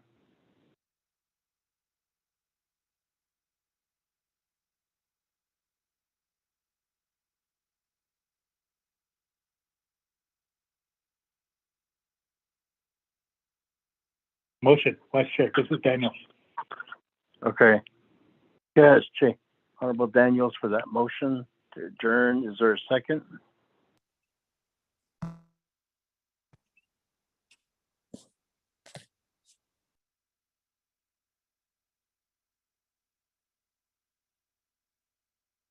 Committee members, is there a second? Stewart. Honorable Stewart, thank you.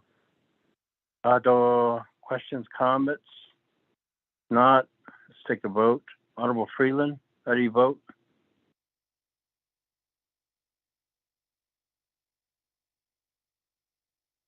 Honorable Key Allen Begay, how do you vote?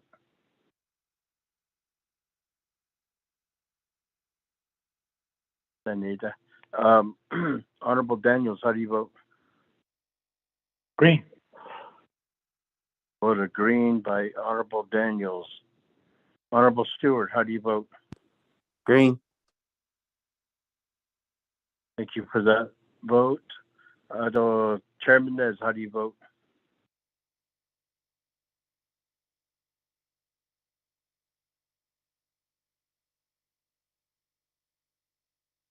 Chairman Rick Nez, how do you vote? Delegate Nez votes green. Thank you for that vote. We have a vote of 3 in favor. Opposing, there are none. Okay, I'm sorry. Freeland votes green. Okay, so that Honorable Freeland votes green, so that makes it 4 in favor. Opposing none. The vice chair not voting. So we stand adjourned, and time is 11:46 or 12:46 a.m. So what they la question and I don't staff to nan and go got it to I I saw Tanigi everyone have a good day, be safe, and we'll catch you the next time.